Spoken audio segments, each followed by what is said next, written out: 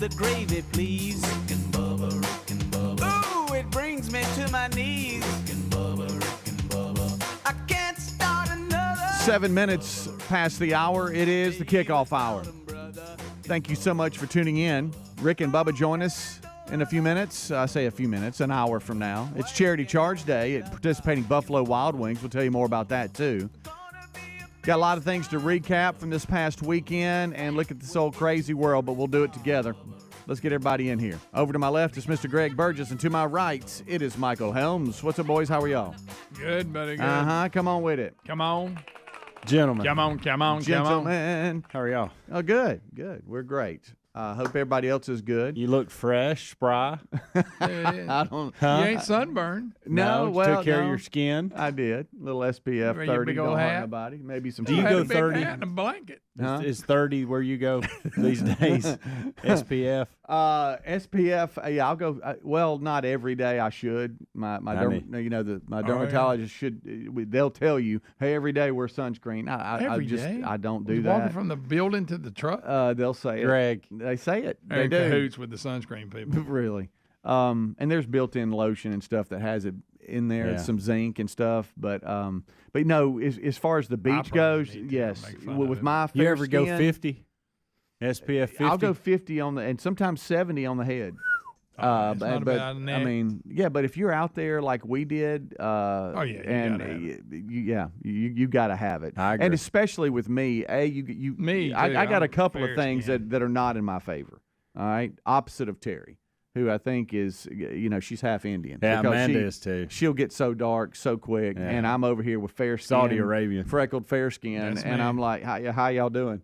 I'm the same way. So I have to make sure I'm okay. So I have that against me, and then I got what they call the farmer's tan. So I mean, we're not going to the local pool much or whatever. So if I take my shirt off, I'm lily white on my chest and Oh, yeah. stomach. Looks like I got a white T-shirt. on. Right. So you got to protect that area too. And I saw some dads that didn't. Oh, yeah. And That buddy, back will be burnt. they were so red. Golly, ain't nothing worse They than a were sunburn. the red part of the will of meat. Yes. I hate to be sunburned. Hate it. There's one guy that I looked at, and he said first day, and I said, "So the first day sunburn will ruin a vacation, because now you're out there every day, and you were sunburned so bad the first day you can't hardly take your shirt off." But he took his shirt off because he had some little ones, and they're wanting to play, in the water and right there at the wake, and so he's up and about, and he took his shirt off, and I thought his shirt was sticking to his skin. It was so red and sunburn. But hey, a pop-up umbrella and a chair, they're a necessity for me. Yeah. And I mean, just because you want to marry the two, stay in the sun some, and get a little bit of sun. Yeah. And then get underneath it. So Yeah. that was kind of our world. And Terry loves the beach. And I grew up being on the Gulf Coast. I mean, I was around the beach a little bit, but You had, I'm you had not- all the beach you could stand. I'm not let's go out in the morning and let's only come in for lunch and go right back out to the beach. Yeah. I like to settle at the pool if you don't watch me. Yeah, nothing wrong with a good pool. But we, just being the two of us, we went down to Pensacola Beach and just enjoyed about- ourselves What about tremendously. this food chain you had happen right in front of you? Oh, yeah. That video. That I mean, was- you got to see nature at its finest. That was insane. I cannot wait to break that down for y'all, because the way it happened and the way we figured it out, rough, isn't it? it just happened, and there were people in the water from me to the golden ticket seats away, and they didn't even know that it was happening, and start running back towards the beach. It was insane. There was a hammerhead shark and a stingray going at it. Didn't even have a clue that it was going on. Wow. And everybody, the first thing everybody does is they try to guess the size. Oh, that's a 4 to 6 footer. And, of course, nobody knows. They all really. think they're Captain Quint when they come by. And, That's a 20-footer, 20 and Right, listen, right. I'm this guy, but you heard it too. Oh, it's just a hammerhead. Right. Yeah. No, That's- you're you're gonna all, hear that. yeah, Ask the you're all over Stingray that. how it was. Yeah, no. taking on the Right. hammerhead. Yeah. He didn't fare well. And then you got Well, then you got people from the condos that go, I don't know, maybe 8, 9 stories high, where Screaming we were, from top. screaming, shark! And it's echoing down to the beach, and everybody's trying to relay it. Which, hey, I appreciate that. But I don't know how they did Stick it, but floating. somebody Sure. got drone footage of the Okay. shark. And at first, everybody was like, hey, that's a smaller one, or nobody knew No, exactly. Everybody's an expert. But 25. but then 2 tons of it. when that drone footage came in, then it's a big. I mean, it was more of a 10 to 12 foot hammerhead. It was a big one. And there was confusion on what was going on. I can tell you the story about how we were really just getting settled, and then all of a sudden you hear a ruckus. You've already got the noise of the waves coming in, the very peaceful, About the crash, and then the peaceful crash. yeah, and then what I call the gnat sound, which is kids playing and music coming from each little tent area where they've got their little wireless speakers, and everybody's just having a good old time.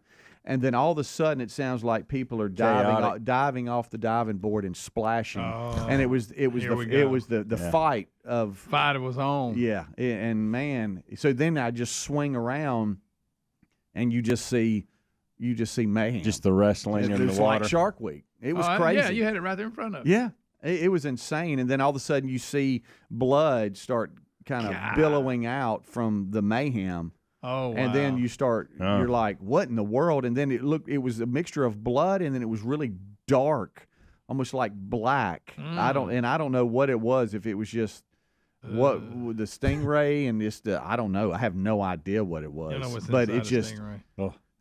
that's what was happening. And that picture, that's what washed up on the beach. yes, what was What left? was of it. left? Yep, It's nasty looking. I know. Wow. So we'll break all that You down. couldn't help it. No, I couldn't help it. Did you get there? Did y'all get there okay? No traffic issues, any of that?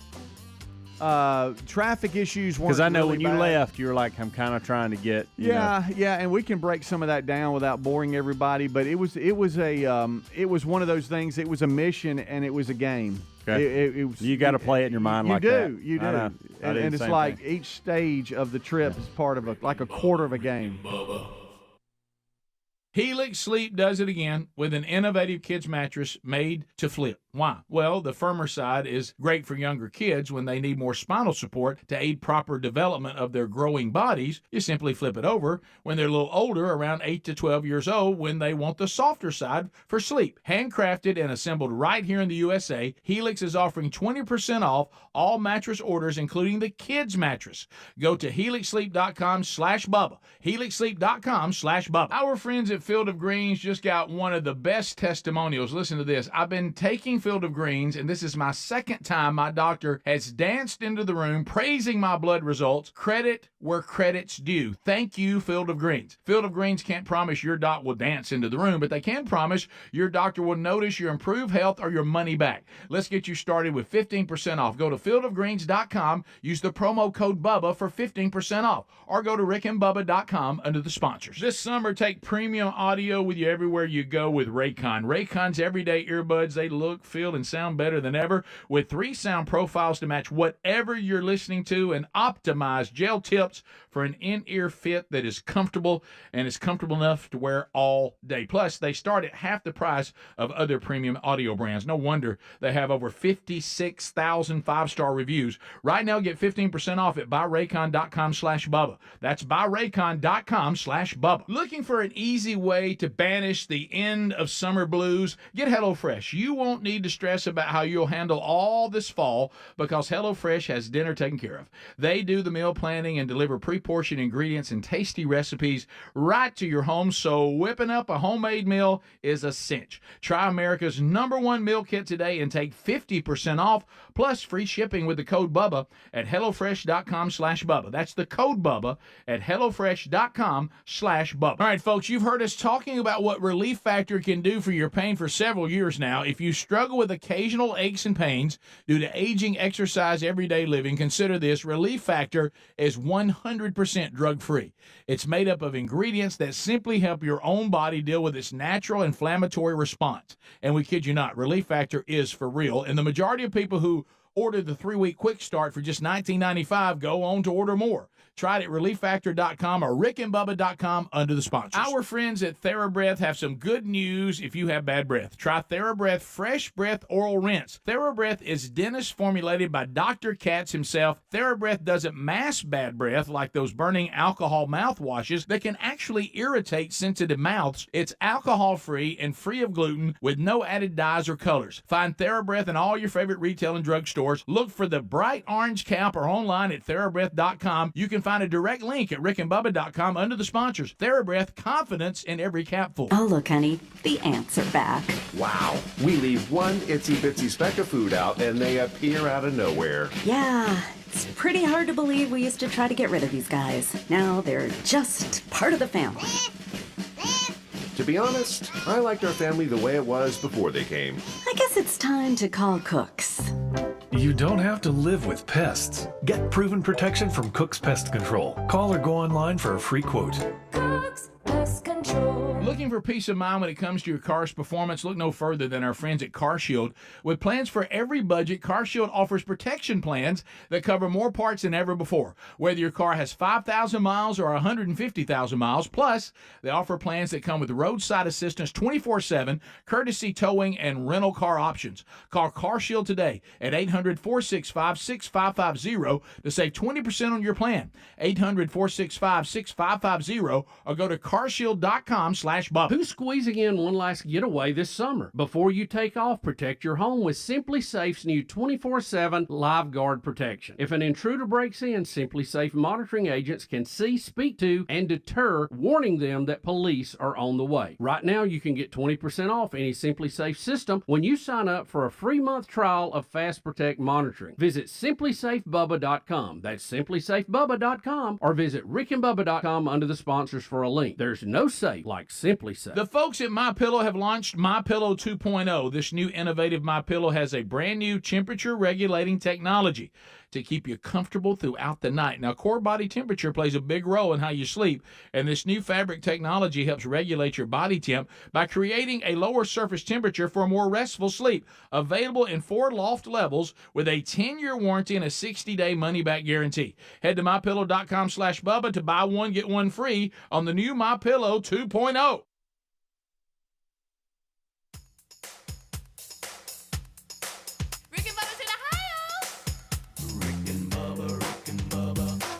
The gravy, please. Rick and Bubba, Rick and Bubba. Ooh, it brings It's 20 minutes past the hour. Thank you so much for tuning in to the kickoff hour here on the Rick and Bubba Show, the number 866 We Be Big. It's Charity Charge Day at participating Buffalo Wild Wings. We'll discuss that a little bit more today. So it's a big day as we celebrate another charity charge. We do that on a Monday each month, and this month it's benefiting Outdoor Ability Foundation, and we'll hit that a couple of times today. Make sure you're aware of it. It's a win for everybody. You're helping a great organization and enjoying some great food at participating Buffalo Wild Wings. All right. So we're just sitting in here recapping. Thank you guys for letting me get out of here for a couple of days last week towards the end of it. Terry and I, we were thinking about when the last time we've been to the beach. She goes to the beach a little bit more than I do because she'll go with some of her little girlfriends and all that. As far as, hey, I'm going to the beach, I think it was JC's high school graduation. I think it was 3 years ago. I went down to the beach, which I know is a long time, but I don't know. She went down with Reese and a couple of his friends when they were younger, took them down there. It just so happened that JC was on his little senior trip down the beach a little bit.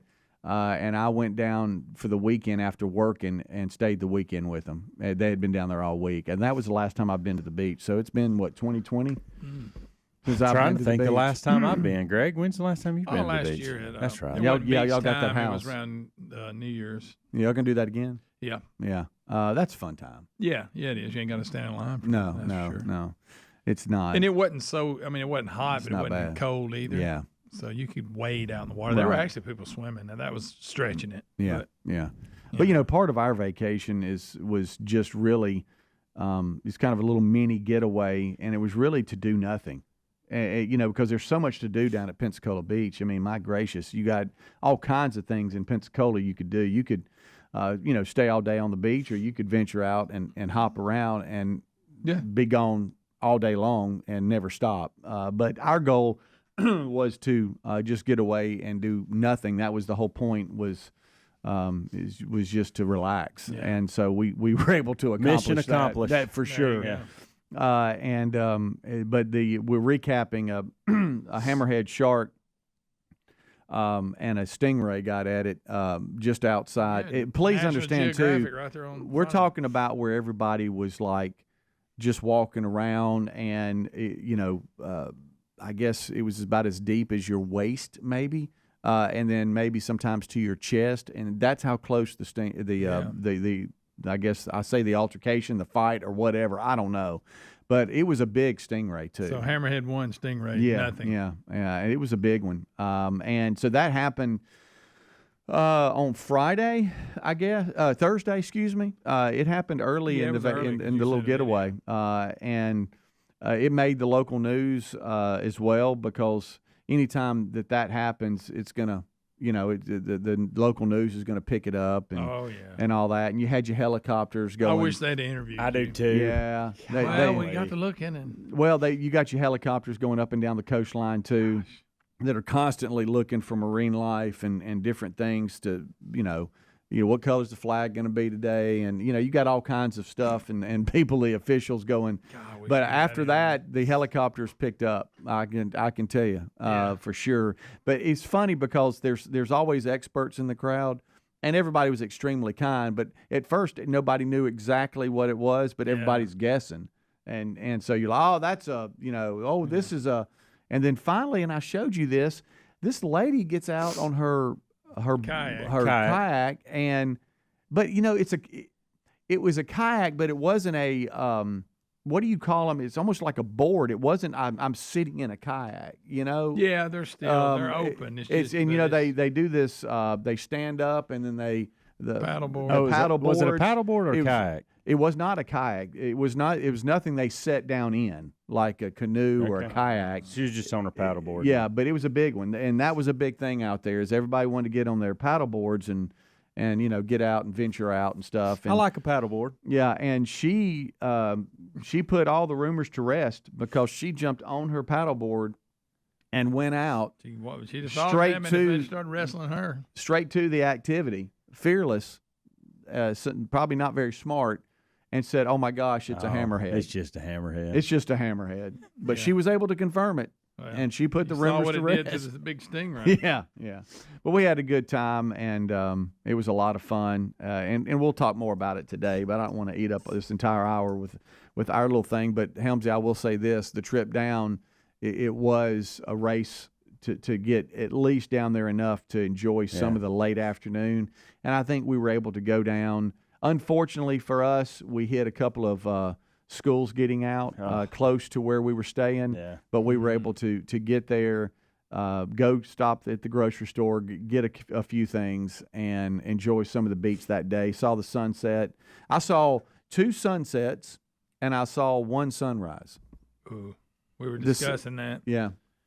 Two sunsets and 1 sunrise. I just went with sunsets. I give you that, but the sunrise we saw on the day we were leaving. Yeah. We left yesterday morning. Did you plan that, or were you getting up early to go and it timed out? Yeah, it really timed out to where. Have y'all ever been in a situation where you were going to go to sleep and wake up and leave early that morning, but late the night before you were leaving, suddenly you said, "Hey, why don't we just drive back now? All we're doing is sleeping and waking up and leaving."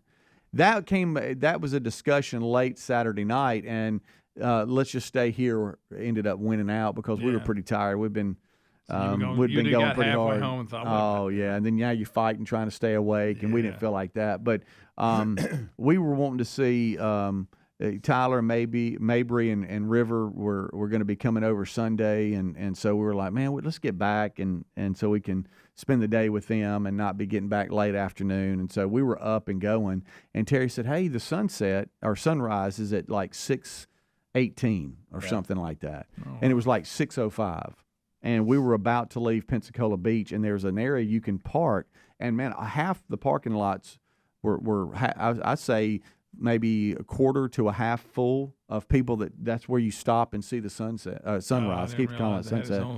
And we pulled over and we were like, what's 10 more minutes? And we sat there for 10 minents and saw the sunrise. It was actually really nice. Stood there and held hands. Well, look at you. Oh man! Guess what? Now you're back at work. Back at work. So eat it. Happens quick. I know it does. It does. Just but you can go. Is a week too long for y'all at the beach? Yeah. No. Yeah. No for you. Just right for me. Give me 3 days. Yeah, and it kind of hit right because we got down there Wednesday late afternoon, and so we had Thursday, Friday, Saturday. That's 3 days. Came back on Sunday. Maybe we could have gotten one more, but that was about right. Yeah. I mean, you got some that can go Saturday to Saturday. Yeah. I know that's where a lot of the reservations and check-ins are. I just don't want to be there that long. Nothing wrong with it, obviously. A lot of people do it, but give me a good 3. Yeah. I think it was about right. It was about right. But we enjoyed ourselves. There's a couple of things on the main show that I have to discuss. There was the goal again was to do nothing.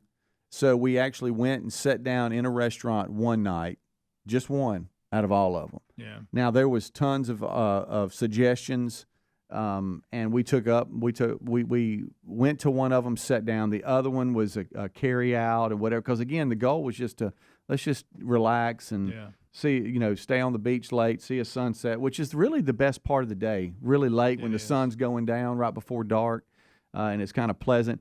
I think we only sweat one day. The weather was so beautiful, and we hit it right. The Gulf was crystal clear. Yeah, we had a good run of weather last There was week. no seaweed. There were every now and then you'd see a jellyfish or two. Yeah. But it couldn't have been any better. No. But there was an incident on a carry out that we'll discuss a little bit later that didn't go well. Oh, but boy. of course it can't go well because I can't go anywhere. We'll be right back.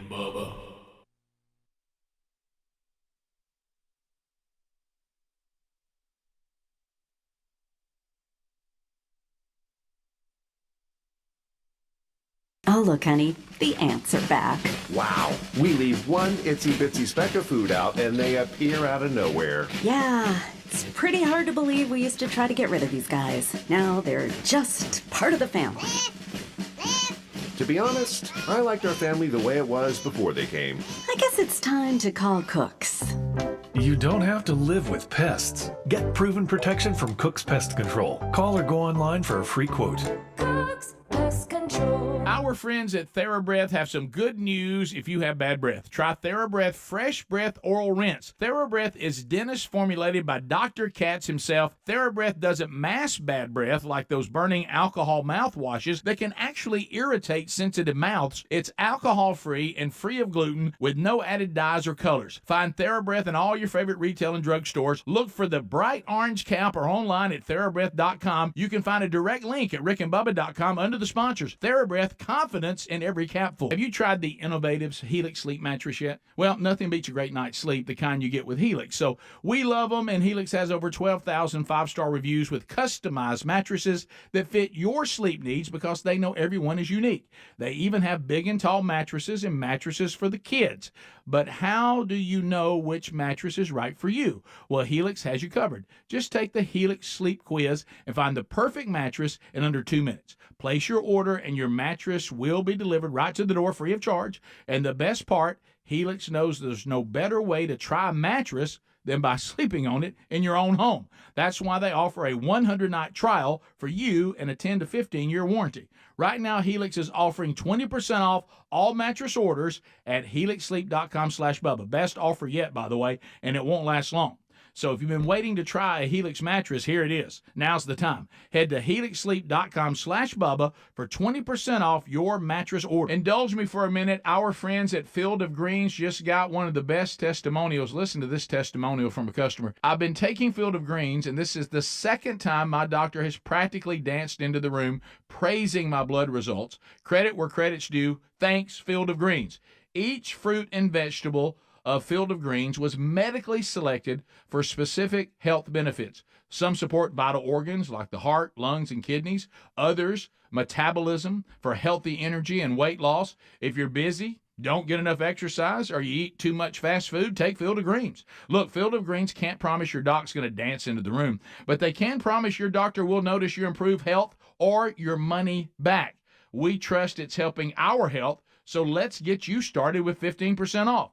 Go to fieldofgreens.com, use the promo code Bubba, and get 15% off. Or you can go to rickandbubba.com. There is a link under the sponsors button. That's fieldofgreens.com, the code Bubba. This summer, you can take premium audio with you everywhere you go with Raycon. Raycon's everyday earbuds look, feel, and sound better than ever, with 3 sound profiles to match whatever you're listening to, plus noise isolation and awareness mode so you can choose to be immersed in sound or tune into your surroundings when you need to. Listen while you travel or during a grueling workout with optimized gel tips for the perfect in-ear fit. These earbuds are comfortable enough to wear all day, and they do not budge. With Raycon, you also get 8 hours of playtime and 32 hours of total battery life. And here's what we love. They start at about half price of the other premium audio brands. No wonder why Raycon's everyday earbuds have over 56,000 5-star reviews. See it for yourself. You'll get the hype. Right now, you can go to buyraycon.com/Bubba and get 15% off your Raycon order. That's buyraycon.com/Bubba for an additional 15% off. Buyraycon.com/Bubba or go get that link at rickandbubba.com under the sponsors. Are you looking for peace of mind when it comes to your car's performance? Well, then look no further than our friends at CarShield. We know that auto repairs can be a headache, especially when they come out of nowhere. That's why we have CarShield. You don't have to worry about the rising cost of car repairs. Plus, you can lock in your price and it will never go up. Even if your car is over 3 years old, it's still prone to expensive costs. With plans for every budget, CarShield offers protection plans that cover more parts than ever before. Whether your car has 5,000 miles or 150,000 miles, plus they offer plans that come with roadside assistance, 24/7, courtesy towing, and rental car options to get you back on the road quickly. CarShield is dedicated to protecting what you drive because it's just a matter of time before you're going to need repairs, so don't wait till it's too late. Call CarShield today at 1-800-465-6550 to save 20% on your plan. Lock in your price and it will never go up. Call 800-465-6550 or carshield.com/Bubba to save 20%. Rick and Bubba's in Ohio. Rick and Bubba. Pass the gravy, please. Rick and Bubba. 25 minutes until top of the hour. Thank you so much for tuning in to the Rick and Bubba Show. The number's 866-WE-BE-BIG. Rick, Bubba, Adler all join us right after top of the hour. Sitting back looking at a very busy weekend. How was y'all's weekend, gentlemen? Y'all had a good weekend. Yeah. A lot of grandkid action. We Okay. went over to see Taylor and them. They bought a new house they're moving into, and we went to see that. And Chandler rode with us and brought the 2 grandchildren that she has, and then the other 2 were there waiting on them. So you get them all. Well, the baby, she's no problem, but the other 3, they're not a problem. But a lot of snatching hats off heads and running off with them. Okay. And again, I know this every time. We got to work on sharing a little bit. Yeah, that's what I was going to ask you. They'll snatch something and run with it, and then the other will be chasing them. Like saying, plus if you got a cap on, they'll snatch it off too. Okay. But, no, we had a great. I love it when I get to spend the weekend. But I had a lot of grandbaby time. Okay. Bunch, and like I say, the littlest one, she wants to get in there and mix it up. Mm-hmm. She ain't quite ready. Yeah. You know, she's still. But anytime then you're they going, go over there and they overdo it when Okay. they're seeing her and they mash her and stuff. And So, were you over there during the moving process? No, Is it an empty house? empty house. Or, okay. So we're just looking at the new Yeah. one. All right. Yeah. So, So we're running it through an empty house. Yeah. Oh, that's they love that. that's even better. climbing kidding me? stairs and all. Yeah. That is let's go. They had fun. And like I say, they come in too hot on the baby. A lot of hollering and it's echoing. Oh yeah, a lot of that. And again, Do you instigate it or are you trying to? I get them riled up a little bit. I have fun with it. You know, they're all funny. I mean, they all got their little personalities. And, you get them all in one room and look out. How about the move? Yeah, I think a couple weeks from now. Okay. But I think he's hiring it out. It's Oh, not a yeah. good time of year for him. No, considering no. they start Friday night. Are you giving Yeah. him a hard time about that, or is he acknowledging it right I out did the ask gate and him. getting I ahead said, of it? I said that's good planning because I know. But Well, hey, you know what? If it's the house you want, you kind of really don't. You're the not way in it charge of works, when it if happens. it's one of those That's deals. it. So, like I said, he thinks he's got a plan. So I hope so, because to We'll your see. point, No, high school football starts Friday this, night they this play Friday in night where we live. Montgomery Yeah. in the Alabama High School Athletic Association kickoff classic. Is that on ESPN? It's on 68, I believe. 60. Okay. I know one of them I saw was going to be covered nationally. I just can't remember which them one. And Clay Chalkwell later in the year. Yeah. Yep. I heard that announcement. I just couldn't remember which one. So grandkids, and how do they behave in the truck headed that way? They actually rode good. Okay. They did, which you never know. No, you don't. Who's pitching a fit? Who feels good? Who doesn't feel good? They did good on the ride. I was very surprised because the littlest one, every now and then she decides she don't like riding, and but she did good. Are we talking in the car, or are we playing like kid music and then kind of having fun with Pace will be back there just carrying on a little bit, but he'll fall asleep most of the time. You know how that is. Once you get them, if you go and you're in there over 30 minutes, they're gonna crash. Right. But and then they get out and they're ready to roll. That's funny. But we had fun. Well, I'm glad they're getting their house and getting settled in. Oh yeah, in a few weeks. Oh yeah, we had a good time. Like I said, a lot of grandbabies this weekend. Right. And I saw you, Helmsy. Did I see you on the women's soccer field? Yeah, that was. So let's see. You saw a match missed going it. on. So was it yesterday or the day before? Yesterday. So you missed Friday. So Thursday night after our big team meeting, I found myself at the women's soccer match. Have you not heard? He's coaching soccer also. Really? Yeah. They needed to fill the void. They just needed it. Coach Ham stepped up. Needed it to happen. Considering beach volleyball. I happened to be there. By the way, I'm confused about that whole thing. Where they practice if up front. They're like, is it still up front? Okay, that's what I thought too. It's still like in the front of the campus. Yeah. Okay, so there's like just a little. There's a little. I say a little. No, just it's one court. Right there. The main. Yeah, that's where you go. A matter of fact, when Tyler was there, we were. Bib Graves. Really? Yes, we were like doing something, and he was there by going. the football office. He's going to get some books or Really? something. Is what it was, and it's right up. Okay, front. so I thought that was probably for.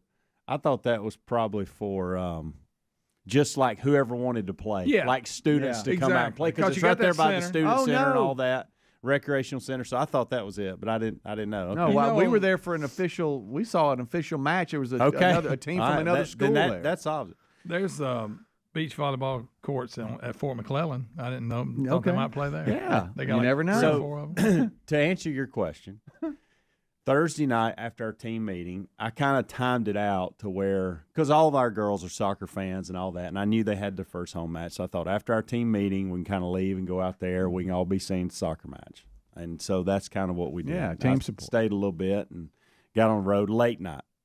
And then Friday, Amanda left afternoon with Braden and Caroline and to go to Murfreesboro, Tennessee for a tennis tournament. Okay, that's a good drive. And it's fun, isn't it? And I had great place, just not easy to get to. And so I rushed back to Birmingham. It's not awful. Friday night. You got a couple options. Yeah. To grab Maddie at one of her friends' house, like at 5:30 or 6. And then we spent the evening together. Got up Saturday morning. She went to Jacksonville with me. stayed all day. Had a ball. I don't know what's going on in my throat. She had a blast. By the way, after a few years, when we get Brady and Caroline, it's going to be a breeze to talk her into moving to Jacksonville. That's just all there's to it. She is so easily swayed on that. Whether that happens or not, I don't know, but I figured out real quick Saturday I can pull that off. That's one hurdle you ain't got to do. And so we got there. She helped me a ton. I had some stuff that I needed to clean up. I will talk to y'all at some point about my office situation. Y'all will get a kick out of it.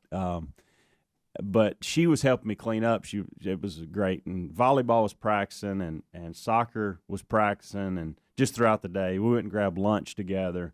So we just spent the day in Jacksonville, just her and I. And while we were leaving, soccer was practicing. And she said, "Hey, I want to go over here and watch soccer for a minute." I said, "Okay, sounds good." So we went over there and we didn't stay long, real hot. And we were both beat. We had worked really hard. Couldn't believe she helped me with the things that she helped me with. And so that's where you saw that little video of her rolling down that hill. That's perfect little roll down a hill for a kid. Yeah, that's what that makes sense. That makes a lot of sense. Long story short, that was it. And then Amanda and the other two got back yesterday. So Maddie and I had another evening together Saturday night, and then we were all back together again on Sunday around lunch. So, good deal. Yeah. Good productive weekend for all, but we were split up at one point. Yeah, so. Murfreesboro, I mean, a lot easier. They've made it easier off 65. Yeah. It's a straight shot, but it's just, Yeah. And it's nice once you get to. You think you're close when you get off 65 and you still got a little bit. Yeah, you do. It was played at Middle Tennessee, and so it's nice around that area where they're at. It is. So. Well, good deal. I'm a little upset with myself and doing a self-evaluation on missing exits. I pride myself on not getting How you doing? not getting distracted. On the way down there, I missed a turn off, and on the way back, I missed a turn off.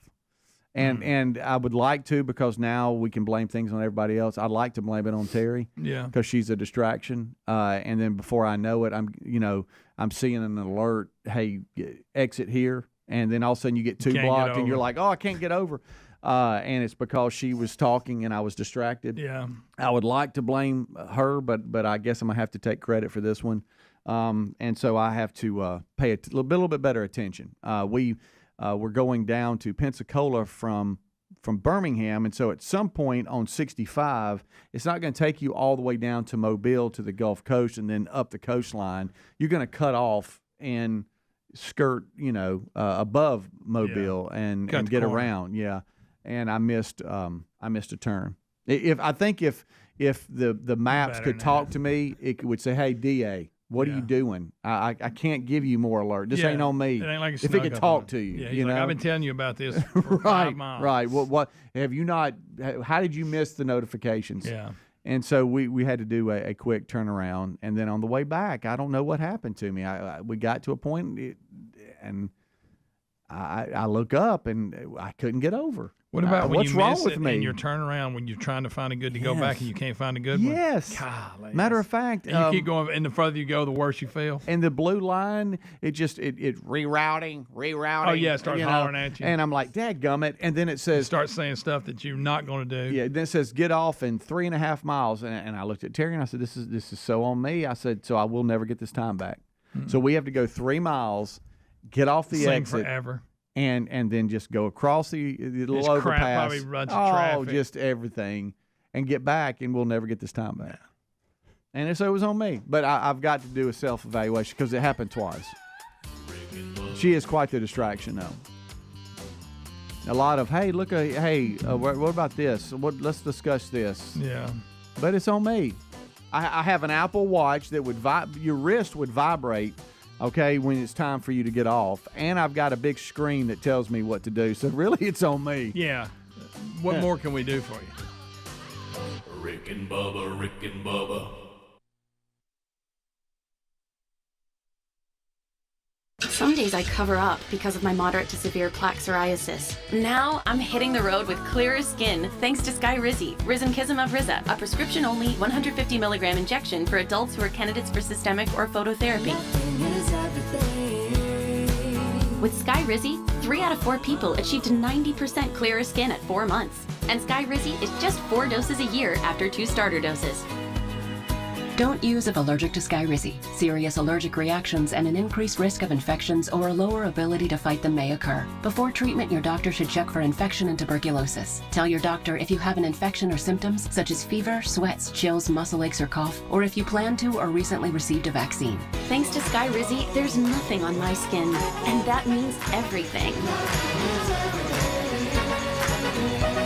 Ask your doctor today about Skyrizi, the #1 dermatologist prescribed biologic in psoriasis, and visit skyrizi.com or call 1-866-SKYRIZI to learn more. Wake up, people. You are optimizing every waking hour of your life. From carpooling kids, to work, to friends, and everything in between. You have to get sleep, and a bed that can perform as well as you do. Meet the next generation Sleep Number Smart Bed. It effortlessly adjusts to your shape, position, and movements, learning how you sleep, so you learn to sleep better, night after night. Sleep next level, only from Sleep Number.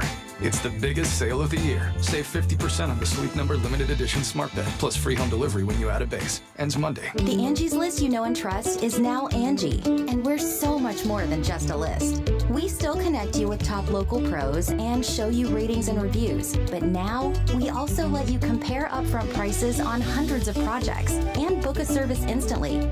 We can even handle the rest of your project from start to finish. So remember, Angie's List is now Angie, and we're here to get your job done right.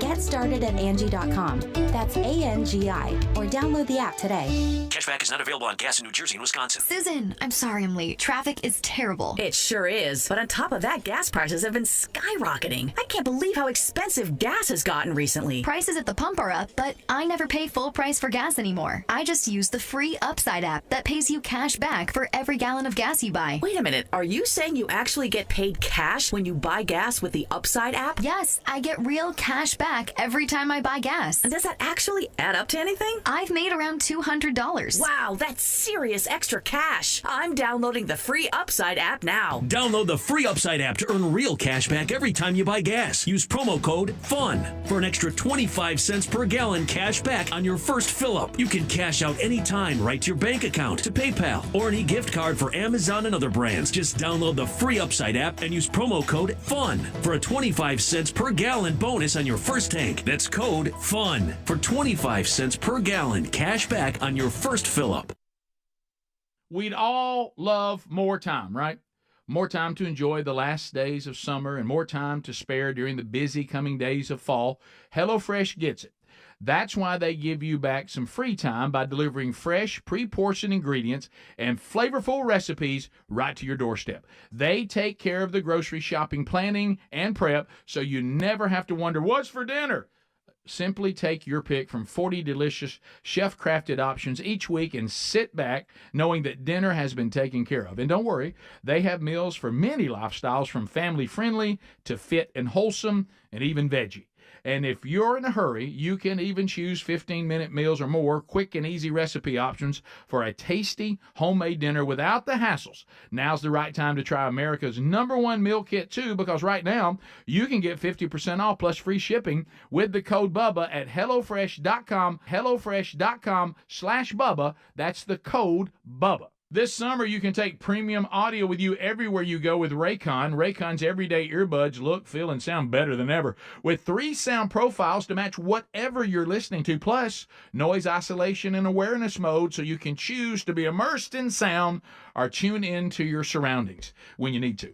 Listen while you travel or during a grueling workout with optimized gel tips for the perfect in-ear fit. These earbuds are comfortable enough to wear all day, and they do not budge. With Raycon, you also get 8 hours of playtime and 32 hours of total battery life. And here's what we love. They start at about half price of the other premium audio brands. No wonder why Raycon's everyday earbuds have over 56,000 5-star reviews. See it for yourself. You'll get the hype. Right now, you can go to buyraycon.com/Bubba and get 15% off your Raycon order. That's buyraycon.com/Bubba for an additional 15% off. Buyraycon.com/Bubba, or go get that link at rickandbubba.com under the sponsors.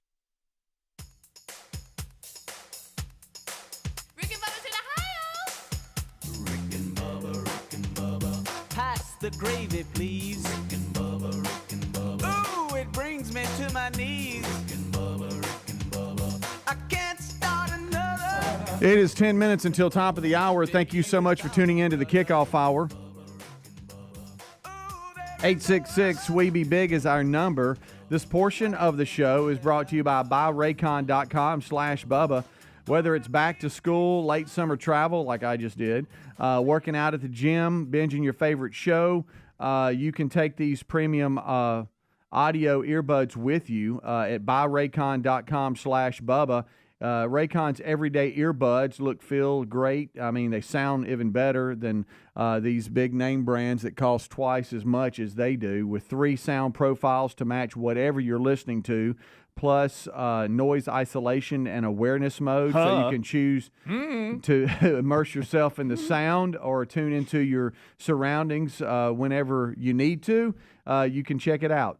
You can optimize the gel tips for a perfect inner fit, and these earbuds are comfortable enough for all-day wear. They do not budge. Enjoy 8 hours of playtime and 32 hours of total battery life.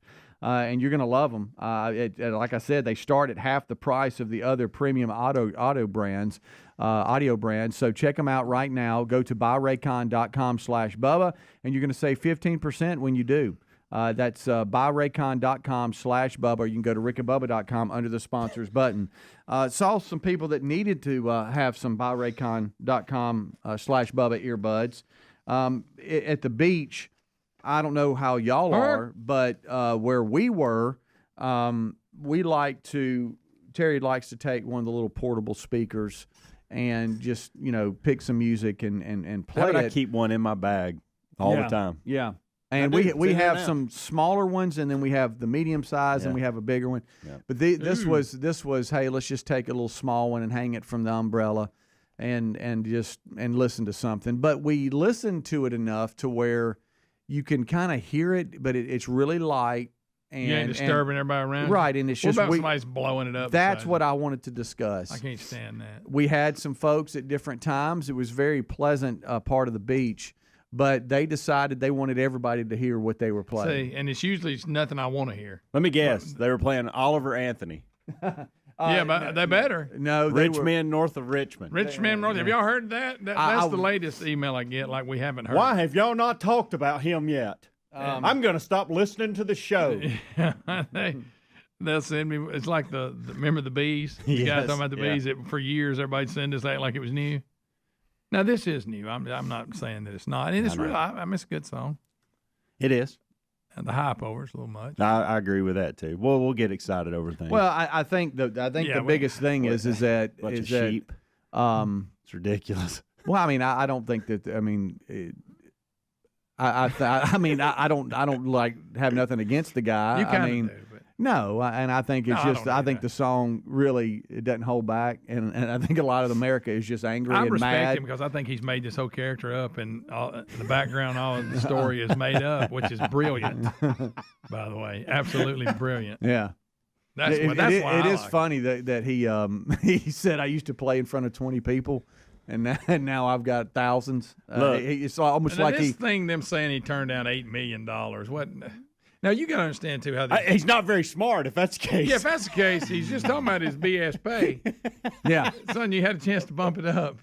I know the first time that we heard it, we liked it. We listened to it. Adler played it for me, you, and Rick, and we liked it. You kind of didn't like it. No, actually, we all liked it. Now some people think it's cool not to like it. Here's where I am. And that's stupid. Here's where I am. I actually put it on iTunes, and I actually listen to it in the car. I like the song. What I don't like is the way everybody's acting about it. Yeah, well, and some of the emails that we get over stuff like this, I just want to tell you to shut up. Song. That's all I want to say. And look, and I get it. Goodness. It makes the fact that people respond makes you feel good, better, because the press, puts the false narrative that the whole country's left. Mm-hmm. It's good to see people's reaction to this and Jason Aldean both. It is, but it's interesting. It's a little much. It's interesting that we're uniting over a song.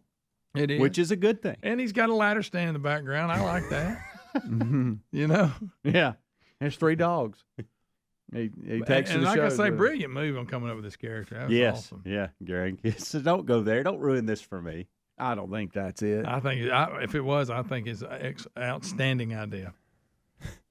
So y'all don't like him because everybody does? I like him. No, is that what we're doing? Speedy, now, you got to admit. I downloaded the song this weekend, been listening to it. I don't like the way everybody's acting about it. I want to know why people keep emailing us. We mentioned it and talked about it. Hey, I can't believe you ain't gave this much. I'm shameful. And I'm like, well, don't listen then. I mean, my gosh, I don't understand that. I thought we did talk about it. I helped move him to the top of iTunes. Exactly. You're right. You did your part. I mean, goodness gracious. We did talk about it when it first came out, like the first day or two, when it started to be like a deal. Now, of course, we haven't played it. I mean, you know what I mean? Well, first of all, we can't. Right, and that's kind of what I was saying. So we haven't just like stopped the show and played it. Yeah. We have talked about it, and so if you missed that part, then we hate that. But I think he's going to be on this week's podcast. He may be. It would be a good one. You're right. This next song. But no, I like the song. I do. I'm sorry we didn't give it more than we were supposed to. I don't know. I don't know. Y'all have gotten emails? Yeah. I haven't gotten them. Yeah. Oh, wow. I ain't believing y'all ain't talking about this. Well, they didn't want to bother you. We did talk about it. Oh, okay. Of course, more information's coming out on his background and stuff, if you believe it. But yeah, all that's coming out now. So I guess you could talk a little more. You don't believe me? Yeah. Well, I mean. What don't you believe? I wish I What's coming out? You're talking about how he's working. Well, he just had an old job, blah, blah, blah. Is that your description? Yeah, I halfway listened to it. But you don't believe it? No, I mean, I'm just saying it would have been a good idea to come up, if I could write a song like this and then come up with a background that I'm actually really living that song. That's pretty good. You got to give it that. I do like the words of the song. I do. I do too. And I guess back to what y'all said about Jason Aldean and all that. I thought that was a good song. I think that's kind of where this is going as far as the reaction goes, because a lot of the country is fed up. They are fed up, and absolutely. I'm right there with them. And the lyrics of the song to a lot of people resonates with them because that's how they feel. I agree 100%. But nobody's ever put it really in a song that way. That's right. And it's almost like you punch him back. And when it goes, and so that's the reaction. But you know how when people overdo stuff, right, it's bothering you. And the reality is, and I'm mad at myself. You can't stay away from stats and numbers that matter. And when we talk about these things. And we talk about a divided country, and the left tells us all day long this is not what everybody wants. Yeah. And then a song like this goes to number one. Yeah, people go crazy. People are speaking very loud. Yes. It's pretty loud and clear right there that's not what they want, the left. Correct. This is truth. I like the fact that Greg's mad at himself. Hey, this is this is a vote. People are getting on my nerves about this is a vote you can't mess with. Right here. Yeah. We actually voted. There and go. you can't. And guess what? There's no behind the scenes tampering. They like it and they agree. Hey, with no it. voter tampering here. Right. Everybody went and downloaded it. I want to see him take out $8 million. That's what I want to say. Yeah, I guess you can believe half of what you hear because there's all kinds of rumors out that he's turned stuff down. I heard he's running for president in 2028. Let me just ask you this: why would you turn it down? I don't know that it's true. No, but if it is true, I don't know. Because he said that's does not that make why. you sharp or something? He I think said that's not why he started writing music. Well, that ain't the point. Right. I'm just saying what he said. You're Greg. talking about you can't keep a job, you hurt your back. Now he's getting mad again. You're gonna get mad at yourself. I mean, here again. you are. You got a chance for $8 million. You're about to get mad at yourself. See, that's again. when I knew it was all fake. I said, "There ain't no way, no way you turn that down." You think it's all work fake. hard all week. Of course, he'll make money off of it anyway. He maybe I will say this. In the same segment, y'all say y'all like it and you make fun of it. Let me back up. A lot of artists nowadays go, I don't need the record company. I can make that money on my own. I wish y'all would. I wish you'd quit. Yeah, because I'm gonna tell you this: like it ain't even like up it at used to be. Even up at Rock the South, Yeah. a lot of the artists they don't get radio play, but they're sold out places because people love their music nowadays. He may look at it, I ain't taking you $8 million because I can make more than that. Yeah. Stop you never lumping know. me, and I don't like I it. feel better. know. I feel better now. Okay. Well, y'all get mad at yourself. It's like you have split personalities. I know.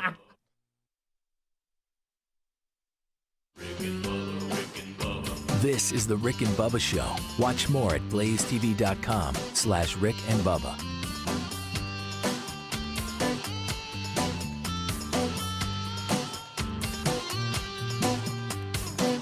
Here's the good time gang here, and you can just slide through here, but you can hold it down and then delete it if you want to. Well, here's the thing. Yeah, I got to learn all that, Speedy. I got to work through that. Oh, yeah. He just sent me one. That's what. Yeah, but I think we can have fun with it, and and now I don't think it's going to serve any purpose other than goofing off. Oh, that's all it is, Rick. But we haven't used it for one serious anything. No. But what was funny? There was that one this morning when I was at the stop sign. That was hilarious. That was hilarious. Well, listen, what's funny? Listen, what's funny? Disappeared.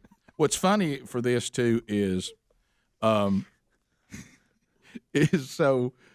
I was goofing off, with the guy who first started pressing me on it. Believe it or not, Bubba, was Tracy Causey. I'd never even That's heard. who brought it to mind. That's the one app Tracy's got. I'd never. Rick, this is why we're doing this. Okay, Tracy so Causey. He brought it up to me about a month ago and simply said, "Hey, I have avoided this for about 2 years now." Mm-hmm. He said, all my friends are involved in this, and he said, I've jumped into these waters, and he said, I got to tell you, it's kind of a game changer. Well, so I went off him because I respect and trust him, and I've really enjoyed it. Game changer is still up for debate. Yeah, but as far as that's something to goof off with. Now I've already been a little bit sold. I like goofing off with it yesterday, but here's what's funny. So undoubtedly, it sends out something when you become a Marco Polo. Yes. Because he sends anybody me that has you in their contacts that has Marco Polo, you're in there. because he was like, all of a sudden he goes, joined. All of a sudden he goes, welcome. Yeah. And I was like, where is he? and now this is what you're gonna love because he now he wishes I wasn't on it.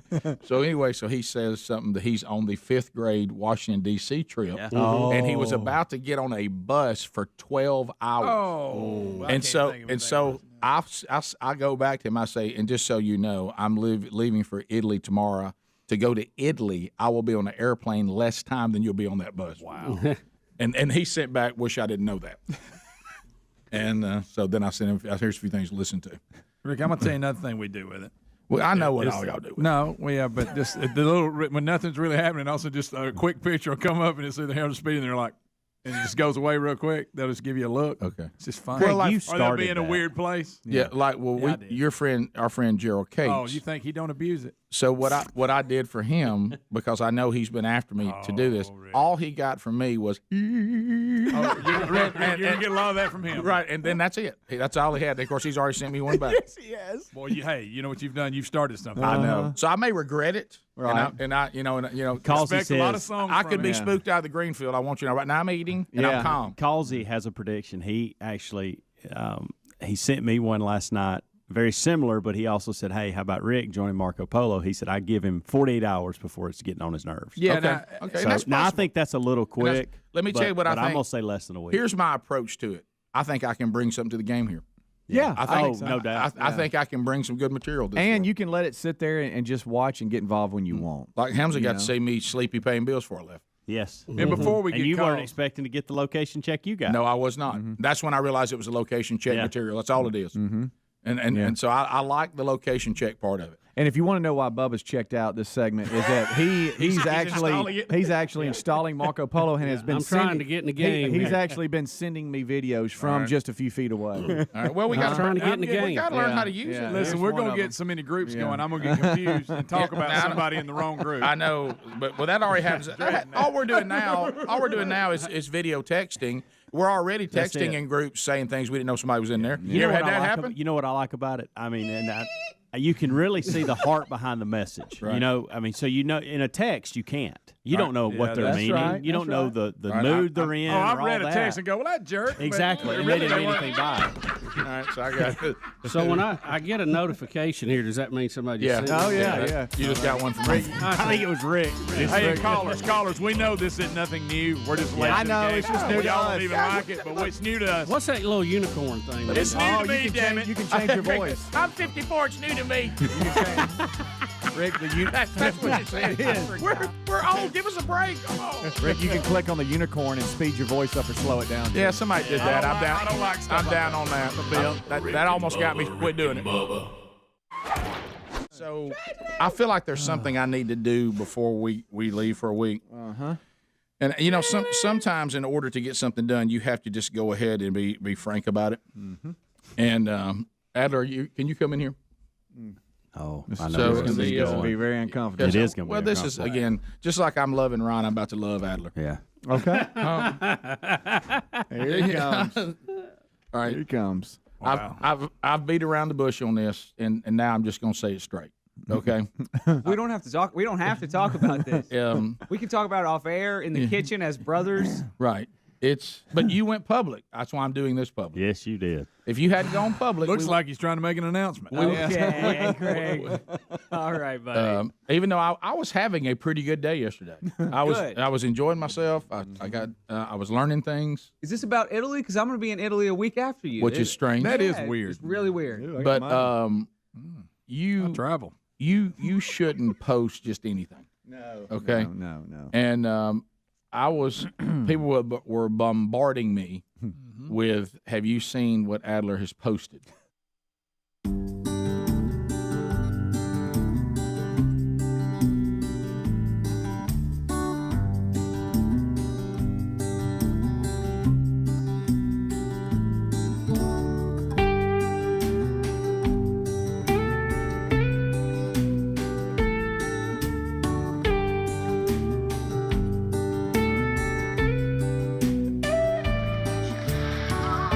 It is 6 minutes past the hour, a brand new hour of the Rick and Bubba Show on a brand new day, on a brand new week. Here's the national anthem.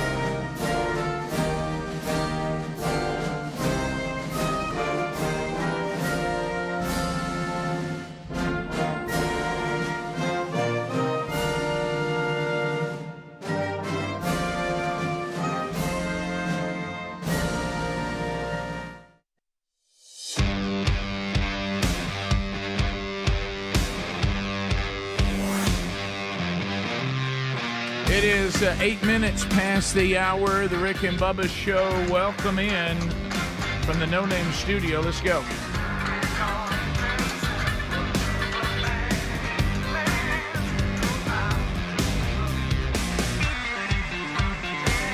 All right, so the gang all here. Speedy back from vacation. The real Greg Burgess, Helmsy have all given you a kickoff hour on all the Rick and Bubba platforms, and we're glad that you are here. Eddie Van Adler has the YouTube experience for you, live and archived again for another week. He is here and ready. We'll look back over the weekend. We'll take your phone calls. We'll cover the stories of the day. We're missing one, the silver-tongued one, the man with a golden voice, Professional Lunch Eaters Man of the Year, the inventor of pizza and a cup, Shakespeare's worst nightmare, and the master of the King's English. Ladies and gentlemen, put your hands together for Bill Bubba Bussey!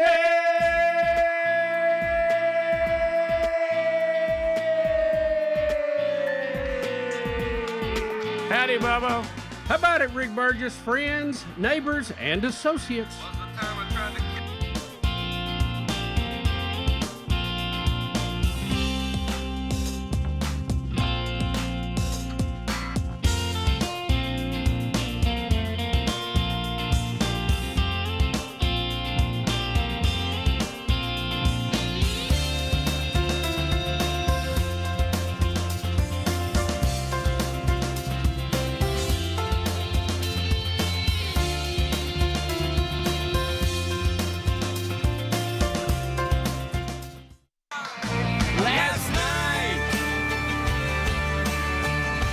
Told the devil where to go.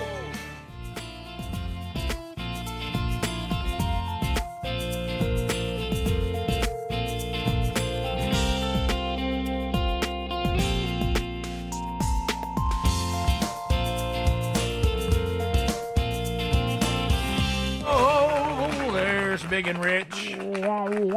The song called Saved. There it is. Bubba, how are you? I'm good. How are you, sir? Well, I know you are riding on a cloud coming back. I bet it was hamtastic. Yeah, it was fantastic this weekend in lovely Huntsville, Alabama. I bet you, Hams. Yeah, you got a lot to talk about these days. Well, it was good. Yeah, we get to visit with some folks we don't see maybe but once, twice a year at best, and we just had a good time. I saw a shirt. I thought it was good. It said, "I had a ham good time." Gosh, why did we think of that and have them everywhere? Yeah. That would have been a good one. And ham, that was fun. I ventured out.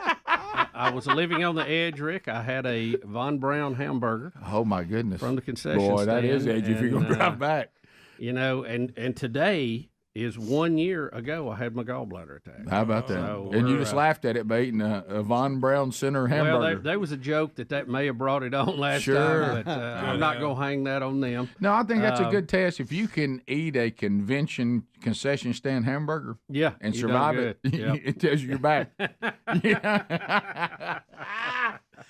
Yeah, I was also laughing. I didn't even know, and I know I'm about to. This is how much I really keep on the news cycle. This is weird, and we've talked about it. Babylon Bee actually alerts me when there's something in the news because I see them, making jokes about it. So I think, oh, there must be something going on. I did not even know that there was a hurricane called Hillary right now. Oh yeah, and I had no idea until I read their headlines. Did you see where they said all deaths associated with Hurricane Hillary have been deemed suicide? That's great. See, that's fun. That's good stuff. No, it is bad for the people on the West Coast. It's terrible. But they I'm don't talking see about hurricanes like this. But that right there, I don't care who you are. Yeah, that's a good. That right there. That's didn't it weaken before it came in? Yeah. The tropical storm. Yeah. No, I'm not saying that things can't be torn up. Yeah, it's just the rain. I think they're having it's not a good big thing. time And flooding. plus, they had an earthquake right before it came in. Yeah, I saw California. Well, you're gonna have that, Bubba. I'm gonna pay attention to that.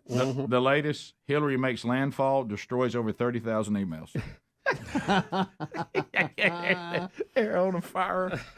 See, but look, though, this is how sad my life is. That's what told me there was a hurricane. I'm like, what's all these Hillary jokes? Yeah.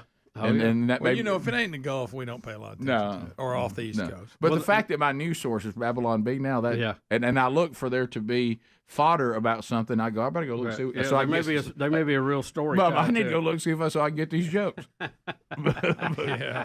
but aren't those good ones? Oh, they are. Very good. Those are dangerous. Very good. So we got that. We got Speedy's been to the beach. He had some things. I heard he covered a little bit in the kickoff hour, but other main show topics from that. Bubba, all kidding aside, you've been to Hamfest, so we know that was hamtastic. We'll look at that, and we'll go over the weekends. And we'll update all of you on any stories that happened since the last time we were together. We have a new Rick and Bubba University podcast that is out, the Granger Smith interview, his book Like a River. That is out there, so go grab that today. We have a charity charge in Alabama today, Bubba.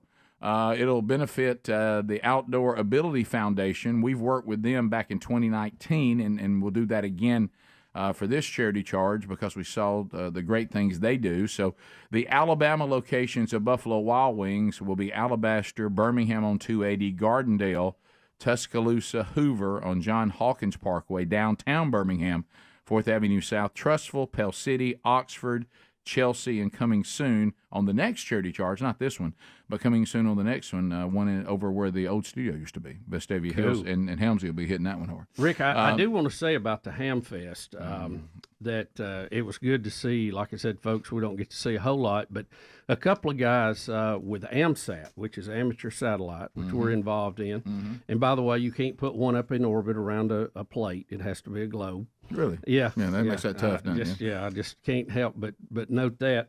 Robert Bankston, who is our president of AMSAT for the country, was there. He is from Dothan, but I understand he has a bunch of folks in his office that love the show. How about shout that? out to them. Yes. Down in the world of Dothan, Alabama. Yes, today. sir. And 5 different man churches in 5 different Rick and Bubba cities, and got a lot of great feedback from all the guys that were out. I was just down the street in Indian Springs last night, and they all wanted me to tell all of you, too. It was so great to have men all over the country that support what we do and enjoy the show. Thanks for all the well wishes from all over the place over the weekend. So we got, and back out again this week, I'll be going to Tuscumbia, Alabama, Wednesday night, a big man church kickoff. They pulled together some big door prizes, men. Check that at themanchurch.com or rickandbubba.com under upcoming events. And I heard a common theme this weekend, people thanking us for helping them with something. Okay. Heard it at the Hamfest, heard it at church. I'll tell you about it when we come back. We'll be right back. Rick and Bubba, Rick and Bubba.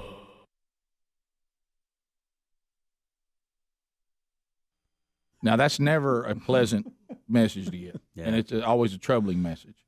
And then I looked on your Instagram, and you are almost naked. Okay. He's more naked than he's not. I'll say that. Okay. He's not afraid. Okay, we don't have to put it on the screen. No, Way more naked out for the world. Look at him. There he is. Now that I look at it, Yeah. okay, Look, that's all right, him. you don't have There to you zoom are. in, Hello. Speedy. What in the world? You don't have to can't zoom tell you in. what I want to say. Let me tell you what this picture features.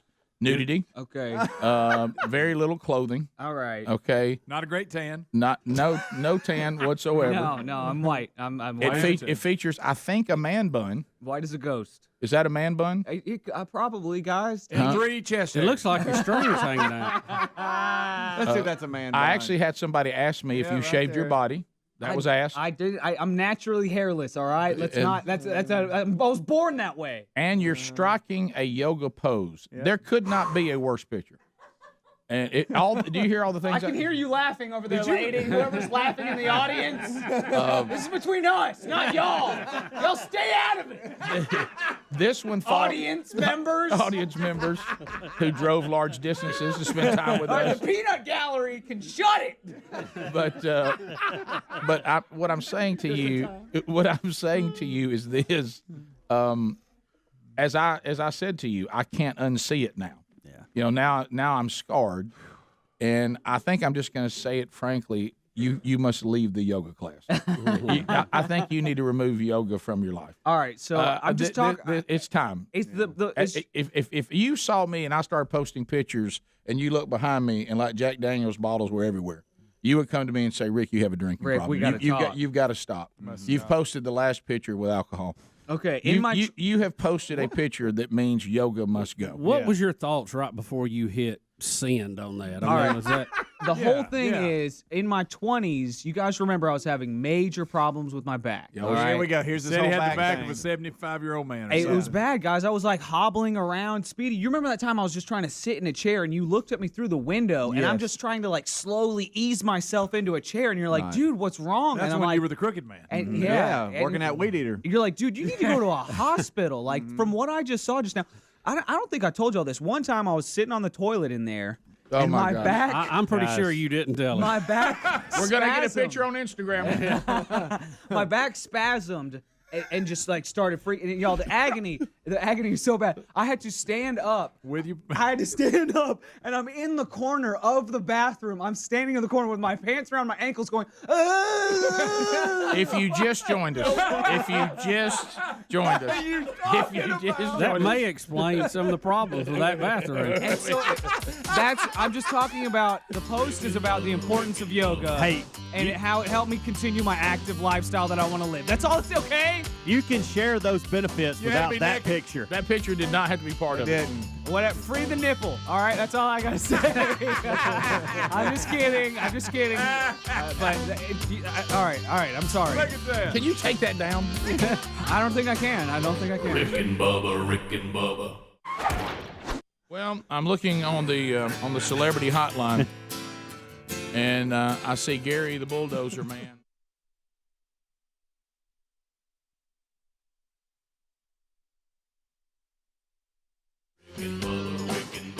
This is the Rick and Bubba Show. Watch more at blazetv.com/Rick and Bubba.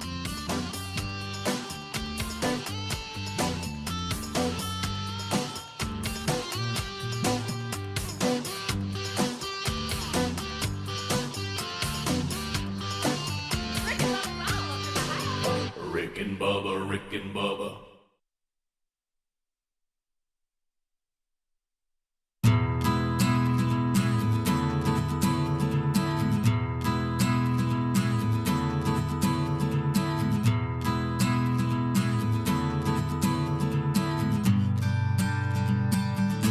Trail mix.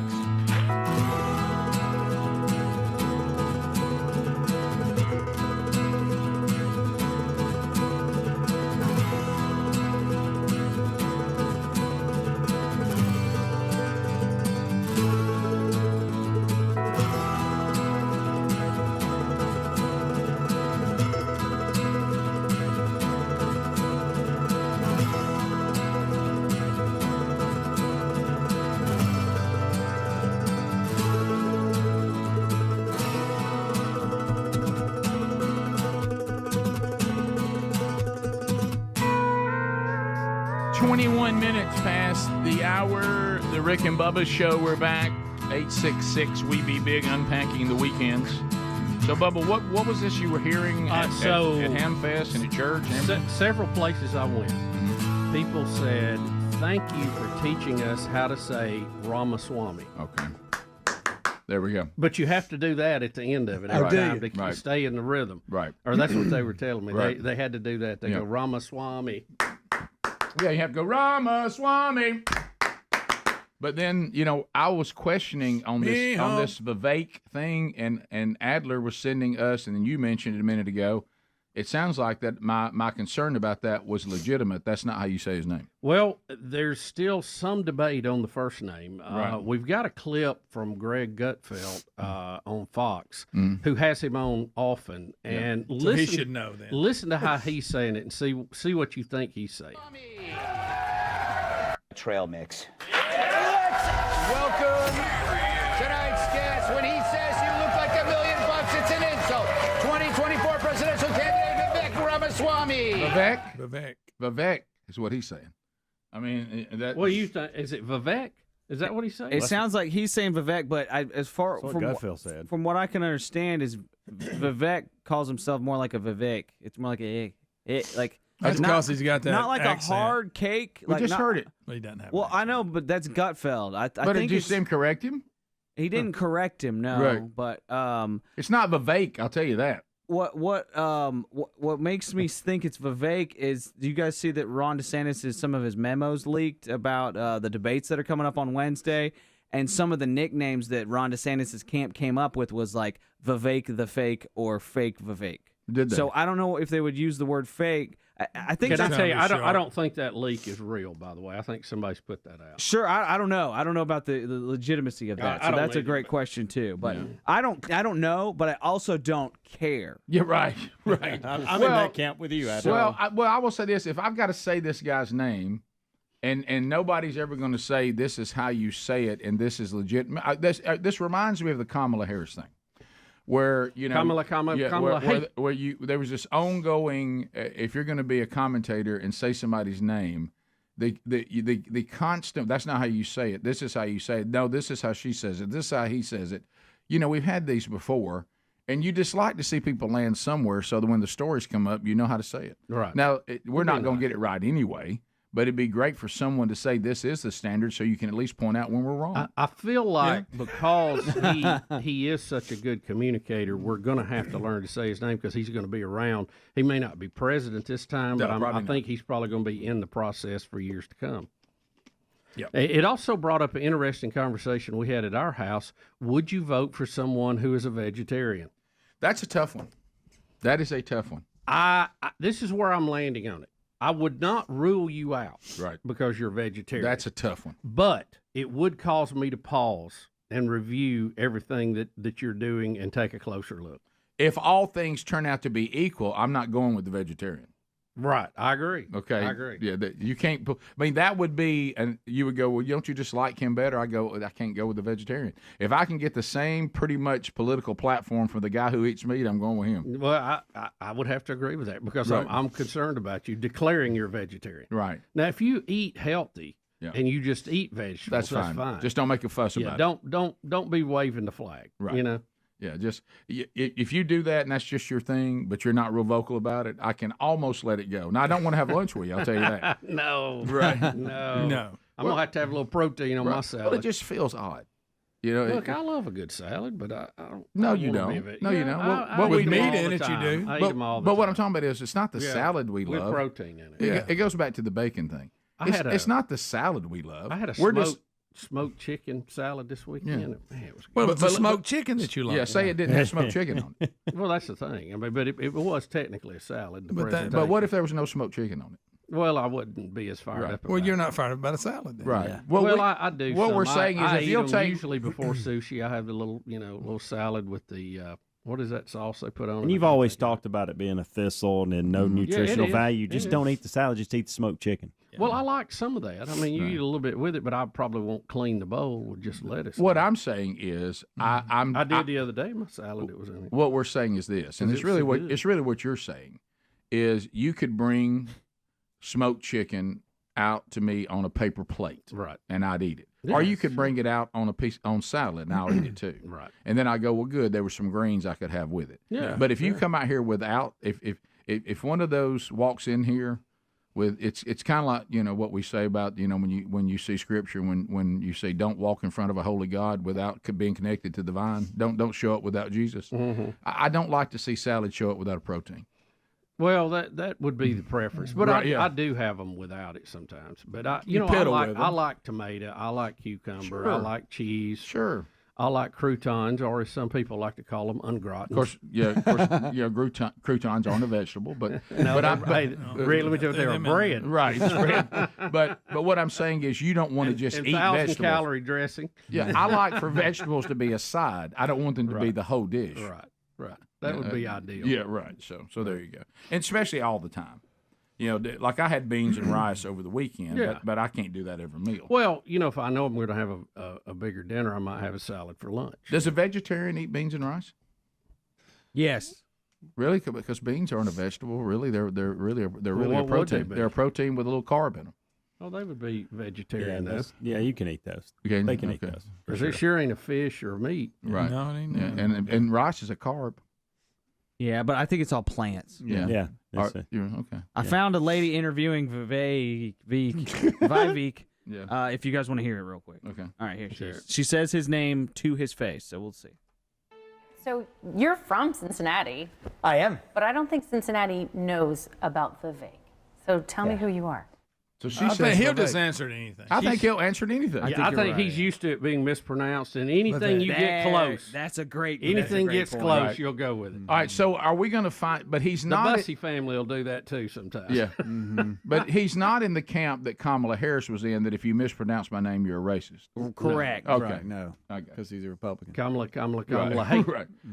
I think y'all are right. If you get it close, if you call him Vivek, or Vivek, he'll answer. Vivek. I'd like to try Vivek. I wonder if he'd I answer like that. the name Vivek. I do too. I think Vivek that's a cooler Ramaswamy. way to say it. I like Vivek. I'm going with Ramaswamy. I'm going with Vivek, and I'm going to see if he'll correct me. Yeah. Okay, wait, this is here we go. We found it. We figured it out. Here he is on Gutfeld. Gutfeld confirms it. Last word to you, Vivek, and it's Vivek rhymes with cake. I appreciate that. It is, yes. Quite welcome. Okay, we have it now. So he corrected him. So in the break, he got corrected. Okay. Either that or sometimes Gutfeld. That was the moment. He can get to talking fast and he gets pretty excited. And I think when he was bringing him on, he kind of just chewed it up. But what I'm saying right there is it's easier to rhyme with. He's fake admitting he said it wrong. than cake. Yeah. Vivek. that was the clip I was looking for. That's it. That's we needed that. So it's Vivek. Drop the clip. hammer. That's it. It's over. Vivek. Yeah, Finally. That's Vivek it. Ramaswamy. So we said it right for at least 2 or 3 days. And now we can go back to saying it right. I We like feel that. good about it. I like that. Okay, that's the clip we were all Hey, looking for right there. Give us a mystery solved. Mystery solved. So not only have we taught people how to say his last name, we now have taught them how to say his first name. Vivek Ramaswamy. I like it. I love this clap's gotta go. I love it. We'll be back. The reviews of the weekend, we still got to get into those. Your phone calls at 866-WE-BE-BIG. We'll get into those today. Also, be sure you're checking the Rick and Bubba website. Fall coming up. You see it on our social media today. You got your Rick and Bubba colors ready? Rick and Bubba University swag everywhere at rickandbubba.com. Bubba, Rick and Bubba. Back to the show, buddy. Hey, how y'all doing this morning? Hey, we doing fine, Gary. How you doing? Well, I just swallowed a biscuit and drank a cup of coffee, so I'm getting ready to make some turkey calls to send out. Oh boy! Hey, people been getting that Big turkey day. call. I mean, all over. I mean, I got a text the other day. Guy from Pennsylvania says it's the best sounding thing you ever heard. Yeah, well, I come by there to hang out with y'all a little bit. I kind of got cold shoulder yesterday, so I said to heck with it. No, Gary, that's not true. I mean, well, then, I gotta leave. Y'all start talking about me, dogging me. I had people come up to me and said, "Well, they were dogging you this morning." We weren't dogging you. You left mad, Gary. Nobody knew why. Kind of stormed out. I was ready to do a segment with you on the show. We came out of the break, and you were gone. You threw rump right at us. Yep. I'm a busy man this time of the year. Yeah, I talked to Greg a little bit, and he had to get on the phone with Gerald Cates. Just like Lisa said, he can't do nothing without Gerald Cates. Okay, that's good. Well, I was just talking about you had your shirt tucked in. That was it. And you had your jeans on like you liked it. Well, sometimes you don't want to be talked about. Sometimes you don't. When do you want to be talking? I was going to say. Yeah. You were looking snazzy. You though. were looking. You were. I mean, hey. I mean, sometimes you tuck it in when you need to. Well, I'm fixing to post some of them pictures like Adler's been posting on Instagram. I'm going to do a backflip. I bet that'll be something. Be interesting there. I need it. Well, now we talked the other day. You said you took Brody to the doctor. He got hurt playing badminton or something. No, it's lacrosse. It's not badminton. Well, it's the same thing. You just told a stick around and hit a little thing. No, you throw it. You don't hit it. You hit other people with it. Yeah. You're loving it. Yeah. Well, y'all said y'all going to be gone next week. You think, man, Greg or Speedy might host a show one day or something? Well, I mean, Bubba and I will be gone. Gary, no. That's, I'm not giving you this mic. You and Greg together, and You know, in us the be future, gone. that's not a bad idea if we'd had time to Hey, plan. I'm telling you, we won't do anything, that, it's going to hurt the show or anything. Gary, you gonna let us get on your bulldozer down at Al's place by ourselves? You've been on it one time, Bubba. I know, but you were supervising. Uh-huh. You get to come on the show when we're supervising. Gary did give me my first bulldozer driving lesson. How'd he do, Gary?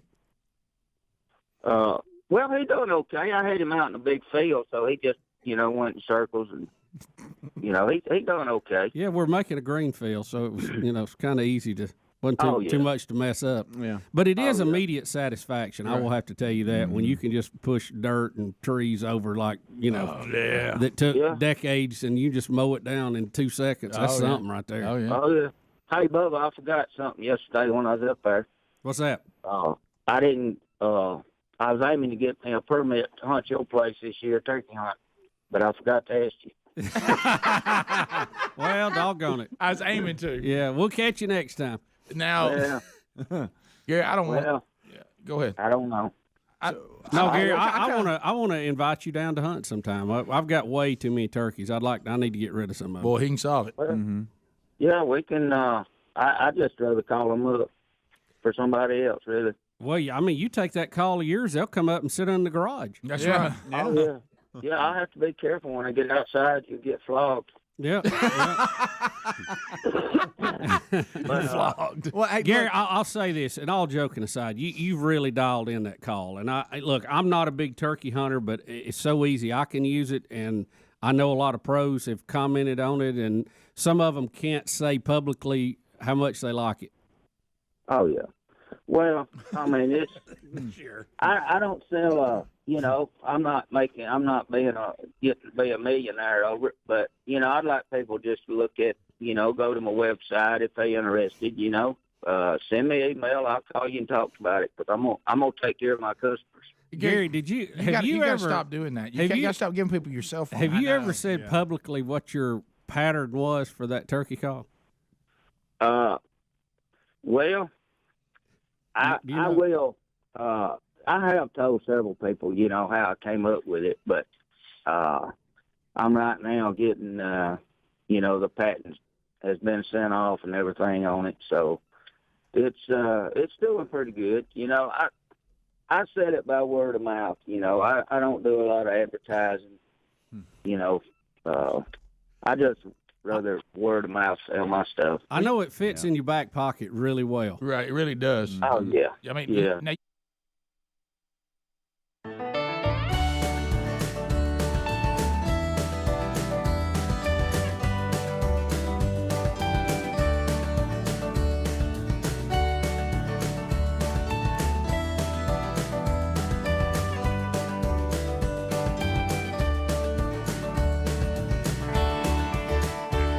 $35 minutes past the hour of the Rick and Bubba Show. We're here. Thanks for being with us. CarShield.com/Bubba. You driving an automobile right now? Is it still got warranty? If it doesn't, you got to make a move to CarShield.com/Bubba. That's CarShield.com/Bubba. Go there and get a protection plan for that automobile. Let's face it, if the automobile goes down, goodbye trying to get to work, running errands, getting to church on Sunday, kids going back, carpooling. When your automobile is not running, it's a disaster. And if it doesn't have a warranty, whatever's wrong with it, you're going to pay for it. So go get a protection plan from carshield.com/Bubba. 24/7 roadside assistance is available. A rental car while yours is being worked on is available to you, so you're never without an automobile. You also have courtesy towing options, so that's handled. And if it's a covered repair, they pay the ASE certified mechanic of your choice directly.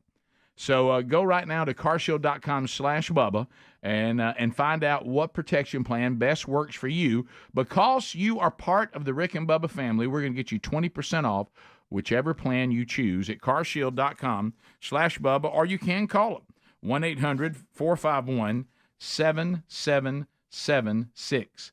So, Speedy, welcome back from Pensacola, buddy. Yes, it was a good time away. Congratulations. Pensacola, what a beautiful place. I love Pensacola. Good to get away for a few days. Yes, it's so good. Yeah. So, and I'm kind of with you, even though I'm married to a person that you must do 7 days at the beach. Now, Sherry and I still do some weekends, which is what I prefer. Mm-hmm. But if you can do a week, full week, Sherry will take as many days at the beach as she possibly can. Yeah. I'm usually. I've about done all you can do at the beach at about day 4. Yeah. and that's exactly what we had. Yeah, but anyway, so that's a perfect thing. But I understand as well as it went. Yeah. The location you had was fantastic. Couldn't have been any better. This listener to the show that has been so kind about this place. I mean, boy, you. Yeah, see, Paul Wilson is a family friend, Man. and then also has a condo down at Pensacola Beach, which just so happens to be the same city my sister and brother-in-law live in, and so we were able to see them. But part of this trip down, and it was just such a blessing to go down and just have time to do nothing. That was the goal. Yeah, the goal was let's favorite. Go do nothing. Let's not have a plan. That's my favorite. Because now if we're planning and we're going, well, now we're not accomplishing what we wanted to do, and that is relax. Relax. So we woke up and just kind of, hey, what do you want to do? Let's go back to the beach or what? And so when it came to dinner time, down at the beach, a party of two. Now they go to the front, and so it is fun. I love the power say a party too. Instead of a 5 or 6 or 7 or whatever. Good luck. Where you're having to think hours ahead. But I actually got a reservation Saturday while sitting in a church at a wedding to a restaurant that Sherry wanted to go to because of the power of two. There you go. She said, let's go try that, everybody. So I said, we ain't never going to get in now. Golly. And she said, try it. And I looked, and it said, well, if you'll go party two, you can get in. I said, there's the power of party two again. Yeah. There you go. And between my sister and everything, the recommendations there locally on where to go, what to do, we had a list of, hey, now if you go eat, go here, that kind of thing, and we took them up on that. But one night, you didn't like that pressure. One night it was, hey, let's stay at the beach a little later and let's just do a carry out. There's a couple of places right around the corner here. I like it. Let's call something in and carry out. So Terry called something in, and I'm like, all right, let's go. So plus, you're not going to get a restaurant with a better view of the water than y'all had in your condo. No, exactly. Take out food, sit right there, and take a look. Amen to that. On our own time, baby. By the way, could not. This is not my Wilburn luck, and Dad will get on to me about that because Wilburns, we have luck, but normally I go down. It rains every day, and seaweeds in the water and all that. Y'all, it was. I think I only sweat one day. Other than that hammerhead shark trying to kill everybody, it was good. But clear water, beach was beautiful, weather was beautiful. Yeah. So we go out and we're like, hey, let's just get some carry out. It was one of the places they actually recommended, but in certain areas of Pensacola, there's newer construction, but then there's kind of older, what I call storefront sections where it's 70s, 80s. Stores are a little bit smaller. Doors are closer together. It's like small little shops, and the little strips aren't that big. So like if you pull over, there might be 6 shops in this one little section of a building. And so one of the places we were going to had a little section in there. Well, Terry gets on to me for not paying attention a lot, and I'll give her that. I don't pay attention to everything she says, but she had placed the order and she was riding shotgun, and she said it's in this little strip mall right here. So we pull in and not paying attention. I get out and I said, I'm gonna run in there and get it. I always say, hey, what's it under? It's under your name. Okay, great. So I go in. When I walk in, I immediately knew, well, this is different because I walk into a poster of ladies in bikinis, okay? And as I turned the corner, it appeared to be like a pool hall. There were pool tables, and it was like the low-hanging lights where it cuts everybody's head off, so you can't see around it. And there's a gentleman that was actually about to shoot something, so I'm kind of going around so the back of the stick doesn't hit me. So I get my way through there, and it's a bar.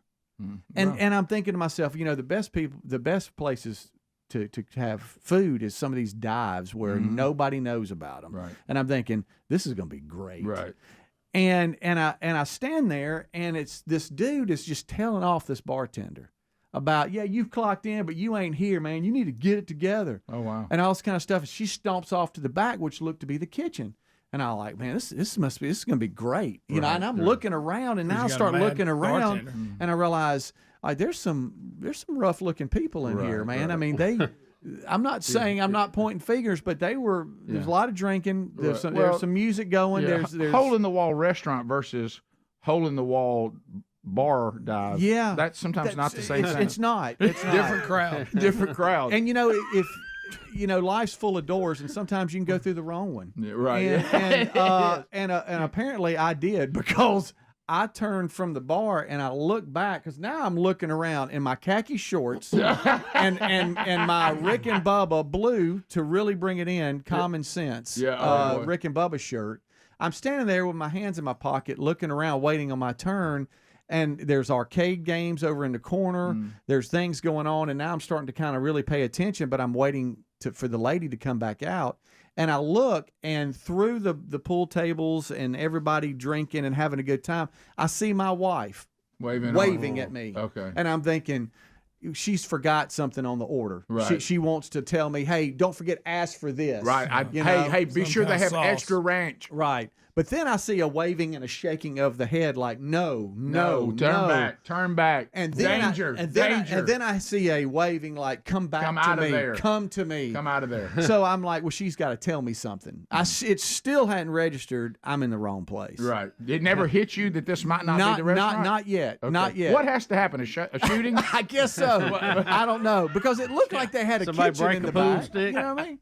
Because, again, I didn't catch the name up front. I just got out and got it. Most restaurants don't have bouncers. Right. Yeah. Right. So I get about to maybe the pool table, and she says, "You're in the wrong place." Oh, wow. And now she's hollering because there's some good music going, and I'm like, okay. So I get back out and I'm like, I'm in the wrong place. She says, "It's next door. You're in the wrong place." Oh my gosh. And I was like, I'm in the wrong I place. wish you'd asked the bartender. Yes. And she I said, hate that she got your attention before you asked for your order. I wish you had and then got mad because it wasn't ready. right.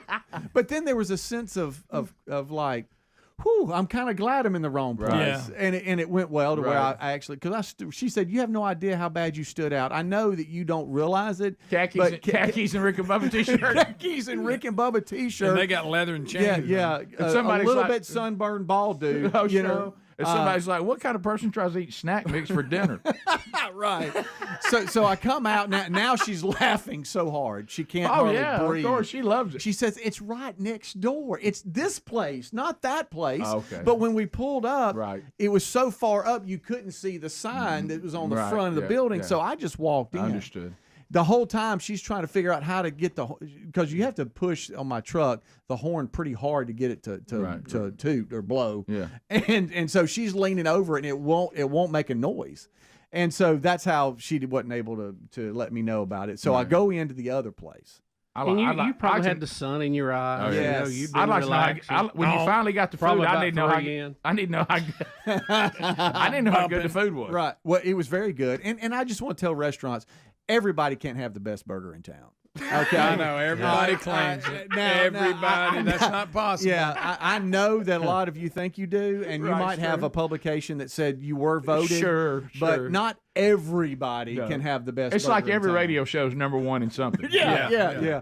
So I go in and I see some families in there, so it quickly changed for me in the right place, the correct place, and I gave them my name, and they were very nice, and I said, has anybody ever gotten, like mistaken the front door for, And they were like, absolutely not.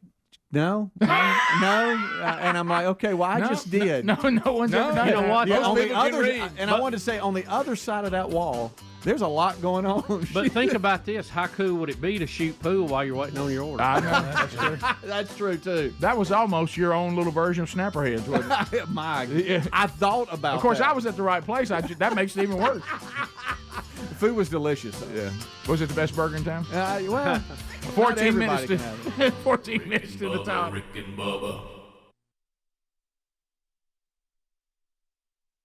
Told me something yesterday that I didn't even know, and that is that I didn't say I don't turkey hunt. Now, I'm gonna try to change that this year. But you said that most turkey calls people have to, if it's raining you can't use them, but yours you can use it in the rain. Oh yeah, you can play it in the shower if you want to. It don't matter. It'll play wet or dry. Which means Gary's tested it in the shower. Hey, Gary, please don't say that. If Adler hears that, he'll send you a promotional picture. Yeah, I know. Oh, yeah, I know. Especially with that tag you used to have. I don't know. Sometimes I got questions about Adler, which I've kind of kept quiet about it, but he is a little strange. Okay, Gary, let's He's a real person, guys. He is. He's a real person. He's told his heart and everything. Many times. Yeah. I just want you to know that it's something Greg's talking about, and he hadn't said it to you yet. Oh boy. But he thinks you a little bit braggadocious about your call. Yeah.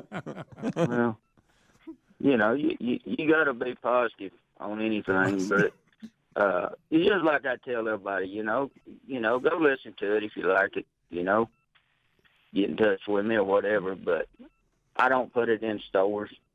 You know, if you get a whole lot of them out there, you know, you ain't gonna have no turkeys left. Right.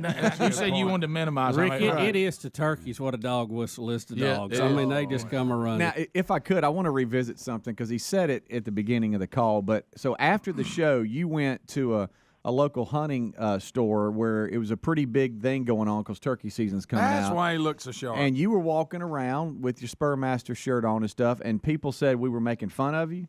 Oh yeah. Yeah, I got several of them yesterday. What were they saying? What were they saying we said? I tell you what was funny. I was laughing last night. I texted Speedy. I said, I'm calling the show to get on y'all tomorrow. But, Cleaned it up. you know, I wanted to listen to it on the podcast, and I'm not too high-tech on this, you know, these iPhones. Gary, you have an Instagram account and use it well. You can find our podcast. Yeah. Well, I found it, but, you know, down at the bottom of your iPhone, you got a plus and minus 1 or 1.5 or 2 that you can slow the voice down or speed it up. Yeah. I was sitting there listening to that, and I accidentally hit the 1/2 speed. Yeah. And it sounded like every one of y'all was drunk. So in other words, if you go half speed, Greg sounds normal. I was laughing so hard, my dog started barking at me. That's when you're laughing hard there. Oh, yeah. This is what it sounds like, Rick. It goes like this. Ha, ha, ha. That's right, Rick. How funny. Look at him go. He got him down again. When I listen to podcasts, that's what I'm going to do. I'm going to listen to it on half speed. Mm-hmm. But, hey, twice as fast is pretty funny, too. Yeah, that's pretty good. Oh, yeah. Yeah. All right, well, Gary, I want to apologize to you. You just had a little West Coast strut yesterday. Yeah. He's dressed now nice. I know what it was. You was going out and make a public appearance. Bringing that the Spurmaster. So you ain't going to take me to Italy, will you? Not going to take you to Italy with me, no. Italy? I don't think so. Italy. Well, they may need some I calls. think we could have a good time over there. But, well, I appreciate it. Be careful. We're going to have some parties over at Rick's place. He's going to be gone a while. Yeah, he'll be gone a while. Hey, y'all meet me down at the farm. We got the bonfire Tuesday night. All right. See you, Greg. Speedy, Ham. See you, buddy. See you, Gary. See y'all. Thank you, There Gary. he goes. Check show notes today if you do want to get in touch with Gary. We'll just put his link right there. Oh, yeah. And he will. I mean, he'll call you. Hey, you want one of my calls? Or you know it, you'll be down at Gary's helping him feed the goats. Some have telemarketers. Gary just calls you himself. We'll be right back. Rick and Bubba, Rick and Bubba. All right, we continue. Let's go to let's see who's up next. Jake. Jake, welcome to the Rick and Bubba Show. Where are you calling from, buddy? Tupelo, Mississippi. Tupelo. How do you get the show in Tupelo, Mississippi? The Tune In Out. Tune In Out rocks again. What do you say to former intern Juju? Wow, what a wheel. Come on, Juju! Spin it for the orphans of Haiti. There we go. I forgot. Remember those orphans were special orphans. These are orphans that don't have parents. That's right, according to Juju. So here we go. A classic moment. Let's see. Yeah! Spatula! Flip it! Just in time, grilling season will be here before you know it, Jake, and you've got a Rick and Bubba spatula. Oh, boy. I appreciate it. I tell you, that thing, it's just designed good. It's weighted. It's got good farfignugan, Rick. That's all I know. You being in Tupelo, I think if Elvis Presley is still alive, you grill with this thing, he'll show up to have some. Oh, yeah, he would. All right, so Jake, thank you for listening to the show. We'll put you on hold, and a Rick and Bubba spatula will be coming your way.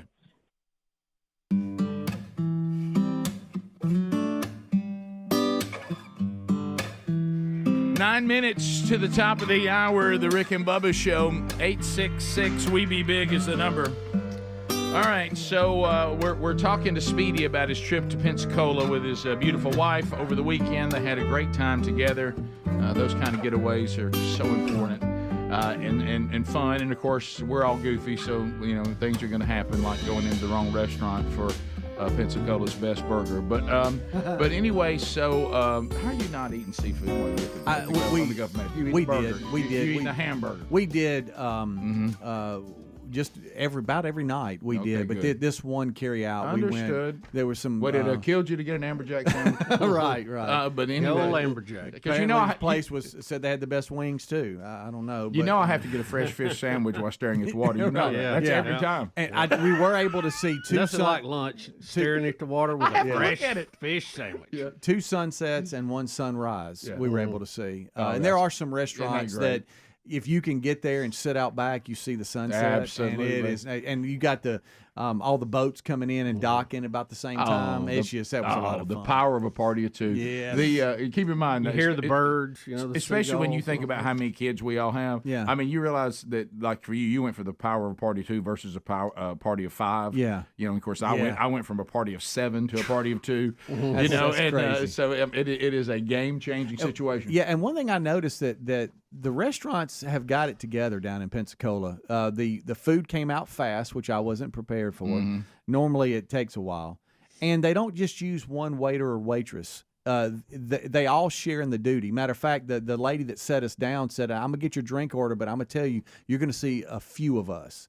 And what it does is one waiter or waitress doesn't get bogged down with 4 tables and then it takes forever. They're constantly coming and, hey, what do you need?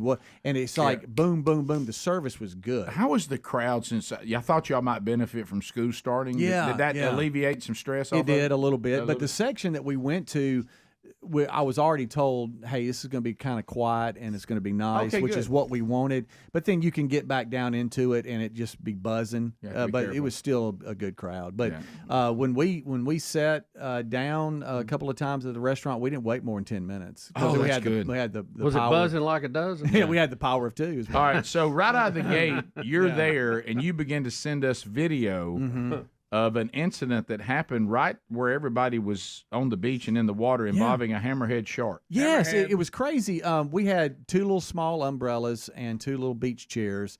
And so then I've been given the duty of hey, get that umbrella down into the sand. I'm working the umbrella into the sand, and then all of a sudden I hear shark being screamed from the condo up high. Screamed? Yes, and from everybody on the beach. Shark! Okay. Shark! Okay. Which is not And then all of a sudden you see this big shark and now you got to understand from where I was, I'm down low, so you can just see a dark figure in Rick, the water. play the Jaws music. And it's got audio too, so you can hear the waves coming in. But he's right up on the beach. Hey, I'm talking about really close. I mean, you were waist deep. He's on you. No, straight up. See, I thought that was over the line. I thought we were supposed to be safe if we were in shallow water. You can see the stingray upside down that he's chewed half of. And this here, we're all trying to figure out how big it is. And you got everybody. You always got an expert in the crowd. I'll tell you what that is. That they can spot it? Yeah. Oh, I know. That's a 4 to 6 footer. No, it's bigger than that. That's that's the guy who looks at the bend of your rod and says 4-pounder. But when I first saw it, Adler, there's one where they're going at it. They're fighting.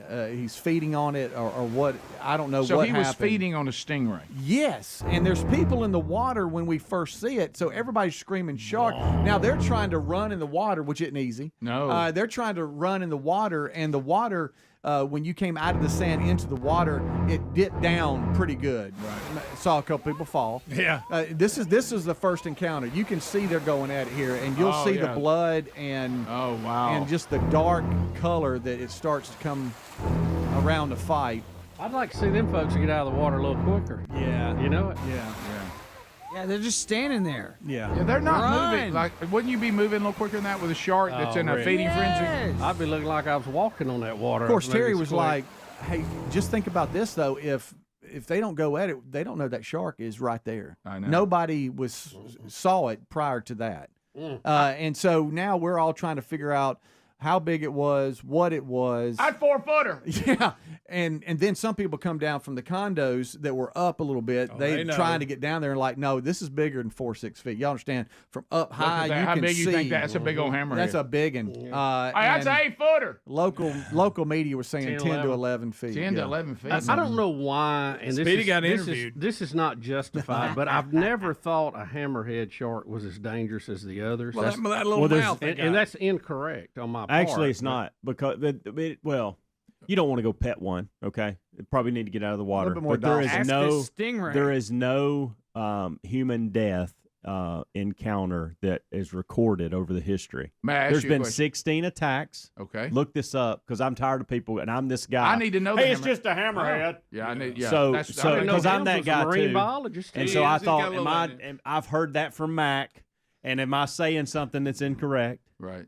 And evidently, researched it. there's 16 encounters Got that little with mouth. shark bites, but no one has ever been killed. How bad's the bite? Because this stingray That looks I like he don't really know. took a hit. That I don't know. Yeah. It doesn't look like they could get their mouth on you. My Well, goodness, I'm not apparently, going buddy. full screen with this because this is Look brutal. at that. That's Yeah. just, I mean, that's ground beef. Apparently, Bubba, it can He's munch full. pretty good. How big is that, He Speedy? flipped up. Give me a looks like a- width I and don't know height. what Is that that looks is that 4 foot by 4 foot or that's okay. a big one. Wow. Stingray, let me Look show like you a what stingray happened does. here. Yeah, they have some. There's a type I of didn't stingray realize they were that big. It has a head. What's And it? what he's done, he's eaten the wings off Yeah. of Wow. it and the back off of it. Yeah, correct. I didn't realize they were that And big. now, too, y'all got to understand I didn't know something. that. Nobody knew it was really a Not all hammer. of them are. It was a hammerhead for sure. That's what. Yeah. So I they get just that. know they just Yeah. think it's a shark. They don't know, and you know you hear hey, hammerheads are a little bit more docile. They're not going to Can't attack have you and enough, stuff. by But the to most people, it's just a shark's in the water. We need to get out. Well, one Shark thing in you the didn't water. have to worry about, it wasn't hungry. No. No, it wasn't. Well, I go back Hey, to the hammerhead. Was there ever a point where anybody thought that was a human that the shark was attacking? Oh my gosh! No. Okay. I go back Well, to there was this. blood, and you don't know. I see the hammerhead the way I see the non-poisonous snake. Save him. Right. It may not kill me, There but you I go. don't want to be bit. No, I don't want to be bit. I'm with you. I don't want to be bit. And it went up and down New, the my friend, coastline, new. hanging around its keel for quite some time. Sure it did. Really, most of the afternoon. Did that wash up, or proud did of somebody go get it and bring it in? You know, I don't know. We had gone in for a lunch and came back out, and it was sitting there on the sand. My goodness. Yeah. Yeah, But that was fun to watch rot the rest of the week. right around noon. That's what you calling it now? Well, no, I mean, just if you go out at 8 or 9 by noon, you're out there for like 3 hours. Nooner lunch. Rick and Bubba, Rick and Bubba.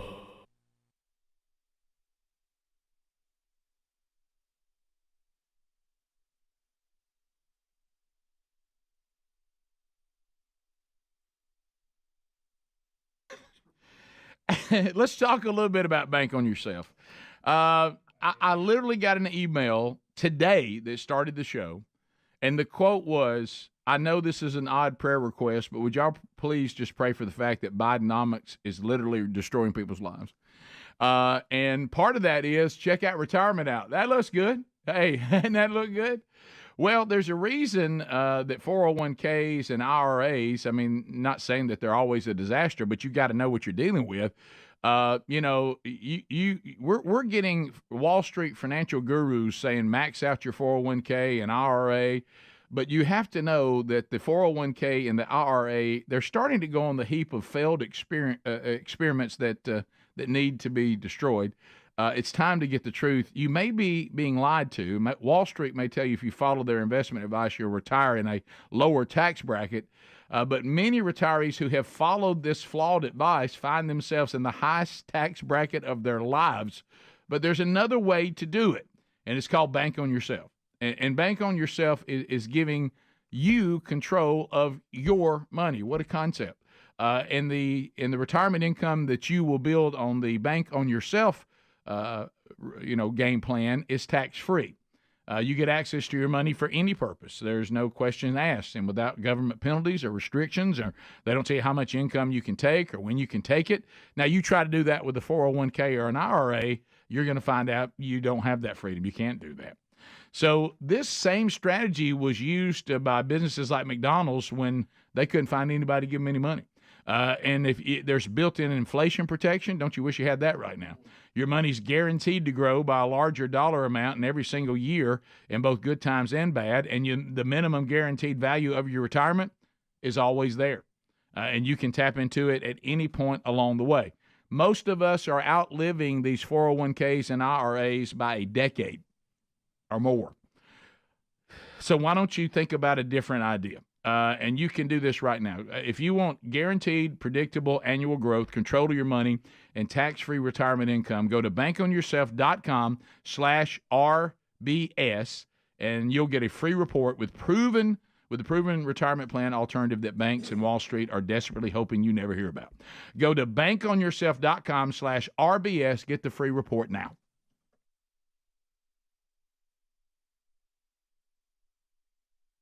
Elvis would have loved that spatula. Well, he would have. Like I said, if he's alive, he'll show up at that grilling. We continue. Let's go to Amazing Grace. Grace, welcome to the program. How are you? I'm good. All right, now you need to say to birthday boy Michael Hall what? Wow, what a wheel. Come on, Michael. It's a dream come true. There he goes. Dream big, Michael. All right, here we go. Went ahead and spun that He thing. did spin it. It's his birthday. Give her a whirl. That's it. Come on. My goodness, I I have hope to grease it after that. I hope Trumpy Bear's cape doesn't get caught in it. Here we go. He or his hair. There we go. Pip-it. Oh, don't Pip it. Grace, I'm sorry. Pip it. You've been eaten by Jaws. Yeah, I mean, does anybody see my dog Pip it? Pip it. All right. Pip it. All right, we continue. Does this say... You think that's... It says Skiller. Probably Skyler. Do you think it's Skyler? I'm going to go with Skiller. Skiller? Taylor? Is it what? Say it again? My name's Charles Taylor. Okay, Charles. Charles, where are you calling from? Skunk. What's going on? Aniana, Alabama. Okay. Are you ready? Sure am. Who is this? Charles Taylor. Okay, all right. Wow, what a wheel. What'd you say? Say it again, Charles. Wow, what a wheel. Spin it, Mona Lisa. Yeah. Yeah, Charles. Mona Lisa, named you. That thing's spinning. Like she threw one from the outfield. You saw the birthday Charles, boy you ain't spinning gonna believe it. She saw the birthday boy. She was being too nice. She was being timid. She said, "Oh, it'll take that guy to spin. I'm in." Yeah. Let's see here what happens for Charles Taylor. Charles Taylor from Aniana. You got. It's Henry the Horse. Henry the Horse. Come on.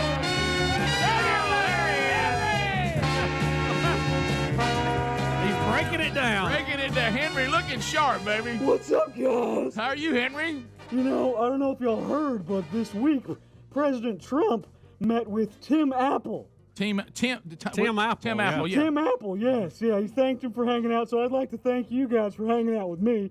Thank you, Rick Beardus. And I'd like to thank Bill Belly Bussy. And most of all, Calvin Baldy Wilburn. Thanks, guys. Go, Henry!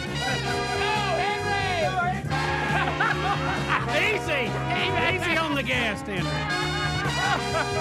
Somebody say.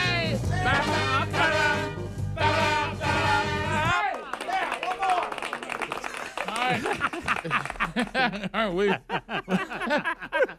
my goodness, Speedy's excited about it today. All right, let's go to Donna. Donna, welcome to Rick and Bubba. What do you say to Juju, the former intern? Wow, what a wheel. Spin it! Now we all with a hand on her hip. We're all spinning it now. Yeah. Let it rip. They realize they can't hurt it. They're letting it spin. Here we go. Let's see what happens for Donna. Come on.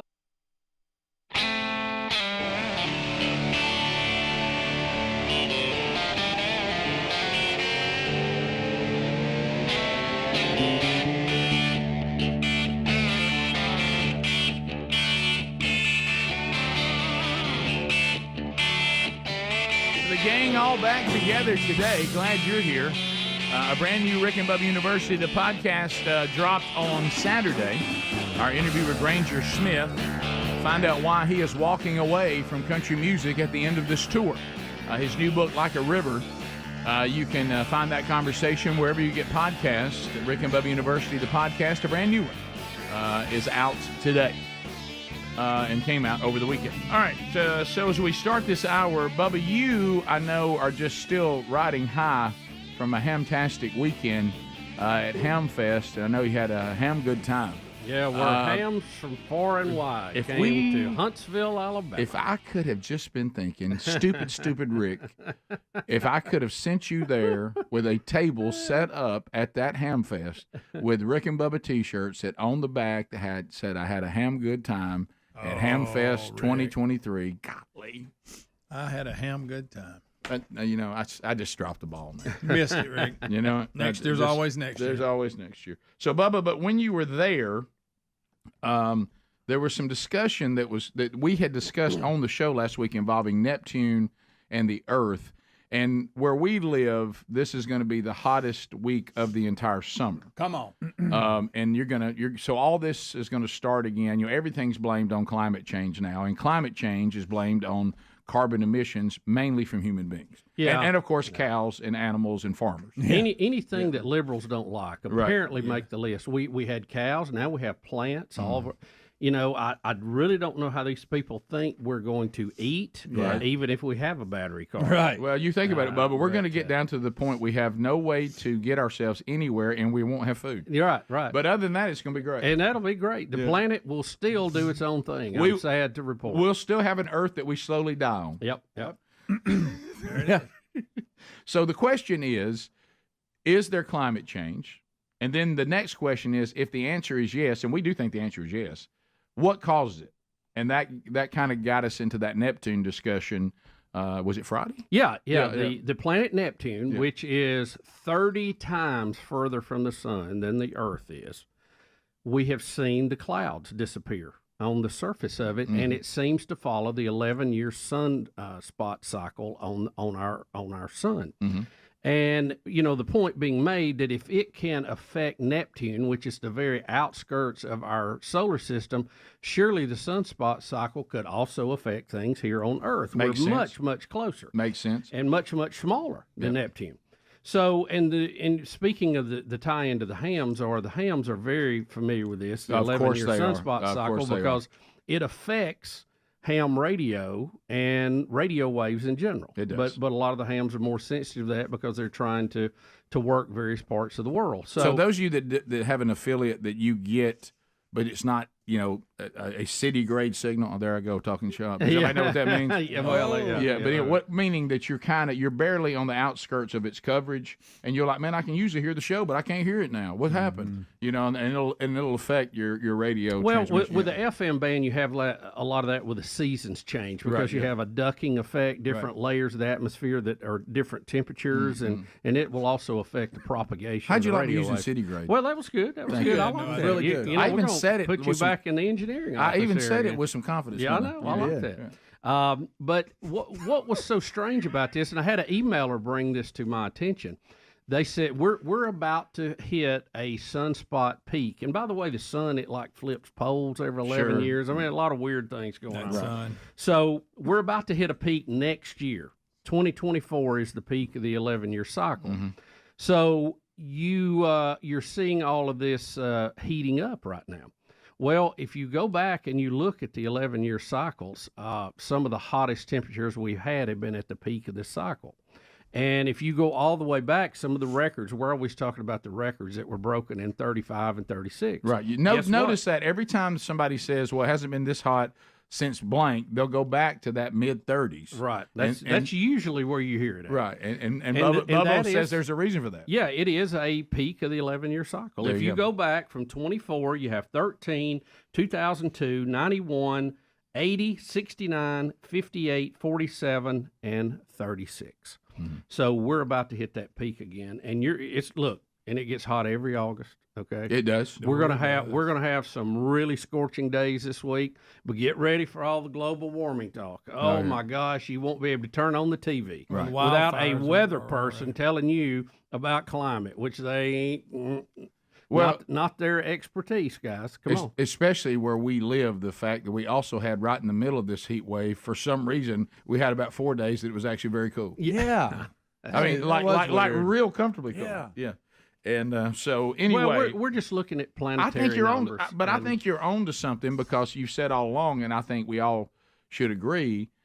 Has the climate radically had wild ranges throughout Earth's existence? Yeah, that's not the question. The question is what's causing it, and carbon emissions produced by human beings and animals breaking wind versus the relationship with our planet to the sun.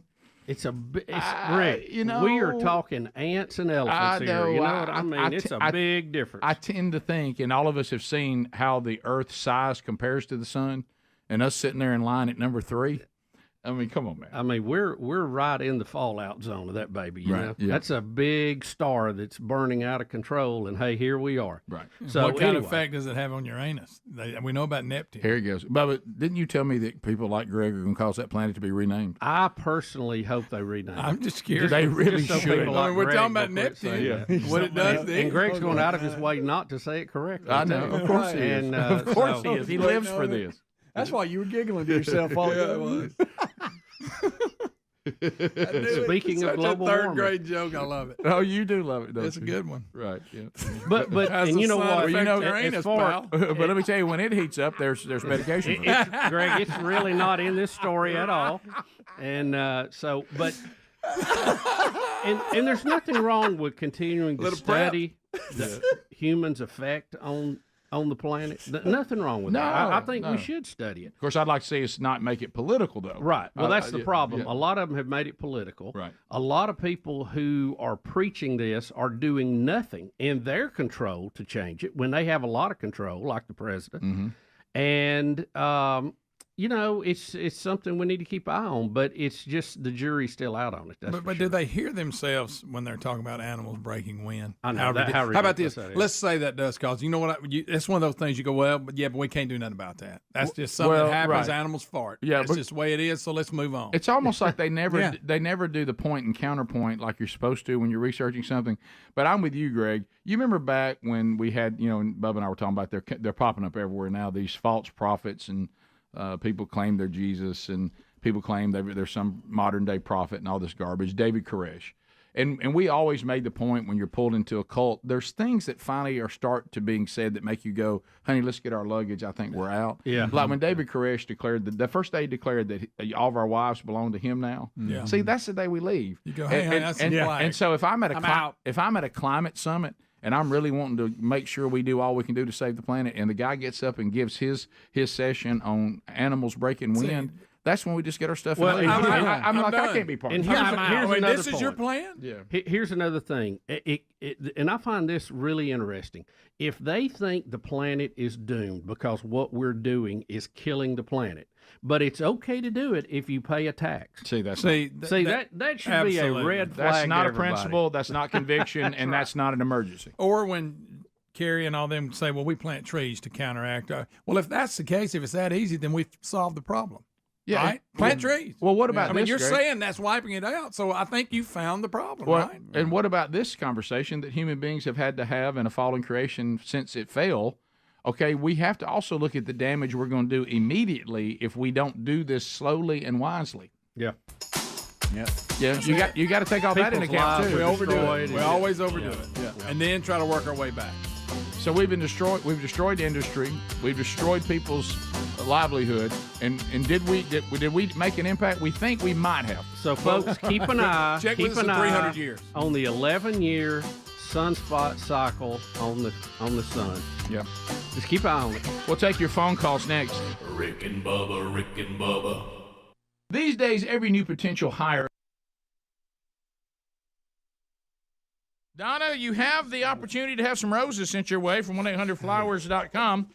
Would you like to have assorted roses, red roses, or assorted tulips? There's also some tulips in the mix. Assorted tulips, please. Assorted tulips it is. We'll put you on hold, and we'll send that right to you. The birthday boy's got to have one more. Yeah, go ahead. One more. Do it quick. Let's go to Kathy. Kathy, welcome to Rick and Bubba. What do you say?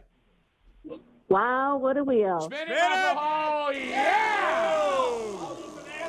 Greg, Give it a that- change up. Was that the name of that actor that was in all those 80s movies, Michael Hall? Anthony Michael Hall. Anthony Michael All Hall. right, here we go. Let's see what happens. Come on, He was in a Michael. bunch. What he was, Airwolf, wasn't that the? You go with Airwolf of all the Anthony Michael Hall movies. 16 Candles, Weird Science. Yeah! Me! I'm thinking about somebody else. Kathy, you got me.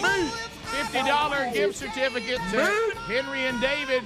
They'll deliver these high-quality meats right to your door, Kathy. Thank you. So, Kathy, where are you calling from? Pensacola. Pensacola, Florida. How do you listen to Rick and Bubba in Pensacola? 105. Coming out of sunny 105 with a signal smoking out of beautiful Gulf Shores. All right, we put you on hold, and we'll get all your information, and we'll send that right to you. Thank you, all right. Birthday boy Michael Hall. Thank you, Juju. Thank you, Mona Lisa, former interns doing well, coming by to visit today.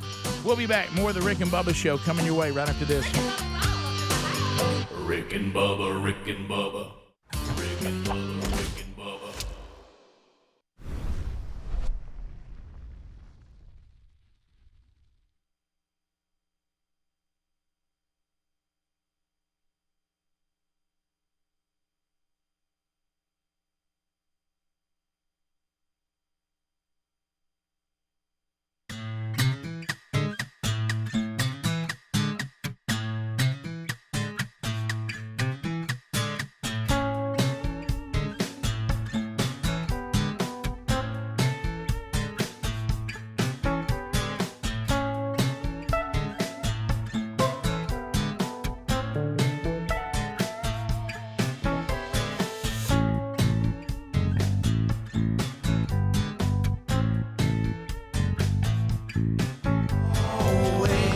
Buongiorno, Bubba. Buongiorno. Glad to be back.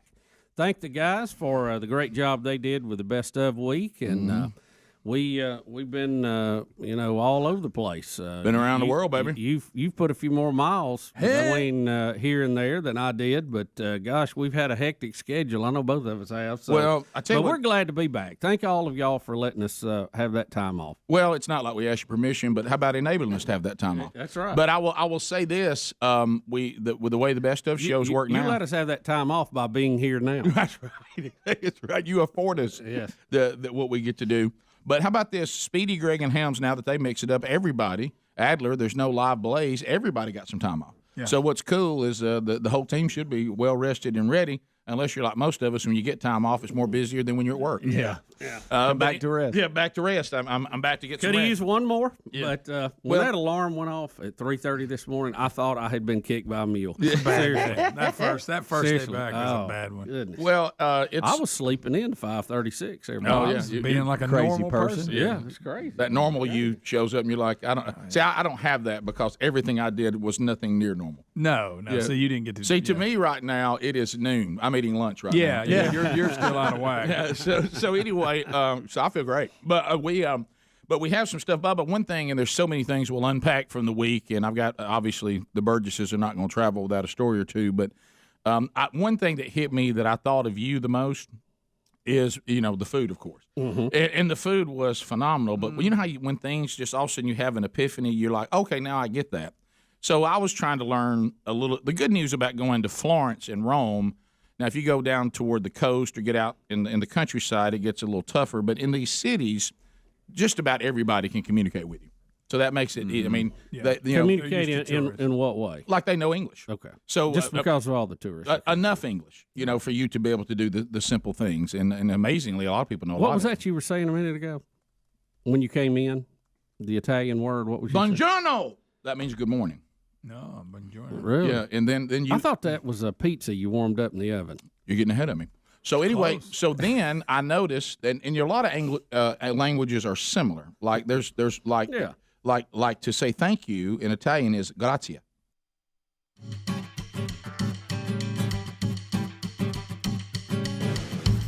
We're back 21 minutes past the hour, our first phone troll of the week, and the real Greg Burgess taking phone calls. And lines are available if you want to move right now. A couple things you need to know. Rick and Bubba Charity Charge in Alabama going on today at participating Buffalo Wild Wings, benefiting the Outdoor Ability Foundation. We this week on Rick and Bubba University, the podcast, it's going to be a reoccurring series, Letters from the Audience. We still have a lot of them that we didn't read on the last edition about 5 weeks ago. But if you would like to get a letter in, send that to Speedy at rickandbubba.com for consideration. And Bubba and I will walk through more letters from the audience and when we record again this Thursday. So we need those in probably by Wednesday, if we could, for consideration. Doesn't mean it'll make it, because we already have some from last time that we still didn't get to, that we may get some of those in too. But that'll be our theme coming up again on RBU this week on that reoccurring theme. To the phones we go. Let's get started, Bubba. We got Mike in Birmingham, Alabama, listening to 104.7 WZZK. Trolling. Them phones are trolling. Here we come, phone trolling. Bonjour. Mike, go ahead. 30 seconds. Morning, gentlemen. Hey, buddy. Long-time listener. Let me say quickly, the Bible says, 1 Corinthians 10:31 says, whatever you do, do it unto the Lord. You guys do that. Amen. Great job, fellas. Listen, climate change, here's where it's going. I know y'all probably talked about this, but ultimately, in a generation or two, the decision's going to be who lives and who dies. So that's where we're going. I know it sounds crazy, but I truly believe that. Well, no, these we've said this on the show before. The world is overpopulated by humans, people. They're very, very dangerous. They're very, very dangerous people. And remember, which we've talked about quite a bit, and this doesn't matter whether you have a biblical worldview or not. It appears this is just an earthly truth, that as time moves forward, overreaching tyrannical governments and powerful mobs will always justify things under the banner of terror and fear. We got too many people, and if we don't get rid of some of y'all, none of us are going to be alive. Hey, we got everybody get in line and do this. If you don't do that, we're all going to die. When fear can be established, you can get people to do things and believe in things that they never would have even remotely considered if they weren't afraid. So I'm not sure how that's going to look, but I think your theme in general may already be in play. It's just more subtle, but I think it'll be less subtle as time goes on. We continue. Let's go to Jeff in Alabama. Jeff, go ahead. 30 seconds. Hey, good morning, fellas. Hey. Along those same lines, talking about the government, I got something for you from this weekend. My wife and I are in the Ace Hardware down in Columbiana, and we get a message from a relative, and this relative proceeded to tell us that her student loans of about $65,000 that had not been paid on in probably 7 years were just forgiven by President Joe Biden and Kamala Harris. So we checked into it. Obviously, we were skeptical, told her to be the same. She looked into it and found out that indeed those student loans were, quote, forgiven, which I just find appalling. Did that happen? Has that gone through? You know, the Supreme Court blocked the across-the-board forgiving of this, but they left open the window that it could be done for special qualifications. And it's and the Biden administration was already ready to go with this when it came down. So they're doing this for certain people if you have a certain income or you know that one thing and another. Now the Congress is still trying to shut some of it down, by the way. But some of it is apparently in play. But look, let me warn you though on this. Yep. Because I know how the government works. They may forgive you $50,000 on a student loan, but they're going to say that's like income. Yep. And they want you to pay taxes on it on the backside. You're not getting so a lot of people who think I just got this forgiven are not going to be ready for the tax bill. Now I don't know what the law is, and I don't mean to cause a panic, but because I'm speaking totally out of school, underline that. But I'm just saying the way they usually go, that's how they do it. That's on the resume, isn't it? Yep. We continue. Robert in South Carolina. Robert, go ahead. Good morning. I got two things for you, Bubba. Yeah. Do you think that it's possible that when aliens fly by our planet, they just keep going and lock the doors? and Rick, just to follow up on what the real Greg Burgess was saying earlier about Uranus, I really believe it's possible that all those people on the woke realize that women are from Venus and men are from Uranus. Yeah, probably so. By the way, let me give you this. So far, best phone of the week. Yeah. Not the best content, but the quality of the phone, phenomenal. I would say this. If I was flying by our solar system, kind of looking at everything, our planet would definitely stick out. because of the color and the way it And looks all that and life the fact on- that it's water all that life and on it. teeming with life and Right. nothing else appears to be. Like a So it probably would get the attention of somebody flying by. But think about this: we've been making a lot of noise on this planet for the last 100 plus years with radio waves. So we're really making a lot of noise in the cosmos. We'll get attention if something's out there. Brad in Leeds, listening on ZZK. Brad, go ahead. Morning, fellas. Hey, buddy. I may be mistaken, but did I hear last year that they were going to cancel the fall back and spring forward and all that, or is that just wishful thinking? Wishful thinking. They talk about it a lot. We get really close, and then suddenly it just vanishes. You don't. Can we not get this thing to a vote? I think the states a lot of the states have already approved it if Congress would approve it, and I Right. think we're waiting on them. And I thought the Senate had approved it, but we can't ever really get a clear answer on it. It's you talking about a moving target. It's like nailing Jell-O to the wall. It is. It is. Katie in Coleman, go ahead. Yes. So earlier in Biden's presidency, when they started talking about the student loan forgiveness, one of the things that they had enacted was that it is supposed to be debt-free through the end of the 2024 tax season. Okay, so they're trying to tell you that it won't be counted, but look, just stand by and watch. I'm Look, just telling you. Look, maybe it won't. Maybe it won't. Stand by and watch. But again, when you Well, cancel, taxes are going up on somebody to pay for it. Well, let me ask you this: so if the politics of this, if you think you are buying votes by doing this, what will you cancel next? And people go, well, I'd like from it. Well, right, yeah, credit card debt. But see, still somebody loaned this money to begin with, and somebody was probably somehow tied to you.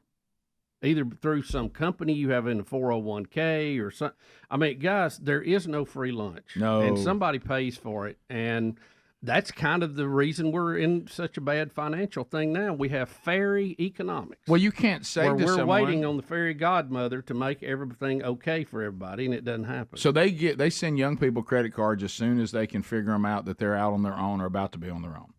And then if somebody came to us and said, I've built up so much credit card debt that my financial life is ruined and I can never get over this hump, well, you can't say to them, well, you knew what you were getting into, because student loan people knew what they were getting into. Yeah. It's not like you didn't know what you were doing. Mm-hmm. So how do you ever tell somebody no now? That's the thing. Yeah, that Once builds you up some start sort this, of debt. Once you start this, there'll be an avalanche. There'll be a push to do away with car payments. Right. Because how can I go to my job when I owe for this car? you Right. know? Well, why not just pay for houses? Well, you see how this goes. Yep. It's it's an unsustainable trick to buy votes. We'll be back, bottom of the hour. More Rick and Bubba coming up right after this. Rick and Bubba, Rick and Bubba. Gracia. Which is very similar to gracia, Yeah. gracia. And so then they say, and wait for it, and then when I told them in America what we did with this word, everybody laughed. When they say you're welcome, you know what they say? Prego. Prego. Prego is your welcome. Spaghetti sauce. And I said, that's a spaghetti sauce. They said, y'all have named a spaghetti sauce, you're welcome. I said, I Yeah. guess we're very proud of it. Yeah, And I mean, it's good. They laughed really hard. And I said, only we would do that in America. Prego. So Prego. really, when you get Prego spaghetti sauce, it means you're welcome for the sauce. Enjoy it. So good. And it You're was welcome. so funny how many times Prego was said to me. And they don't say it like a different way. Yeah. They say it It's a exactly Prego. the way we Prego. do. Yeah, you say grazie, Prego. So they roll wow. it? Do they roll their R's? Prego. Yeah, to a degree, not as much, but they have that meter. Yeah. That meter. Prego. That meter with Italians is not exaggerated at all. That sometimes people do exaggerations. Now they 100%. It's that is and wonderful people. Just a blast. And we'll talk about that today. But Oh, yeah. when I heard about Prego was their word for you're welcome. There you go. That is And funny. and for those of you, Did you study any Italian ahead of time? a little bit, but now, like Hamsley was talking about, now with all these different apps and stuff, you can grab the basic phrases, and then it's funny when they correct you when you're not saying it right. Yeah. So because I was saying grazie, and they were like, yeah, you need to come up a little bit, grazie. And I was like, okay, that makes more sense. But anyway, so but buongiorno was everywhere. That's every time you come down the lobby in the morning, hear all of them, hey, buongiorno! Buongiorno! Yeah, let's eat again. I mean, it was just, by the way, there's no such thing. And because Adler, and his wife are going to Rome and Florence, and then they're going to add Venice. I don't know how they're going to put a third in there in a week. I really don't. I couldn't have done a third. But we, one of the things that they're there, if you say, hey, guys, let's grab a quick lunch, a quick dinner, forget that. Lunch and dinner, minimum an hour and a half. Really? What? Oh, yeah. They don't get in a hurry about getting you in and out of a place. It's just not their culture. It's like, if you want to be in a hurry, then go over to a vendor and grab a sandwich. You can keep walking. But if you come in a restaurant and sit down, you're there for an hour and a half minimum. Usually closer to 2. Which for us, you and me, I was like, that's great. Dandy. So don't be in a hurry if you're going to stop meeting at a restaurant. And any restaurant has phenomenal food. You need to know the Italian word for veal, though. Found that out. Important. It sounds like scallops, but it's not scallops. We'll be back. More Rick and Bubba next. Rick and Bubba, Rick and Bubba. We went to Italy last week on spring break. We had tried to plan this out as a family because we're in that awkward mode where we have now 2 different spring breaks. Good night. Could it be any more complicated? So we have one kid in high school and then one kid in college. And then for us planning here on the show now, both of Bubba's kids are now in college. So I guess next year it'll be simple. We'll just shift to the college all the way around. So we had to get permission from the high school for our senior in high school to go on a trip. So we went to the college spring break, and this was also going to be a senior trip for our youngest, who is a senior this year, and then also a nice trip for the college student for spring break, and then Sherry and I with those 2. And again, like I say, the adult kids are already out on their own, and they're living the real world now. You don't get spring break anymore. But anyway, so we fired up. We got fired up. We were going to Florence the first day, and then we were going to Rome. Florence for 3 days. No, Rome. we're not talking about North Alabama. We're talking about Italy. We're not talking about North Alabama or Georgia. Where were you going? We're going to Rome, Italy, and Florence, Italy. And so it was a great trip, and Italy is a beautiful country. Everybody was telling me it was going to be great. I talked to a lot of folks and a lot of you in the audience that have already been there. But when the Burgesses travel, there's always adventure, and I will say that the miracle of the trip and the answer to prayer is I pulled a Speedy, and I went with a cheaper air flight and saved substantial money. But I knew that I was putting myself in a bind by going to this airline because they've burned me before domestically. And they burned a lot of people again. As a matter of fact, on the way home, I heard one guy just screaming out, F this airline in the airport as he was screaming at people when people's flights had been messed up. But I will say this for them, our flights to Italy and back were flawless. Of course, it's long. But all of ours left on time. Our connections left on time, and we never had an issue with air travel except right out the gate. And that had nothing to do with the airline and everything to do with us. So it's a very simple process. Keep in mind that the boys that are traveling with us now are 20 and 17, and then the Tasmo, young Broderick, will actually turn 18 in May. But anyway, so it's not like we've got little kids with us anymore. Right. But they're still young males, which is, the way that whole world is just, we've talked about it many times. But so my wife is keeper of passports. 35 minutes past the hour. We'll get more of your phone calls coming up a little bit later on. Are you getting back in the routine? Here comes the fall schedule. HelloFresh.com/Bubba is ready to answer the question, hey, what's for dinner? Just take your pick from 40 delicious chef-crafted options each week and sit back knowing that dinner's been taken care of.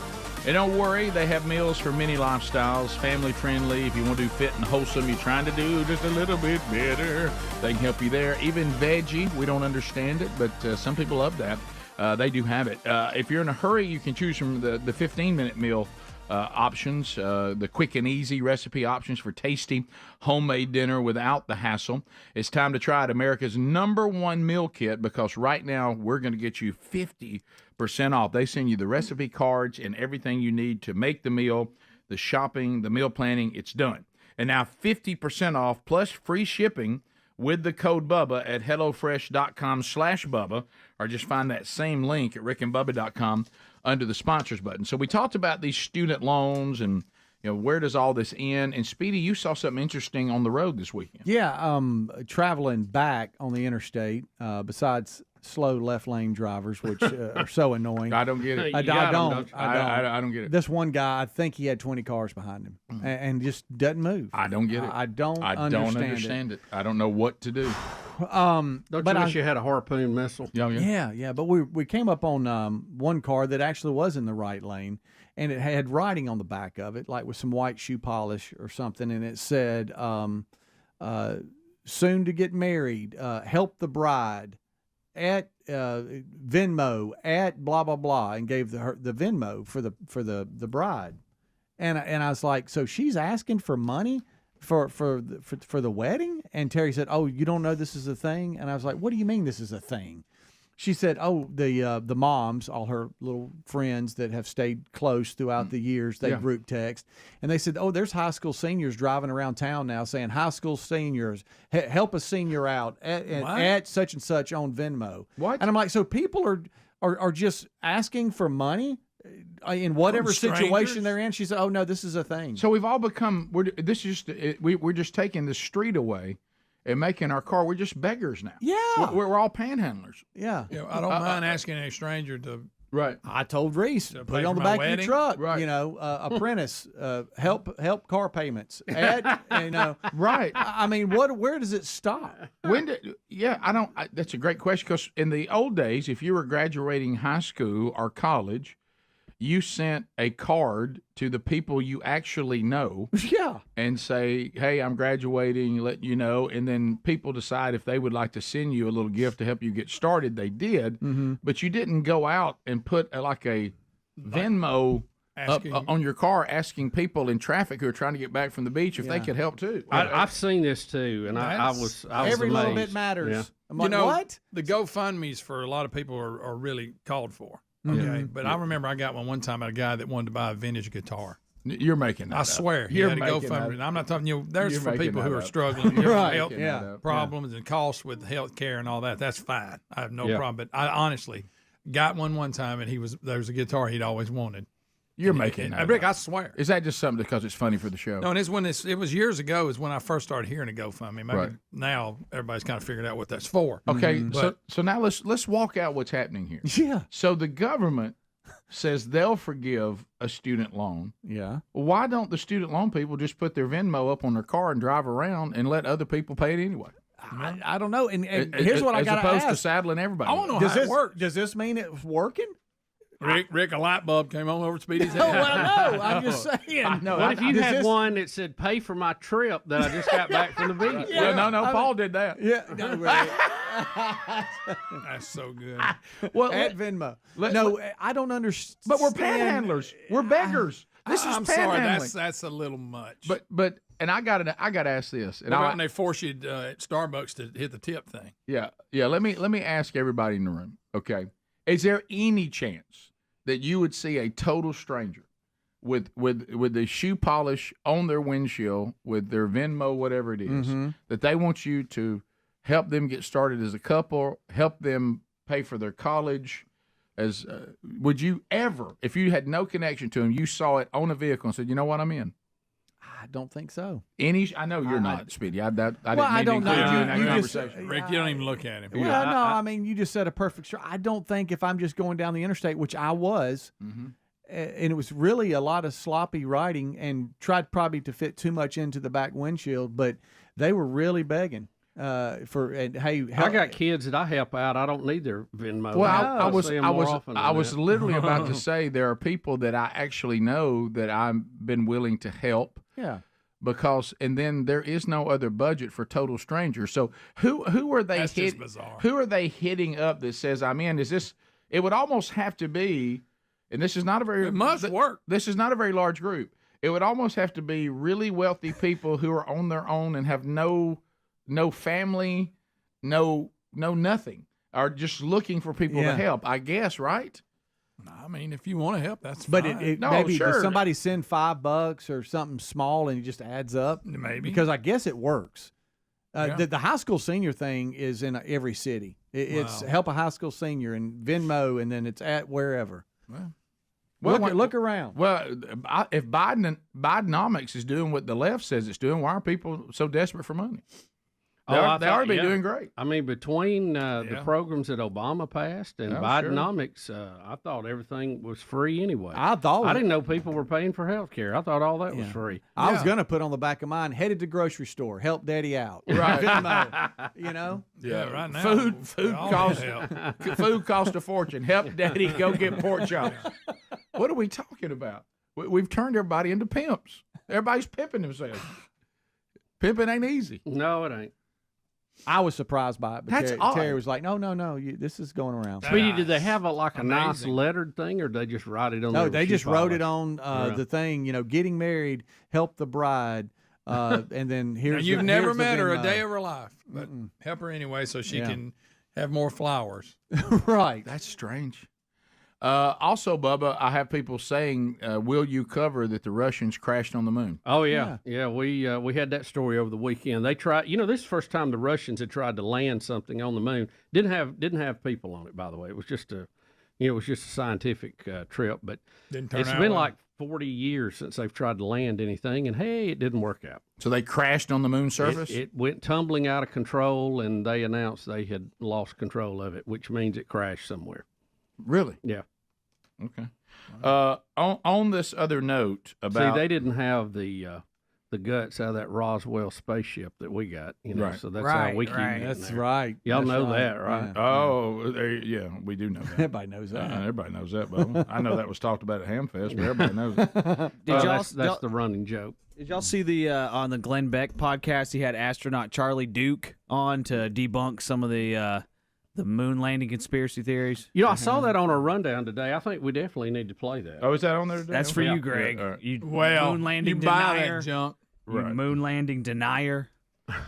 Greg, it did happen, but they were filming just in case. They did. They filmed some backup stuff. They did. That's not in question. You're not Stanley helping. Kubrick. But Bubba, he did one of them. He sure did. You've explained that how many times? A bunch. Yeah. So speaking of this, about the government and all this that's going on. So it has been so long that I qualified for a tax return. For a tax. What is it? A return? A refund? Or credit? Refund? Yeah, refund. That was what I was looking for, refund. So, of course, I turned in my taxes on time. And, of course, if I don't, the government will do what? You pay a penalty. Right. And so they want their money, right? Yeah. But if you owe them, they want it by a certain date. I noticed that when they've taken more of your money than they were supposed to, I still have not got the tax refund. And I sent to the, they get no hurry for I that. sent to Squeaky. I said, is there any update on this at all? And he sent me back a note from the government. Sorry, we're having a tough time, and there's going to be a delay on everybody's tax refund. And I thought to myself, well, what would y'all? What if I sent y'all something like that? Y'all would be all over me. That ain't got nothing to do with it. Yeah, they got. Well, I'm not going to go into that. I don't want to be put on. Well, it's been so long since I got a tax refund. I didn't know what to think about it. Yeah, but I mean, you know what? I had to file an extension, so they're probably waiting on mine to give you yours. Thanks a lot. That's probably what it is. Thanks, buddy. Yeah, I had the audacity to turn mine in on time. Well, and I've been waiting on a tax refund now since April. I've already paid in enough. I'm not going to owe them anything, but we just got to get the paperwork done. Right. But I mean, but they said the thing that you get. I've been in a rough patch, but I don't. Right. Well, I don't know. I get any break on that. The IRS literally sent to the accountant what you get when you try to call customer service. We're having unusually long wait times. Right. They really literally said something like that. And I thought, well, isn't that interesting? It's kind of like the insurance company, which I've got an update on that too. If you haven't paid your premium, buddy, they're on you. Mm-hmm. But when you want money for them, suddenly there's not that same. It's not urgent. There's not that same urgency to get you a check. I've noticed. 15 minutes to the top of the hour. We'll be back. 866 We Be Big is our number. All right, we got more to cover. We got more of your phone calls. You said we got some good videos to see and comment on as well as the Rick and Bubba show continues right after this. Rick and Bubba, Rick and Bubba. Okay, Mom is keeper of passports. She has her area. She keeps them, and you do not hand out passports until it is absolutely necessary, and then she takes the passports back up. Right. Smart. We are now in Birmingham, Alabama, and we are starting the journey on leg 1. Don't miss that, because that's important. And there's several stops along the way. So we'll go from Birmingham to Philadelphia, from Philadelphia to Rome, and then drive to Florence. Okay, and then we'll stay in Florence, and then we'll do the train back to Rome and finish in Rome, and then fly back out of Rome. So and then from Rome to Philadelphia, Philadelphia home. So we go, which tells you what airline I was on. But anyway, and it went fine. They didn't have I have no complaints. Now a lot of people did. Heard that, but I did not. So anyway, I've never heard anybody be that blank. I'll tell you what. But anyway, so loud, so loud. I'll tell you what I got to say for y'all. Picture it being Smith Airlines, F. Smith Airlines. But anyway, so anyway, for everybody to hear. Saw 19 people on the bus trying to get off a bus, banging on their window as they were pulling away the loading. The one where you walk out on the actual tarmac and then go up the steps. Yeah. That portable one. Yeah. And it was their last thing home, and a bus was taking them from one gate to the other, and they're banging on the windows as they're pulling away the steps, and they're screaming, "That's our plane!" Oh no! And to hear them, 19 people all getting left. But anyway, so anyway, they were thrilled too. And I told everybody who complained about our long layovers, I said, "See, that's what a short layover looks like. Your plane leaving without you." But let's not complain about long layovers, especially when you got to come through customs and do all that. But anyway, so Sherry goes. Of course, you get to the airport and everybody, I'm gonna get a snack. I'm gonna get this. I'm gonna get that. So the boys are sitting there eating snacks and drinking coffee And so I said, let's hand out the passports. We're about to board. And then I don't know why I'm treated like I've never traveled before. We don't need passports for this, Dad. Hey, guys, we're flying international. You'll need a passport every time we get on the plane. Now, I don't think we need it in Birmingham. So you know something I don't know. So you now know more. And then like that, I said, listen to the announcement. Now, it's hard to understand them, but in a minute, you're going to hear somebody say that we need our passport. So why don't this just Mama's handing the passports out, get on the plane, give them back to Mom. Okay. So she hands them out. So Sherry goes, Tasmo goes, Brody goes, and I look back and I see Big Love kind of hanging behind. Oh no! And I say, hey, let's go. Come on. Mom didn't give me my passport. Yes, she did. I just saw her give it to you just a minute ago. Tell me you hadn't lost your passport already. He goes, I can't find my passport. Still in Birmingham. Yeah. And I said, my gosh, we're in Birmingham. You've been in the airport, what, 30 minutes? Yeah. And instead of just worrying about getting on the plane, I have to have, because dads, we have to have our monologue. Yeah. If this in the history of passports, you've set a record for losing your passport before anybody. What in the world were you doing? Well, I was sitting over there eating. Go look in the trash can. He goes over there, and I see him like a homeless person going through the trash can. He goes, "Oh, here it is." You were so happy. In the trash can. So he was on his tray in the trash can. He was sitting there eating and just took everything, including his passport.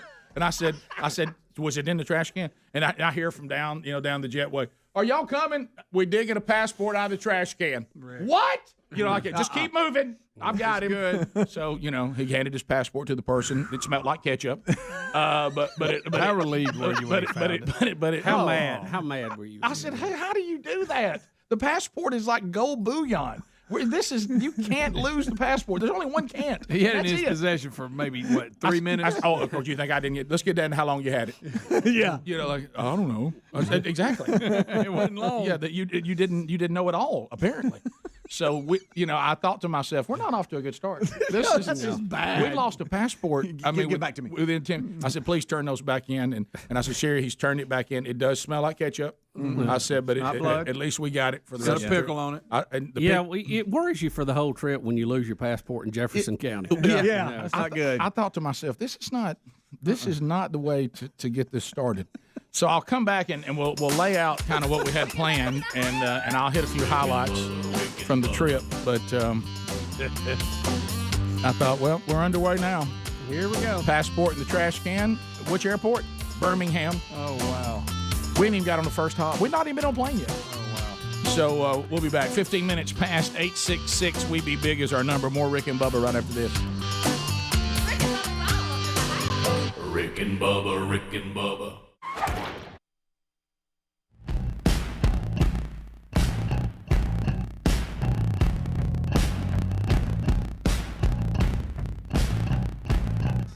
9 minutes to the top of the hour. The Rick and Bubba Show. Thank you for being with us today. Excited to be out and getting to go out and see the folks again this week. And Wednesday night, Tuscumbia, Alabama. You know, I was looking, if you're in Tuscumbia, so is that that's WLAY, right? That's can you get the river out of Huntsville? I guess you got a couple of shots there. Yeah. But it's in northern Alabama. I'll be at Parkview Baptist Church. And let me tell you something. I'm kicking this off on Wednesday night. They're kicking off the men's discipleship strategy from themanchurch.com. And, boy, they got a lot of great door prizes together, and it's going to be quite a night. So looking forward to being there. Parkview Baptist Church, Tuscumbia, Alabama, coming up this Wednesday night. Also from Team Man Church, Lee Moore will be at Calvary Baptist Church, Union City, Tennessee, coming up on the 31st of August. So those are a couple of man churches coming up for those of you that keep asking about those. So you can find one to plug in and look at those at themanchurch.com under upcoming events. And also had a great response from this past weekend where we had guys out everywhere. So that was kind of cool. So we were talking about insurance and taxes and all that. So we have said on the air, as a matter of fact, an insurance agent that I deal with had never heard us do this bit, and they were actually rolling when they said, wow, that's so straightforward. And I said, well, have you never heard our insurance bit? And they were like, no. And I said, well, here's the truth of insurance. And you got to have it. This is not an indictment on insurance. It really is like this. Car insurance goes this way. Car insurance says, we bet you won't have a major wreck.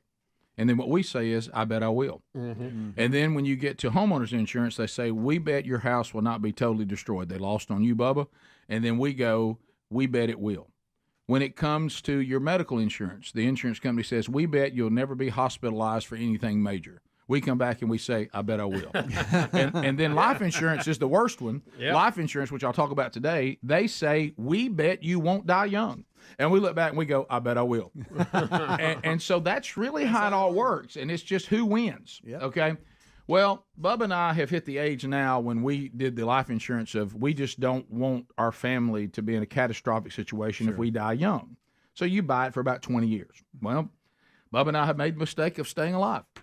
So I gave him a run. Though. Right? Yeah. Well, yeah. One time with Bubba, they were sweating it with Bubba for a while. Yeah, you know, and sadly, I got out my insurance policy on Bubba and started looking at it too, but it didn't work out.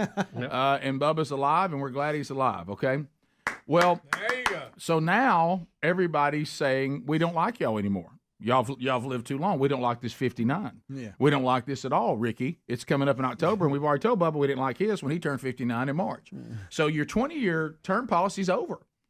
And so I started, working on, okay, well, I still need to have something. Not as much as I had when I was younger, but, something. Well, I found it interesting, because they're trying to beat you out of it any way they can. Yeah. Because that's the game.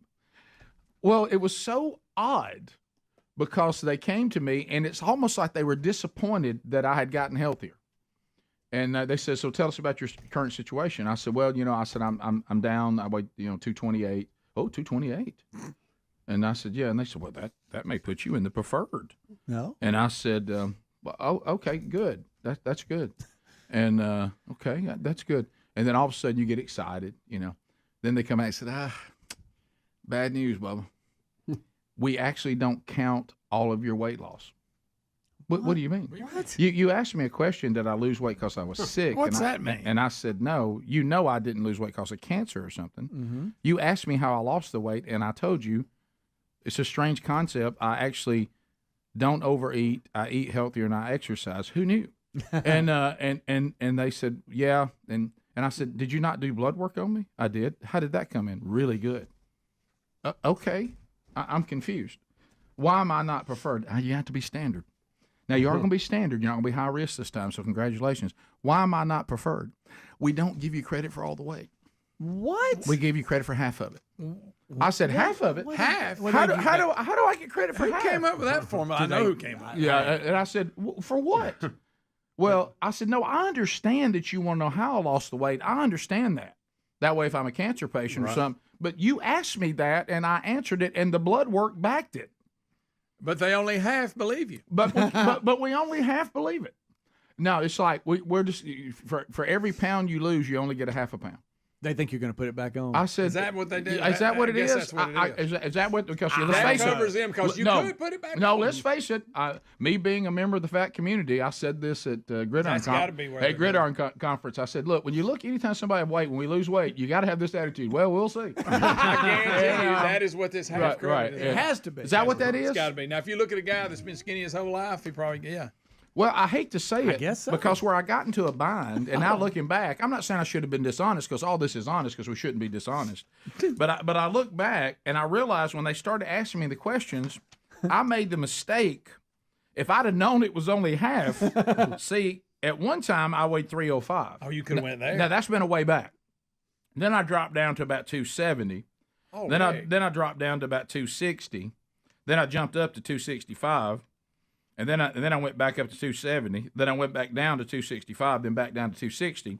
And now I've dropped from 260 to 228.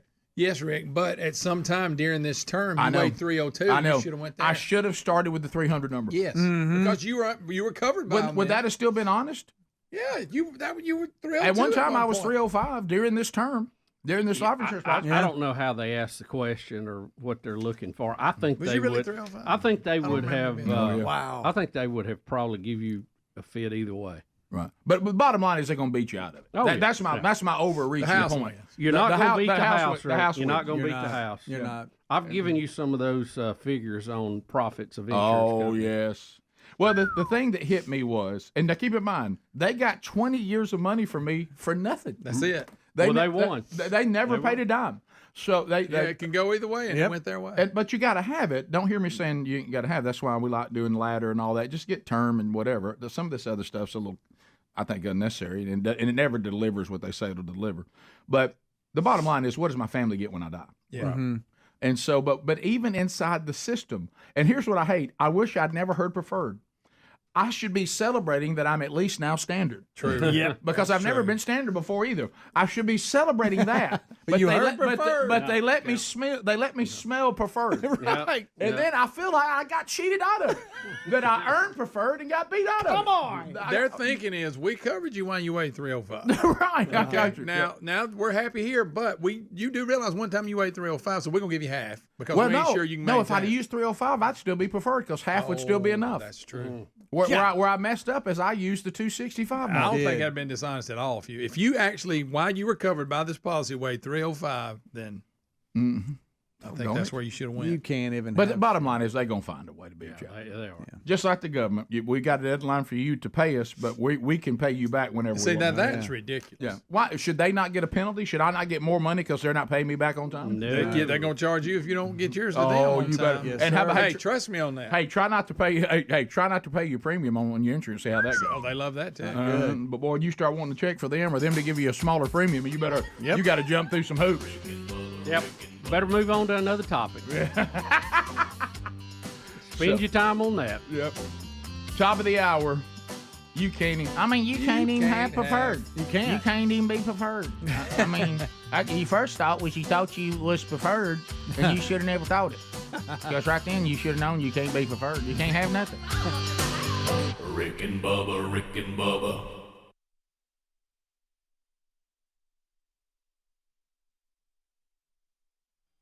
Breaking down the trip to Italy didn't start out real well. Lost the passport in the garbage right out of the gate. We did retrieve it, and now we're moving. So we flew into, like I said, Rome. Then took a trip there and a car trip. Everybody at that point, because you try to sleep going, into the 6-hour advancement. I can't sleep on airplanes, so I just can't do it. So the ride in the car that picked us up to Florence was a good time to grab some sleep and sleep in the vehicle. I feel bad for the very joyful Italian driver who wanted a lot from us, but we all took that as a 2.5-hour sleep period to get to Florence. But so we didn't. The only time we woke up was when he stopped to go to the bathroom. But anyway, so we get to Florence and right out of the gate, and this is probably. One of the bigger stories from the weekend. So, we had the way it was all set up, and we did it. I'm a turnkey guy, and especially if I'm going somewhere I've never been. And thankfully, the travel agency that we use, they do a phenomenal job. And they set it up where, every day it was like, you're going to do this. Somebody's going to pick you up at the lobby. They'll take you out. You'll do this. They'll bring you back. If y'all want us to do reservations for restaurants, we will. If you want to do that on your own, you can. So all of that. But every day, had a plan. And there was someone that are there locally in Italy that they take care of tourists, and you book them, and they have their people, the drivers, to pick you up. And let me tell you something. Isn't that great to have locals? Let me tell you something. You do not want to drive or walk without somebody that's from the area in Florence or Rome, Italy.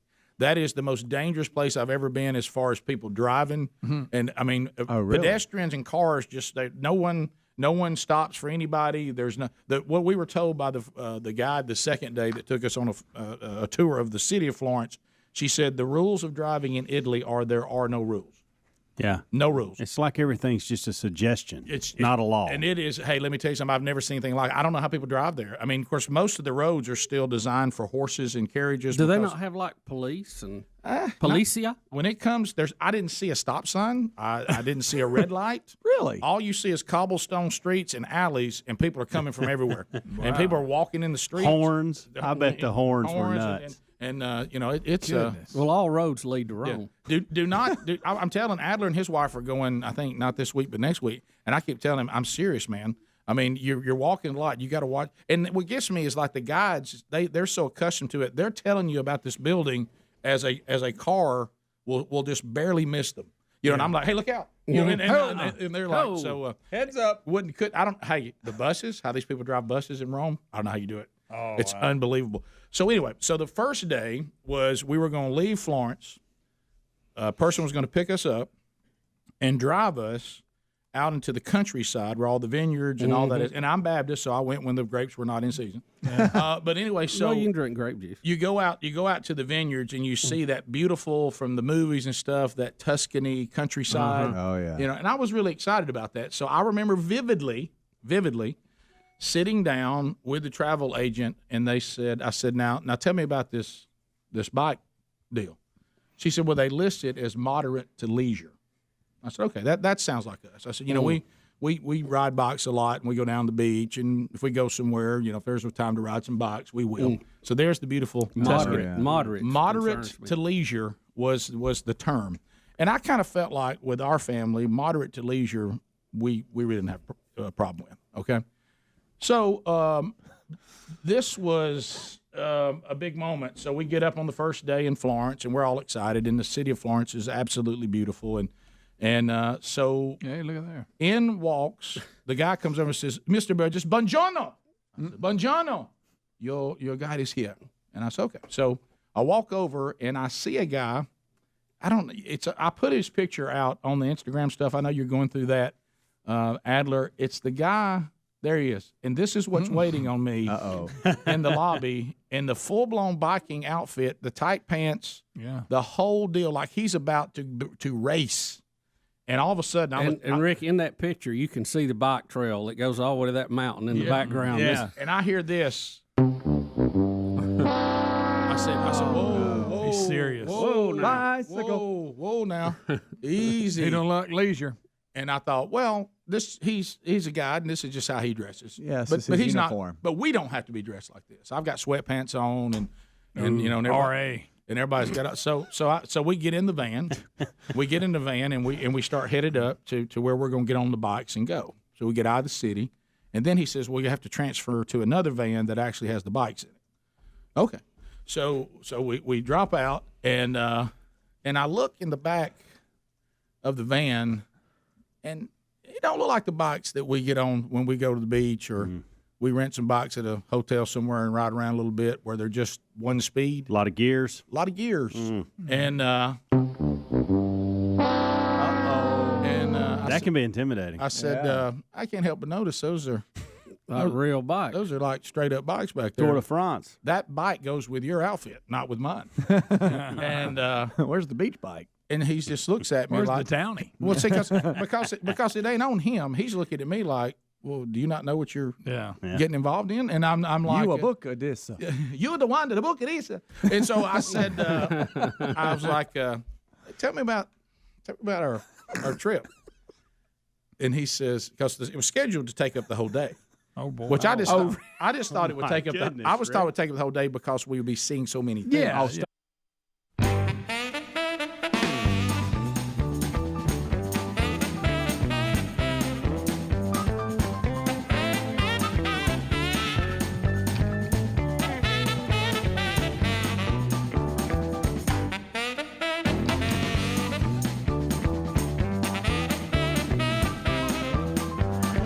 So that's done, Broderick. From the No Name Studio, living out on the bleeding edge of technology, it's Rick and Bubba. Speedy, the real Greg Burgess, Helmsy, Eddie Van Adler, all here and ready to go. Welcome back, Bill Bubba Bussey. Rick, glad to be here, and thank all of you for taking time out of your busy day to be with Rick and Bubba. That's right, Bubba. One of our favorite topics, Glenn Beck podcast. Charlie Duke is on with our good friend Glenn, and he is going to debunk some of the most widely believed moon landing conspiracy theories. You know, it's been a big, heavy NASA day today. It has a lot been of, lot of space Well, talk. Bubba, we're still floating from Hamfest, baby. Keep on. I'm going to throw another Uranus joke in. No, we Greg. keep talking about space. No, Every time. But this one needs to be heard. Okay. Look, I know we're living in a time where people are going to believe what they're going to believe. And let me tell you something. If you're someone that has made the oath that I have made, I'm starting to lose ground with people I can talk to because I've made a new oath. It's my new oath. I will not try to reason with the unreasonable. That's it. I've tried. Well, you've just eliminated a lot of people. I know, Greg. That's what I just said. I don't know who I'm going to talk to now other than y'all. You have eliminated a And ton let's of face people. it, some of us have categories that we're also unreasonable on, Sure. Greg. I'm not talking about anybody in particular. But anyway, so here we go. Here's our friend Glenn talking with Charlie Duke. When you hear people talk about conspiracy theories about that we never went, how do you feel? Well, I'm perplexed because the evidence is overwhelming. If they would investigate the evidence that we have that we landed on the moon, not once but 6 times, you can't deny all the evidence. We have photographs from Lunar Reconnaissance Orbiter that's taken pictures. You can see the descent stage, you can see the car, you can see the experiments package and all on our landing site, and every Apollo landing site is documented, and for 400,000 people to keep it a secret for 50 years is pretty remarkable. If we faked it. Yeah. And I told one of the NBC something. I said, if we faked it, why did we fake it 9 times? If you go fake something, do it once and shut up. Right. But we went 9 times to the moon and landed 6 successfully. And so with the equipment we left, the science that's come back, the rocks are totally different than Earth rocks, and all of the evidence is we landed on the moon. How you like Glenn's podcast setup? I'm interested to know what kind of mic. Yeah, how you like those mics hanging down there? It's weird that I love the fact you can be that far back from them and get that kind of quality. Sure. That is pretty cool. Well, Charlie is saying. Hey, Glenn, what kind of mic is that? Yeah, Charlie's saying what we've been saying all along. This is absurd. They went not 6 times. Greg, what he's saying is you're acting like there's not a body of evidence. There's plenty to look at, and of course he talked about one of the common sense things. So we're just going to keep faking it 9 different times. And all we needed was one fake on that. If the fake, and no one's people ever been people like show off. No one's ever been able to walk out how people benefit from pretending to go to the moon. And how people benefit for pretending the Earth is round. And why stop at the moon? Fake Mars. Fake it Jupiter. All. Keep Yeah. going. Keep What going. else? And let me tell you the one group who would have blown the whistle on this. That was the Soviet Union. Because they were watching this. They were listening to the embarrassed that telemetry. they pulled it off, yeah. That we won, and it would have been a huge mark for them to come out on the world stage and go, hey, they're faking y'all. Right. They're pulling your leg. But they didn't. Let's talk. Thieves usually don't steal just once, guys. Right. That's right. Let's talk Not a about, one-off. just because we want to be sure we understand, because, and Bubba's explained this so many times, with Greg even conceding, okay? Yes, there is fake footage of us. There's 2 different ones that I know of. Right. And but why did we have that? Explain that one more. Hey, man, I've seen the footage. The TV. I've seen it. The TV networks wanted to have something to show. Right. We did. Now on paper, we had it set up so we could send video back from the moon, but nobody knew it would work because we had never done it. Right. So the TV people don't want to be sitting there with a picture. Right. They want to have a reenactment. Right. So NBC did one. I think CBS did one. And one of them was Stanley Kubrick, who did Kubrick. Yeah, who did 2001: A Space Odyssey, and they filmed out in the desert what looked like a lunar module and people hopping down and all this, and people worked on that and they fed them and had craft services and hands, and years later people went, well, they faked it because I was there when they did it. I was there, but they had I was in the desert. Oh no! They had that as a standby to show if they couldn't get video back. Look, the video on Apollo 11 wasn't that great anyway. It was pretty blurry and messed up to start with. And the role it was going to play, and I can't say this word, so I'll need some help from those of you that can. Just like one time Bubba was mistaken as a guy who robbed a house. This was going to be on Crime Stoppers. Mm-hmm. This was going to be put on the screen if they couldn't get the video. It was going to be put on the scene as a dramatization. I can't say that word. Dramatization. Right. So they had that ready to go because us watching want to see something. CBS actually showed a clip of it when they were talking about what was going to happen. And they didn't put the CG up that said dramatization under it. So some people thought they were seeing the actual moon. Because if you had the TV down, you didn't hear what they were saying. Yeah. You think, oh, there they are right there. Yeah, those of you who don't know that, Bubba was an actor in Crime Stoppers dramatization. And everybody thought he was the guy that robbed the house. Yeah, it was the very first one. That's that guy robbed the house. It was the very first one that the TV station in our market did. And we've actually had the guy, the police officer who was in charge of that, call the show. I think he works in Tennessee now. Right. And so they showed me going into the house and all that. Well, they got all kind of calls saying, "Hey, I know that guy." And I'm like, no. In that case, it was a reenactment. Yeah. What about the movie Capricorn 1? Huh? Yeah. True or fake? Starring O.J. Simpson. Capricorn 1. So we did go to the moon. The Russians just crashed something on the moon. Yep. And if I was in the world of pretend, didn't the Chinese do something on the moon? Several countries have landers there now. Yeah. But if what's on the dark side? To that bigger point, if all I had to do was fake it, Greg, if all I had to do was fake it, and the reason I faked it is so people would still invest in the space program, then I don't have us sitting around going, my goodness, we ain't gonna do anything but go to the moon. I would have been going everywhere. Yeah. I mean, I would even go to your favorite planet, Greg. That's right, Uranus. Yeah, right. And I mean, right? If that was because if somebody said, look, we need a PR campaign to keep the funding, then somebody says, well, the people are really frustrated that we haven't been anywhere but the moon. We need to fake something else. All right, let's go on to Mars. And because everybody seems to be into Mars. Would I like Neil Armstrong to be a little more vocal? I would have. Greg, but you know that was what? a personality. The fact he was so humble is one reason he was picked to be that guy. But he's the first man on the moon. But you know what? Buzz talking to everybody. But that humility that made him so perfect also cost him on the marketing end. Yep. You know, they're like, okay, now he's terrible at out marketing. That movie about him. Yeah. It was pretty good. It was. What was it called? A little depressing. It was. Depressing. It had a weird vibe. Oh, it did. It was shot on that weird film that bothers me. Yeah. You know what I mean? It's got a little bit of orange on it. Well, to be that dedicated to what you're doing, you pay a price, no doubt. No question. It's like Reagan said, we choose to go to Uranus not because it's easy, but because it's hard.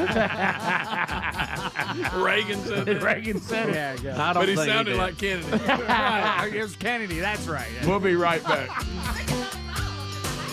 Rick and Bubba, Rick and Bubba.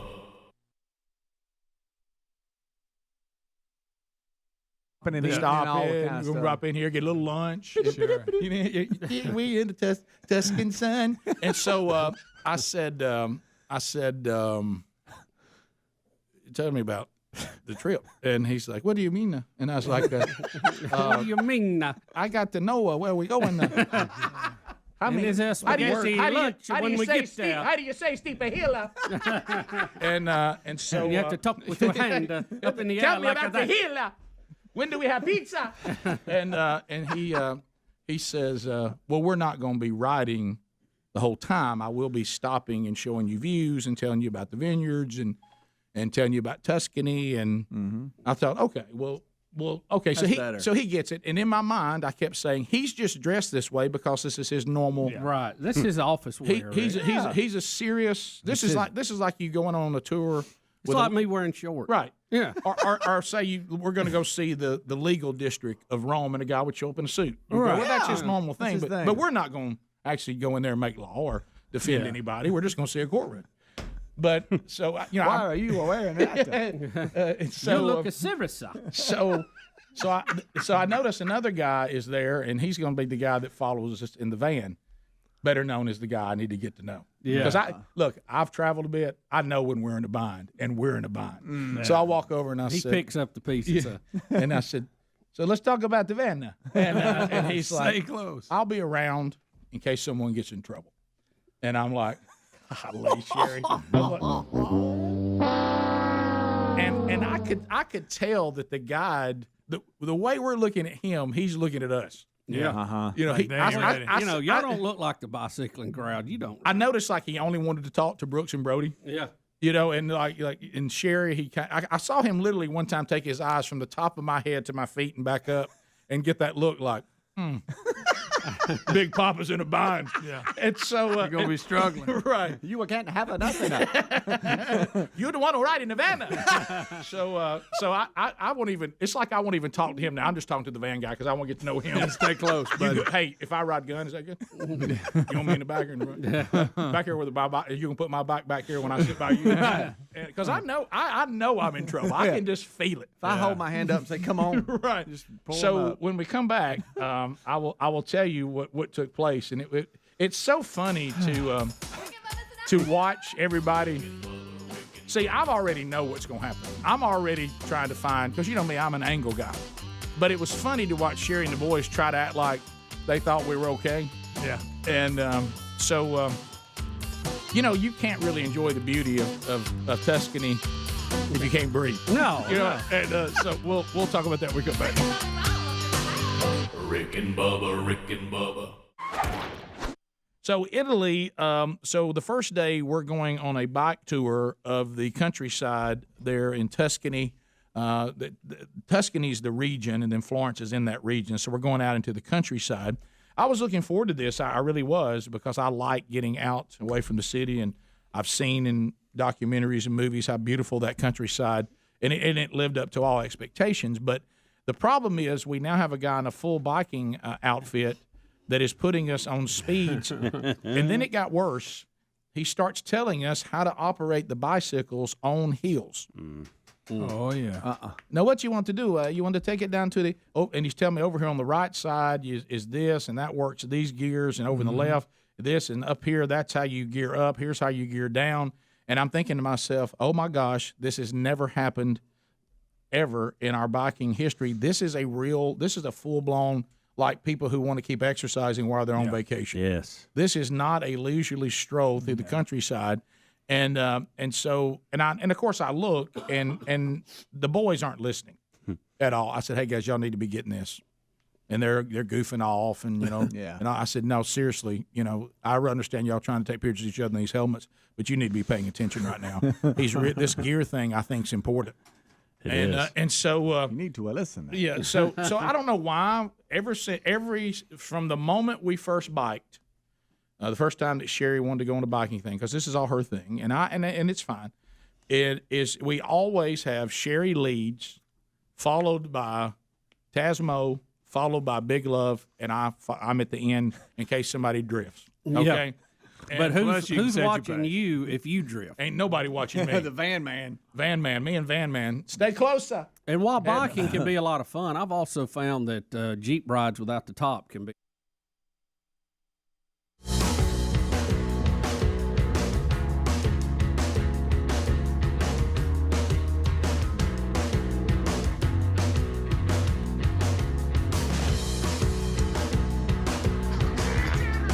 $20 minutes past the hour. So as we work our way back, coming up again on RBU this Thursday. Now, brand new Rick and Bubba University podcast is out. Our interview with Granger Smith, his book Like a River. I hope everybody enjoyed it. Yeah. I got a lot of good feedback on that already. They'd love to see Granger be on the big show, and hopefully we can make that happen too.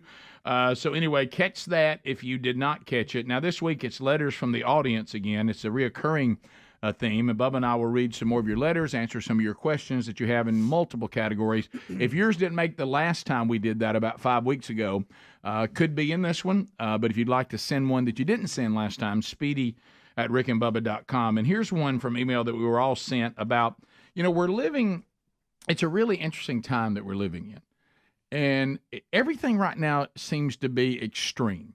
It's just extreme. It's like we just have hysteria about anything, good, bad, in between.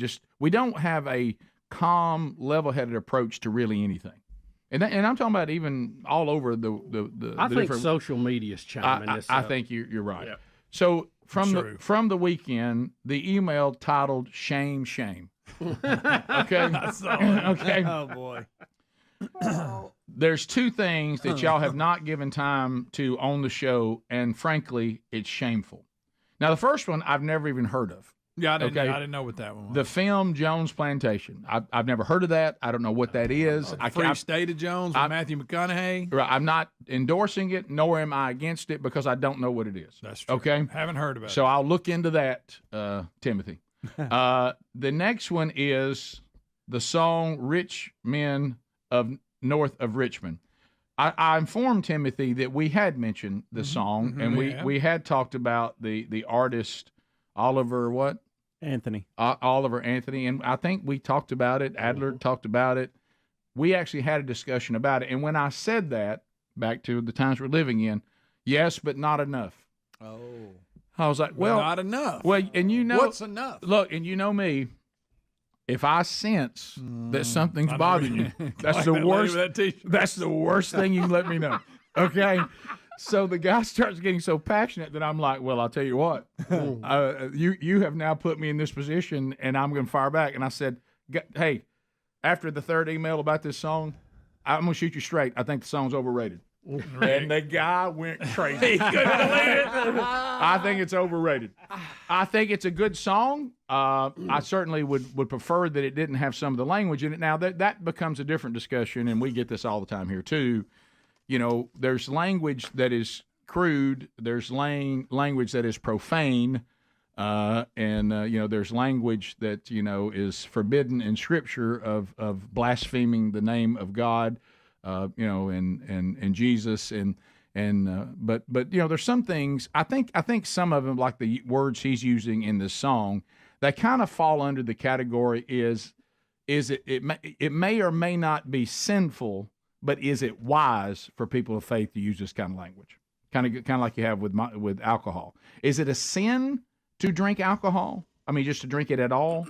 Whether it is or isn't, and I think the biblical case for it being a sin in and of itself is not very strong, but we know that drunkenness is a sin. But then we get back to, and Robbie Gallaty did an outstanding message on this. He said, even though the consumption of alcohol, you can make the case it's not a sin as long as you don't get drunk, but is it wise? And he goes on to the different alcohol contents now versus when they were diluting the wine with water back in the days of Christ, because water was a problem, so the wine would actually make the water drinkable. And the stuff we're drinking now, the alcohol level much higher and all that. So the deal he was saying is not that it's sinful to do it, but is it wise to do it? And the Apostle Paul talks about this. He says, there's a lot of things I'm free to do. It's just not wise to do it because of damaging my witness or causing someone else to stumble and da-da-da-da-da. So anyway, I would first of all probably have played the song more if it didn't have so much language in it. So there's one. But the second thing is, I think the guy, I love the way he sings. I like that edge. It's a great story, too. Yeah, and I like what he's taking on. He's right. The government is the problem, not the answers. I totally agree with that. Ronald Reagan said that. I love that he's doing that. I like the boldness of what he's saying. All that's good. I like that ladder stand behind him. Right, I do too.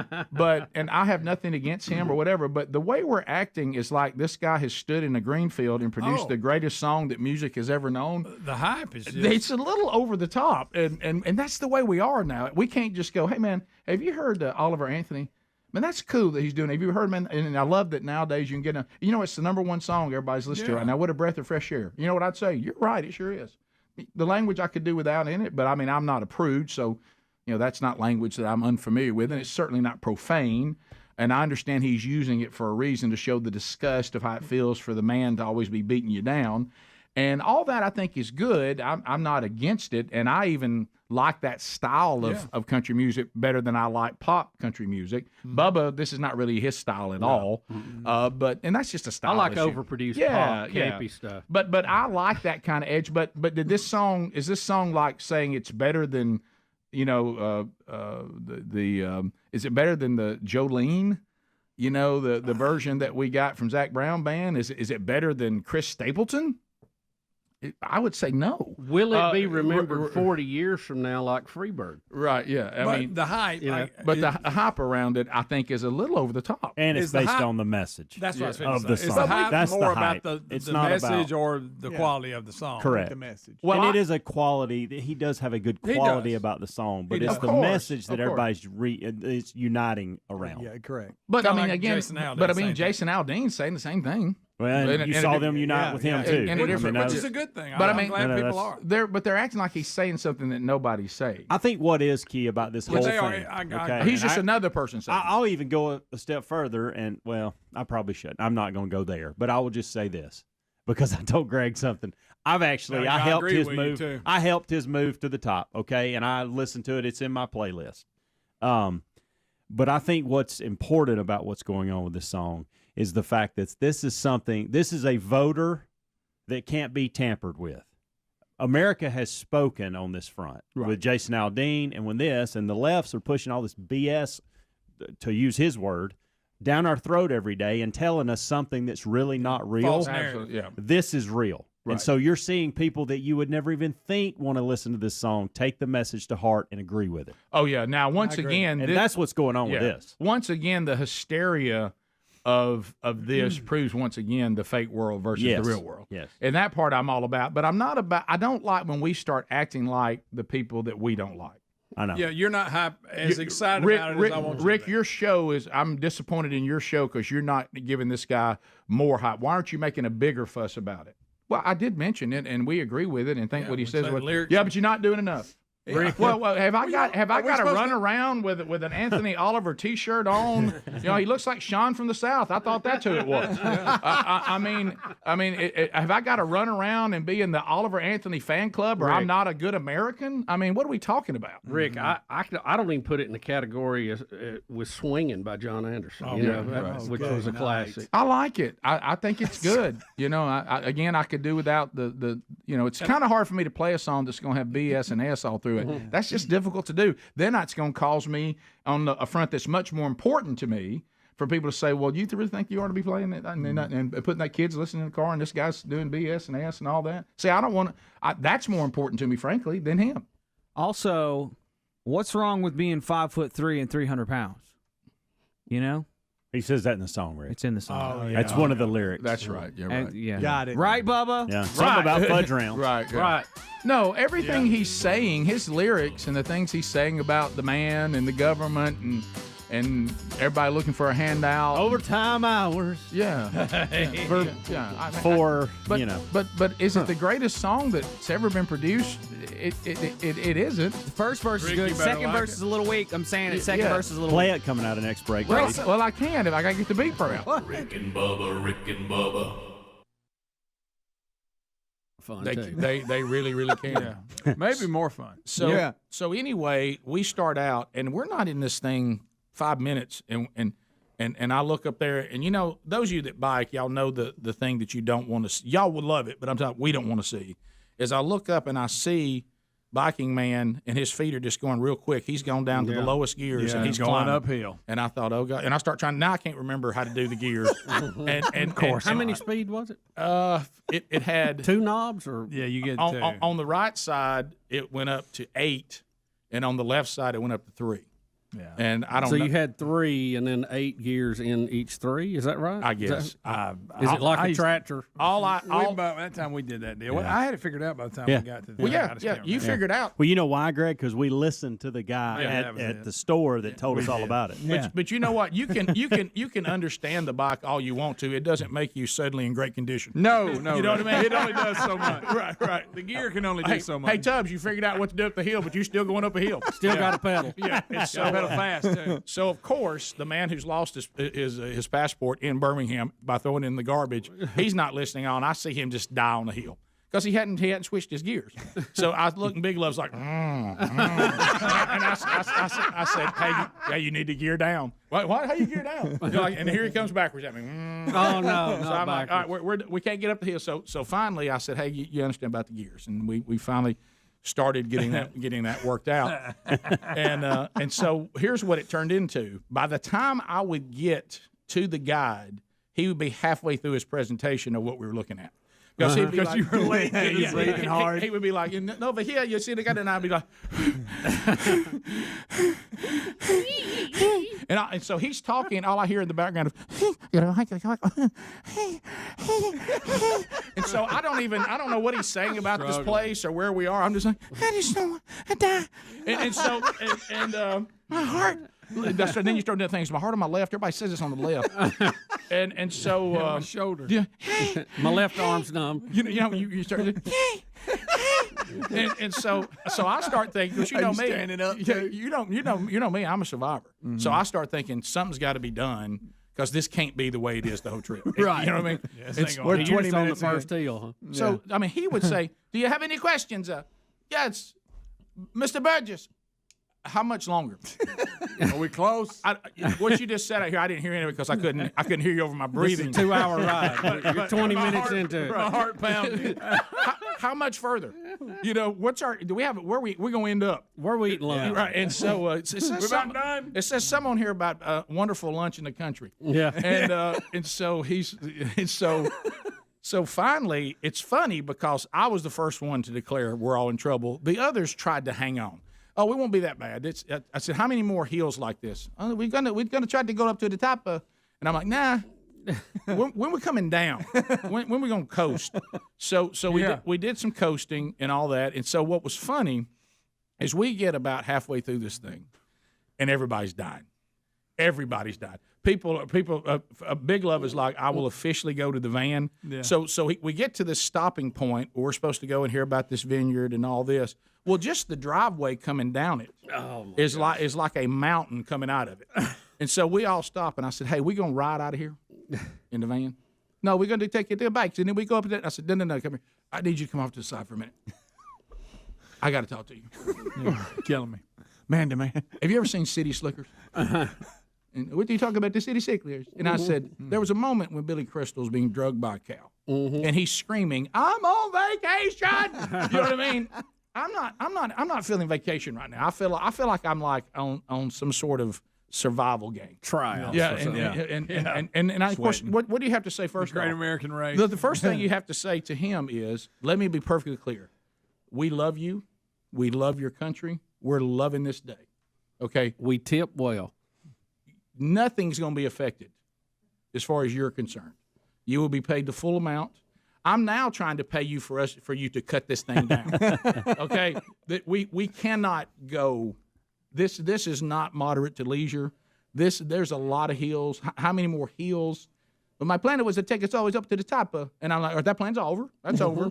Let's set up. You do not want to go to the top. I do not. Now, if you can ride me to the top and get me on my bike and let me come coast down. And then I'll take a looker. Yeah, and then I can coast down. And because I finally went over I said, anybody still want to stay with it? In family, everybody show of hands. Red face. Who wants to stay with it? Sweating. Hey, guys. Everybody up. How many want to stay with it? I get no votes. None. Even cherries.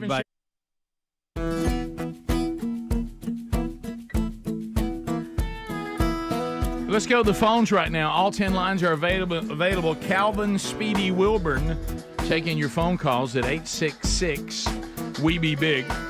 And you can join us right now, and you'll get in. 10 lines are available, so if you move right now, you got it. Don't forget Rick and Bubba Charity Charge going on today in Alabama at participating Buffalo Wild Wings, benefiting the Outdoor Ability Foundation, 10% of all food sales today. Relief Factor, man, we love this product. I was talking to my buddy Chris Dyson about this just the other day, and he was talking about it's amazing some of the emails that we get.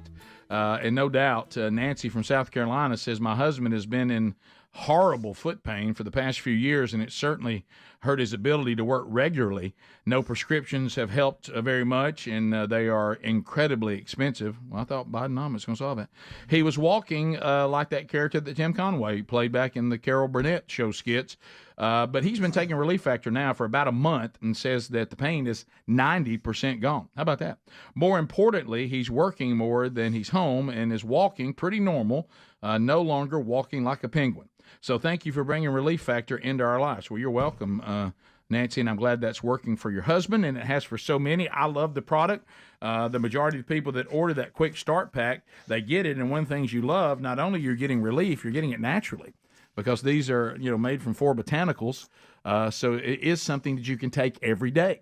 So get yours now by going to ReliefFactor.com. We hope that it works for you, or you can go to rickandbubba.com and look there under the sponsors. But to the phones we go. Let's go to Mike in Auburn, Alabama. Mike, go ahead. Hey, guys. How's it going? We're good. Great. Hope you're okay. Good. Hey, Rick, the other day you were telling a story about your dad and the umbrella, and I almost choked on the side of I-85 eating some peanuts. But I was curious what your dad would think about Greg missing so much work to take care of puppies. Well, I've never been thankful that Dad's in the situation he's in, that he wouldn't know that. But Dad, though, strangely enough, I'm gonna be fair here because this would be easy to pile on. Strangely enough, Dad actually had a soft spot for dogs. Yeah. You may have found Dad and dogs. He loves dogs. We always had dogs. So he might have given Greg a pass because of it being dogs. Do you think?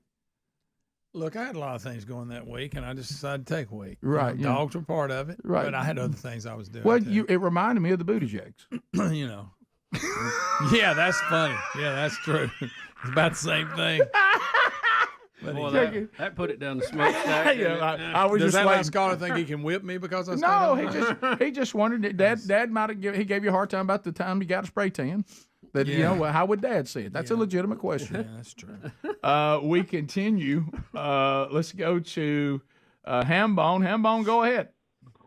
What's up, gents? Hey, buddy. Hey, just quick, 2 things real quick. I was cutting grass yesterday, had the Oliver Anthony soundtrack on, and just the way that he screams in his music, it was better to hear him scream at me than my wife scream at me. Well, there's no doubt about that. Yeah, I'll give you that. Yeah, you know what, Greg, the reaction to it is almost like that time when we had neighborhood bully Mark Robertson. And we had a guy in our neighborhood he nicknamed Cuddles because everybody got a nickname from the neighborhood it was perfect too if you knew him. And so Cuddles wanted so much to be the side kick of the neighborhood bully. He was his hype man. He was, and every time he would little dog that jumps around. Yes, 100%. Get him, Spike. And he would be overly excited anytime Mark wanted to do something or had an idea or was whatever.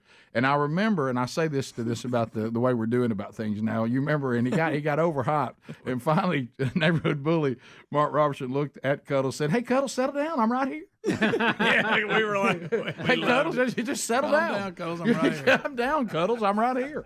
And I just feel like that can we not just kind of have a normal reaction to something? 100. Right. It's either we're all against something or by golly, it's the greatest thing that ever happened. And everybody else better feel the same. And if you don't feel the same way, you're not as good an American as I am. We continue. Let's go to Mike in Alabama. Mike, welcome to Rick and Bubba. Go ahead. Hey, thanks, guys. A question for you. I remember as a kid when the Apollo mission landed on the moon. One thing is they let church out early that night, and so we could go see it on television. I've always wondered why we did not lay claim to the moon. Now Russians can lay claim to it. We just babble up. We made an agreement not to be able to do that, right? We already had a treaty that no one would lay claim to it. Right. Like Antarctica. Kyle in Birmingham. Kyle, go ahead. Hey, fellas. So Speedy was talking about earlier that about the Venmo on the cars. Yes. I drive a truck to Nashville, and you'll see all the people going by with their cars. They'll say, buy the bride a drink, and then the guys will be, buy the guy a good time. and they'll have the Venmo on there like that too. I don't get all this. What kind of price tags on a good time? Greg, I kind of go back to Timothy. I go back to listener Timothy's email to us. Shame. Shame. I mean, where has shame gone? Curtis, Columbus, Mississippi. Shame. Curtis. 96.1. Curtis, go ahead. Oh yes, I watched the movie this weekend. I think it was something heist. Morgan Freeman was in it, and they was gonna steal his stuff, these antiques. And the white guy that was actually where the antiques were, he got this statue out of the great thinker. Well, he got undressed butt naked and was trying to look like the great thinker. And all of a sudden, this cop comes in, and he ends up getting in the box with the statue butt naked. I seen like part of it. I didn't know if y'all ever seen the movie or not. It's pretty funny. Curtis, you Curtis said like Morgan, a good one. Curtis, Morgan Freeman was in it. That narrowed it down. Yeah. Curtis, I don't even know what you just told us. I didn't follow that at all. Did y'all follow that? I saw one. I don't think it's the same one because I fell asleep during it a little bit. It's got Morgan Freeman and Cole Hauser, the guy from Yellowstone. Yeah. And it was really weird and stupid. Oh, really? Yeah. Well, now Morgan's been in a few. You'd have to narrow it if you're down. like a Morgan Freeman, you've got some wins, but we all have This losses. was called ritual killing or something. This Linus show, I'm all in on Paramount Plus. He makes an appearance. What is it called? Linus. It's a CIA kind of thing, whatever. There it is, the ritual killer. That is the weirdest, stupid movie I've ever seen. And he doesn't show up till like episode 4 or 5, and his speech, he's a special assistant to the president or whatever. His speech is fantastic. Morgan Freeman? Yeah. Like he's oh, sure. Yeah. If I you love give Morgan Freeman. you give him some good dialogue, he'll hammer it You out. ever run across him in Gulf Shores? He lives there now. I know. He used to live by If Bubba. I'm scanning, by the way, and I did see at Morgan, Dippin' Dots. I stop. I stop and watch it. Just to see what it is. I always give him a chance. He's on that one list. of my favorites. He's on that list. He can be in these great movies that are just awesome, but he'll also be in one that's not. No, so you're great. right. Well, he likes his trade, and he's in a lot of things, and you never know. But we can say we can say the same thing about Robert Duvall and Tommy Lee Jones. Sometimes. That's true. And I give them Morgan Freeman, Tommy Lee Jones, Robert Duvall. If they're in a movie, I'm giving it a shot. Yes. Yep. You're I'll right. stop and look. Let's go to Jason Heflin, Alabama. Go ahead. Yes, sir. I just wanted to say and give you guys just an applause for everything you do for the kingdom. My name is Jason. I'm the pastor at East Heflin, and I just want to tell you guys our man church last night was awesome. Todd done an awesome job. Yeah, I got some. Todd emailed me or text me. Good job, Todd. Attaboy, Todd Lewski. And in there. told me it went really, really well. We were super excited about it, and thank you for trusting us. And there is no greater gift to a pastor, Jason, as you know, than a strong men's ministry. Yes, sir. If you got a strong men's Yes, ministry, sir. you can build off that. And I want to say something that he said last night that just provoked all of us men. He says we need to stop comparing ourselves to Peter before Pentecost and start comparing ourselves to Peter after Pentecost. And I'm going to tell you something, that really touched all of our men. No, that's true. We've talked about that a lot. It's in a lot of our curriculum too, and Todd's part of our team, so he's putting that out. Yeah, it's interesting how men are always talking about, hey man, we dumbing everything down, participation trophies, and then of course they always compare themselves to Peter and John prior to Pentecost because they're a much lower standard. Yeah. But after Pentecost, which is where we are in the church age, the standard much higher, and men cower away from that when they claim that high standards are what they always want. But when it comes to spiritual life, men are like, well, I want to be mediocre. Yeah, Helms and Bones, I'm telling you, pastors, if you need to get in touch with this man church, these guys do a phenomenal job. I just want to be encouragement to all the churches, all the pastors to get involved with this men's ministry because we're just getting started, and it's already been life-changing for us. Thank you, Jason. Thank you, guys. Thank you. Hey, thank you. And we're hearing that all over the country. That is just such good news. Dave in Nashville. Dave, go ahead. Morning, fellas, Green Acres. Thank you, buddy. Go ahead.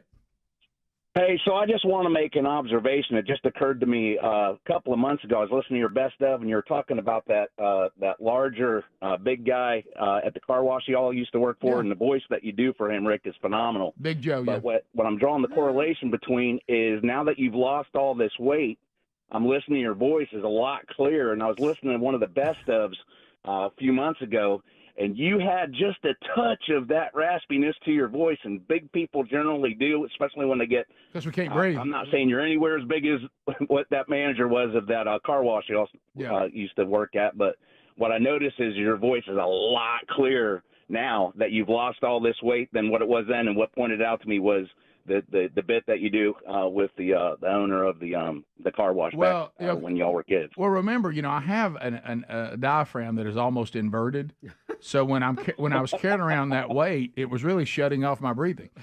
So I'm breathing easier now. So so thank you for noticing. And remember, you went to school to lose your accent. Yeah, that's right. You had that voice training. Yeah, Rick. don't forget that. Yeah. I thought he went to school to speak Southern. Wes in Tuscaloosa. Wes, go ahead. Yeah, morning, fellas. How y'all doing today? We're good. I hope you're good. Doing well. Hey, am I the only one that's over this song on Redbeard to singing? I mean, it's got a good message. Sure. But, I mean, I'm over. I just don't understand why we have to, be using foul language, and then next thing, that clip you see, we're up there with the Bible spreading the message. Let's just leave out the cussing and let's get back to the Bible. How about that? Yeah, well, I mean, look, it was a good song, but to your point, I don't know why I'm asked to declare it. His lyrics. I'm just why am I asked to declare it the greatest song of all time? It's. I mean, you got to go buy a T-shirt and everything. It touched a nerve, I think, with the way a lot of people are feeling now. Yeah, no question. But is it, how will it stand up the test of time? Yeah, it's but nowadays you can get a lot of hype going. Yeah, for a small amount of time, but get it while you can. Yep. Rick and Bubba. Sherry's like, I'm out. Oh, wow. I said, okay. This is it. Okay, this is it. So we're done. We're done with this. We're still going to see everything, but we're no longer going to bike this thing. And so I said, here's the deal. You can take your bike, sir. And wonderful, one of the kindest people I've ever been around. God, he was so good to us. I want to be clear. All this was just we weren't in good enough shape for this thing. And I said, so you need to, if you want to bike on down, we're going to get back here with Giacomo, and we're going to hit the van. I mean, I'm talking about full blown. Take the wheels off because they take the front wheel off to load them. Yeah. Oh yeah, you got to do that. You want to get the back out? No. And then he says, we get down to the flat. We get it back out. Okay, we'll get back on it down there where we're going to go to lunch and all that. So when we come back, this is how wore down we got. This is when believe it or not, this gets worse. And so I'm like, because here's where we're torn. My legs are burning. Here's where we're torn on the English and the Italian. His English was very good. But he's the guy. He's the guy that's saying these people paid to have a day in the Tuscany countryside, and by golly, I'm going to give it to them, whether they like it or not. And I'm cutting off parts of the trip like he asked, but he just couldn't. He didn't want it to be that we were just going to end and just say we're good. Yeah. And I said no, not asking no, and and he had a thing he had planned at the end where we're going to sit there and he had a snack for us, and so let's go eat, and let's go to the little village here and let's eat. That'll be wonderful. And then as you're eating, you know what happens? Your body begins to settle. Now your legs, you're finally getting to the point where you're like, your butt's sore. I said, raise your hand if your butt's killing you. Yeah. And everybody, because you know what? We don't have the right gear on for this. And we're rolling on these bikes. So then we violated what I thought was always a Burgess family rule. Know when you're done. No, when you're done. And we try to give it one last little burst there at the end, and it cost us. We go to Rome, and if you missed the recap, it'll be in the podcast archives today. Pictures, you can just follow me there on Instagram or Twitter. Pictures from the trip are there also. So we get to Rome and to the Colosseum. I told you about us seeing that. So we had this incredible guide, and all the guides were great that picked us up, and she was like an archaeologist.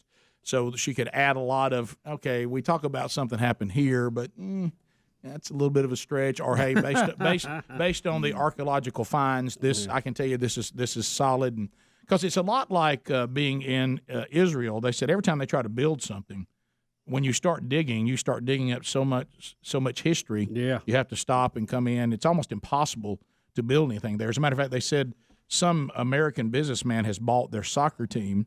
And he's basically saying, look, I'm out if something doesn't change. He's trying to build them a new stadium. We can't find anywhere to build it. Because every time he tries to build it, he's told he can't build it there or whatever. They told me about that. So soccer fans, y'all probably know about that. But anyway, so we go to the Coliseum. Let me say this. The Coliseum for me was probably one of the biggest moments just because you've seen this thing, this picture right here of the family in front of the Coliseum. That almost looks like it's not real, but that is the real Coliseum behind us. Now, how many would that hold? 60,000.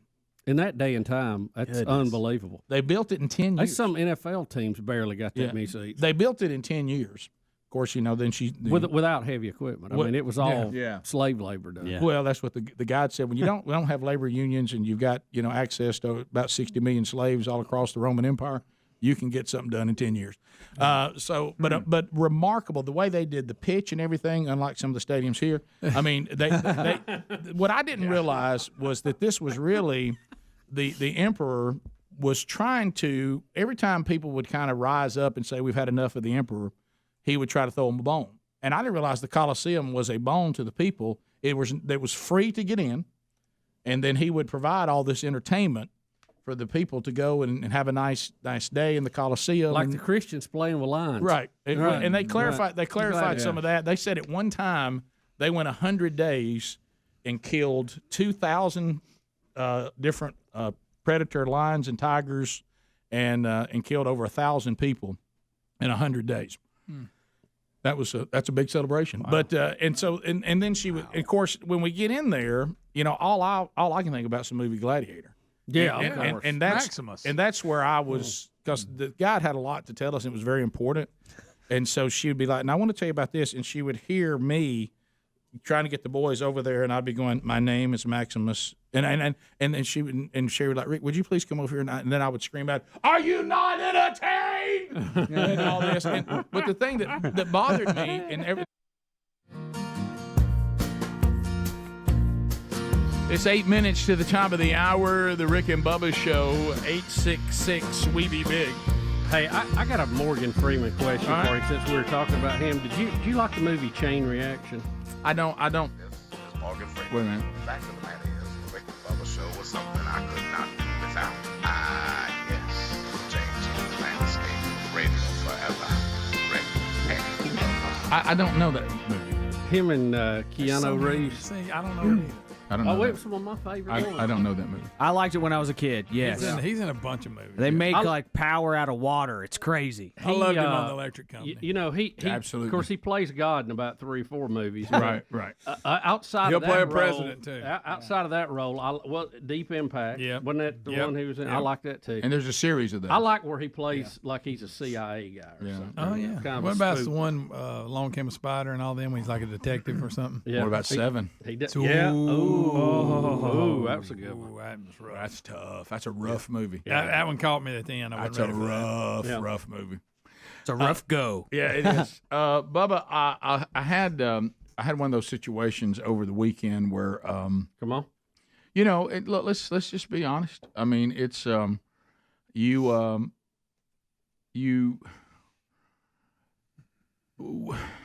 got a lot of weddings coming up, and then there's people that we know getting married. Yep. And you try to get to as many of those as you can, and your wife is usually extremely hyped about those more than you are. All right, let's just get real for a minute about going to weddings, okay? Well, so not only do we have 2 sons getting married, and we're getting ever closer. I'm now 2 weeks away. You're there. 2 weeks away from wedding 1 in New York City. Ooh. Well, it dawned on me over the weekend that I told Sherry, I said, back to what we've been talking about today, I said, you realize that none of my suits fit. Ooh, baggy suit. And she said, "Oh my Baggy goodness." suit. She goes, "Oh no, we haven't. Little late to fix that. We haven't thought about that." I said, "None of them fit." Uh-oh. And she said, "Well, you're doing the ceremony for one of them, so that you're in the tux there." I said, "Yeah, I've been fitted for that, but what about rehearsal dinners? What about Blake's wedding? Even though it's in the park, I'm sure that will be." And she was like, "Oh wow." Just got to wear them golf clothes you bought. Right. And so we go quickly to the place of suits where I had bought those suits. And they said, you got to bring them in. I'm talking about right now. and we probably will have them to you the day before you leave, which means I won't have them. Oh, no. So, Rick, you're cutting it close. So anyway, there was something so Just strange. Renatucks. So anyway, first of all, Sherry said that my attitude about them having to fit these suits again was not a great attitude. And because at one time they some reason they put me, and she claims I had an attitude about it, and it kind of everybody didn't know what to do. She goes, it's that thing when you turn just a little bit and it looks like you're angry, and then you kind of scare people. And she goes, I didn't think that was necessary. I said, what are you talking about? She goes, well, I got you, some pants that you said you thought fit you, because I had to get one suit. We had to have one that I could have, and then the others are trying to be altered so they can be available to me too. But I had to buy a new one.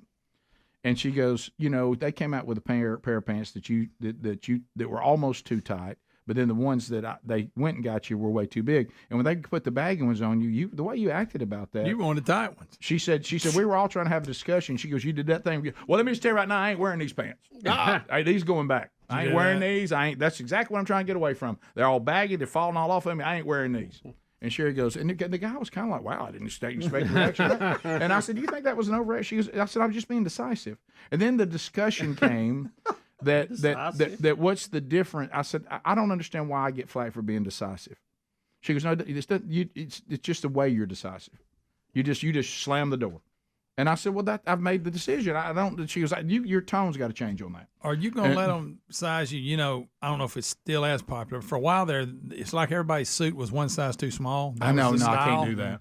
He said they were even floods. No, you're right. I'm not going to do. I'm not going to do And the jacket would, your arms would be like this. I'm too old. I'm too old. I'm too old He's for not that. a minister of music. Yeah, I'm too old for that. So anyway, because I did that, I did that, Sherry and I were in separate cars, and because I did that, I could tell Sherry was done with me. Oh. And she's like, well, I'm out. She goes, and I'm going to go grab some coffee next door at this coffee shop, and then I'll see you at the house. So the guy's like finishing up, all that. So all of a sudden the police come in. Oh. All right. No being rude was against the law. And I thought to myself, wow, so it's being decisive is against the law now. And so the law comes in, and he comes over to the guy who's working on me, who I guess is running the place. And finally I see them have a discussion. He walks over and goes, whoa, that was weird. And I said, what happened? He said, well, they're at the wrong place. Listen, I keep in mind, Sherry just turned left and went to the coffee shop. He goes, there's an instance at the coffee shop of indecent exposure. And I said it that way. So I started calling Sherry. I said, hey, what's going on over there? Right, Sherry, watch out. And I'm not buying these pants. Right. Tell you what I ain't wearing. Don't say latte.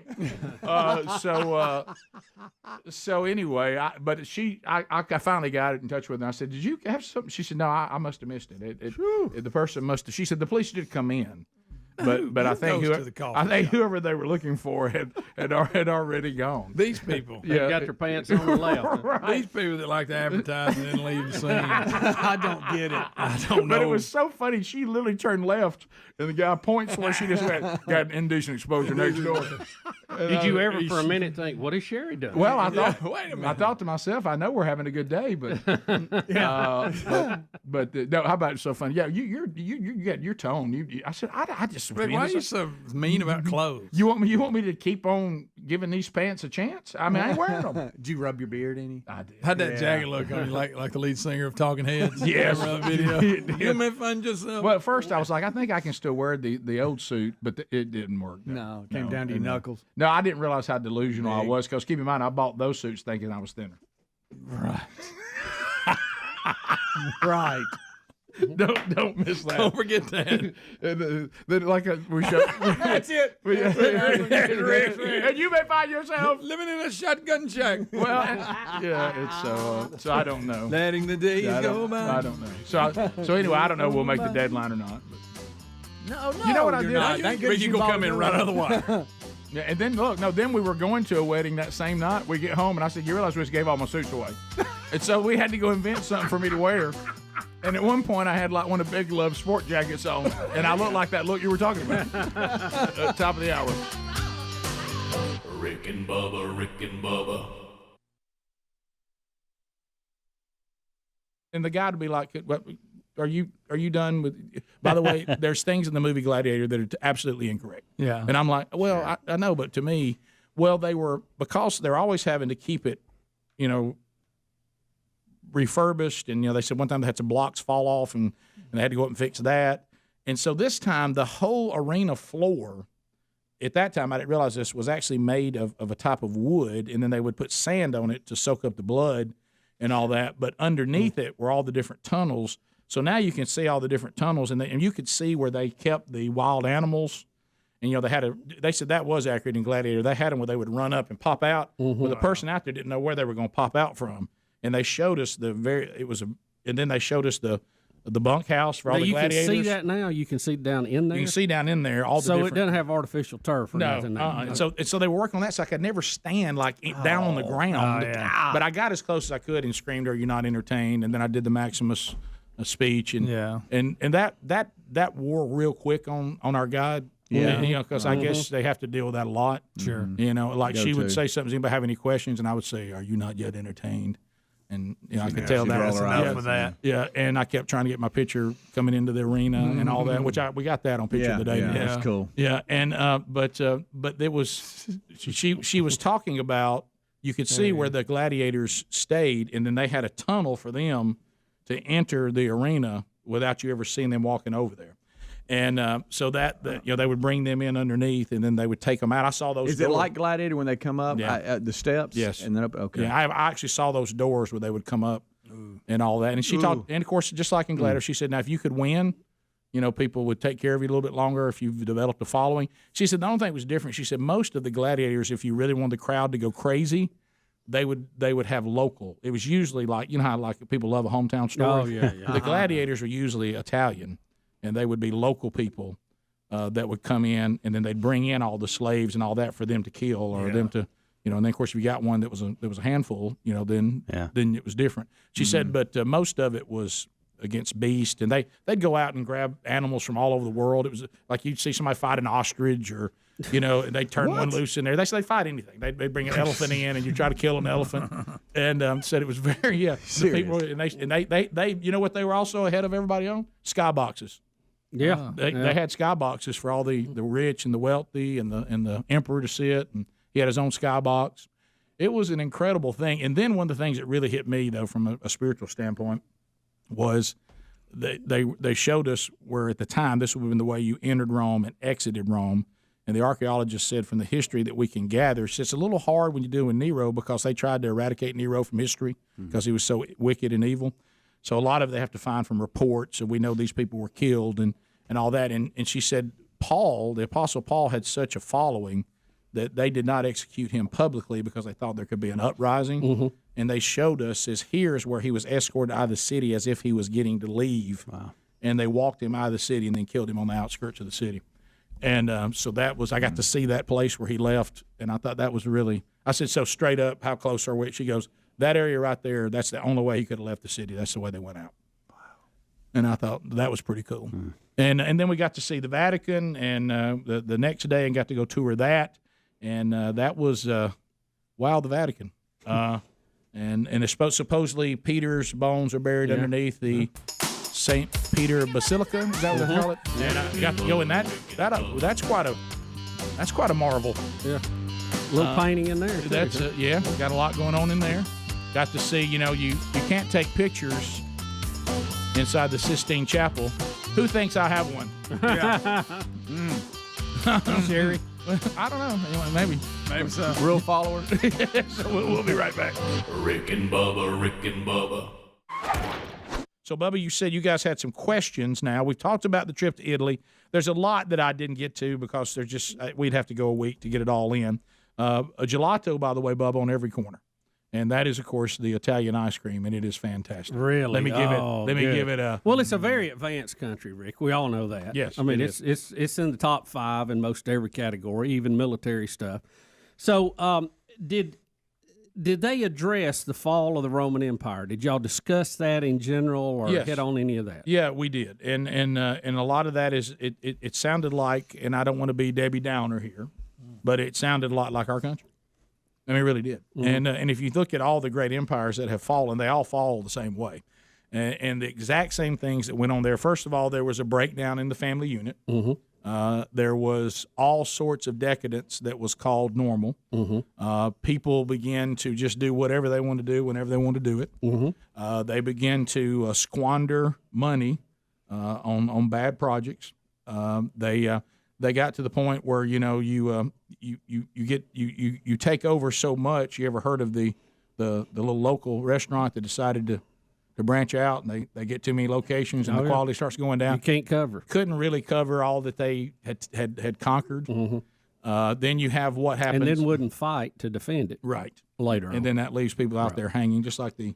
So it was one of the great world empires that fell without being defeated militarily. They rotted from within. Right. And then you had all the tyrannical leaders that were, we think about Julius Caesar, and I saw a bust of him that was made the Ides of March, when finally all of a sudden people just rose up and murdered him right there. You touched on it a minute ago. World War II, Mussolini, not big on that, huh? No. The people there, when you're trying to talk about Mussolini, it's like trying to go to Germany and talk about Hitler.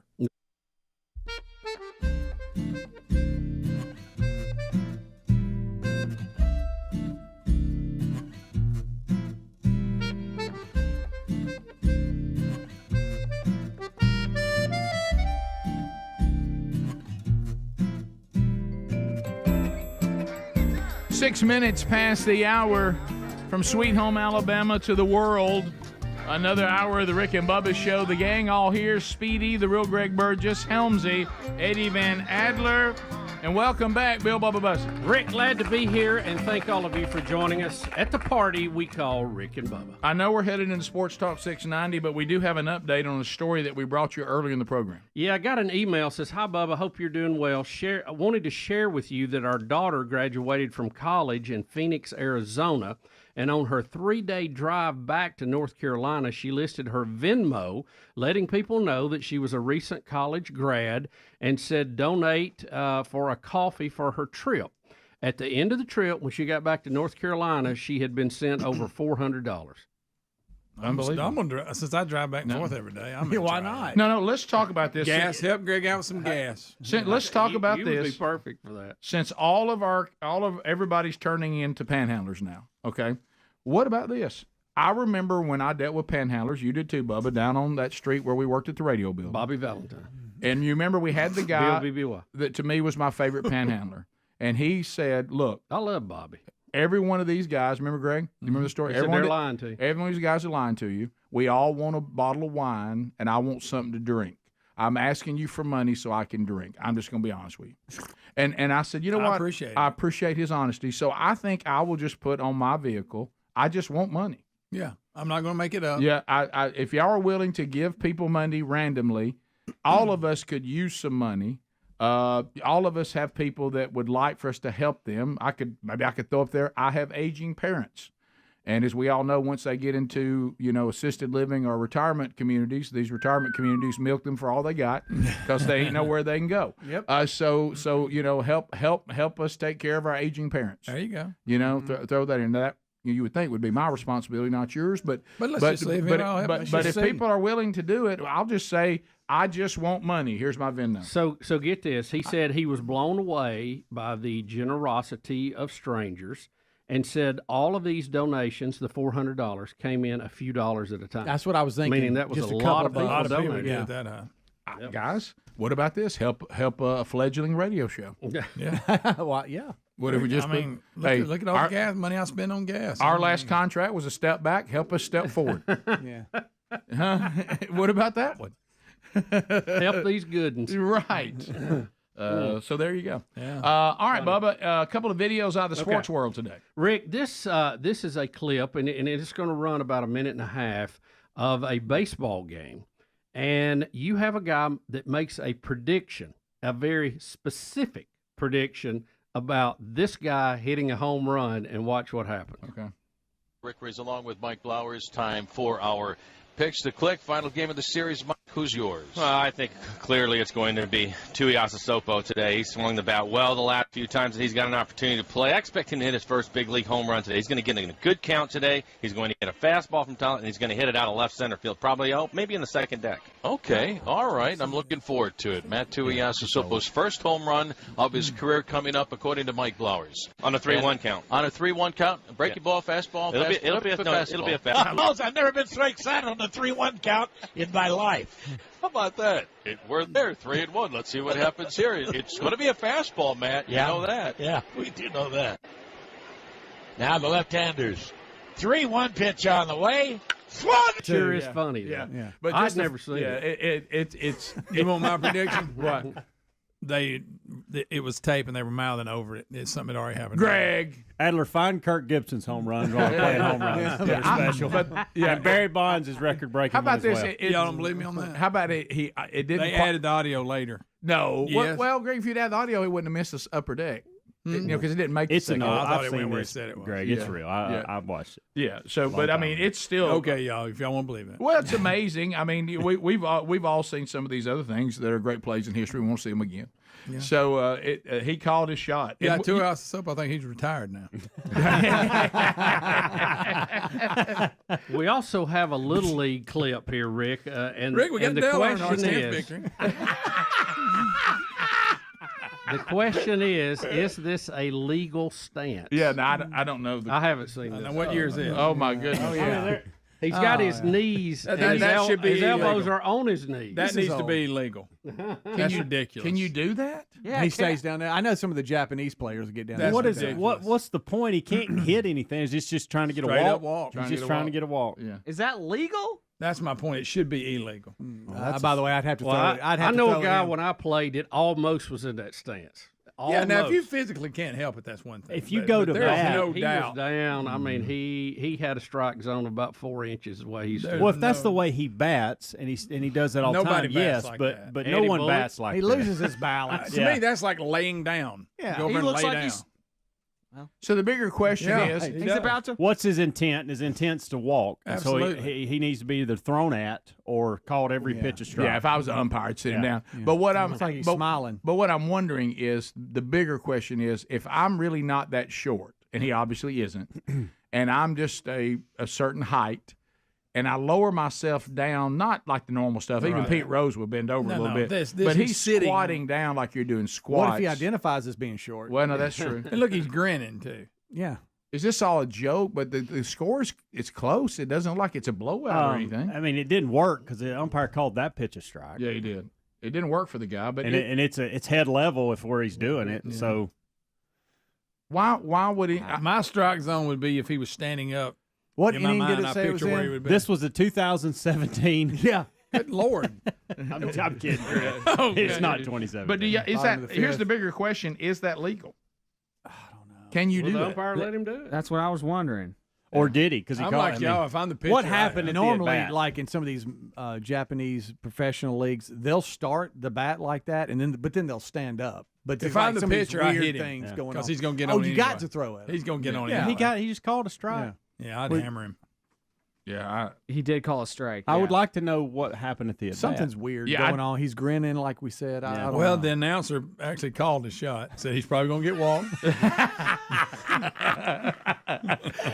they're gonna ring him up on the fifth pitch. Yes. Yeah. They're tired of it. From what it looked like to me, that the ump rung him up. That's what it looks like to me. So that is legal. It's getting crazy out there, guys. Look at with the next batter.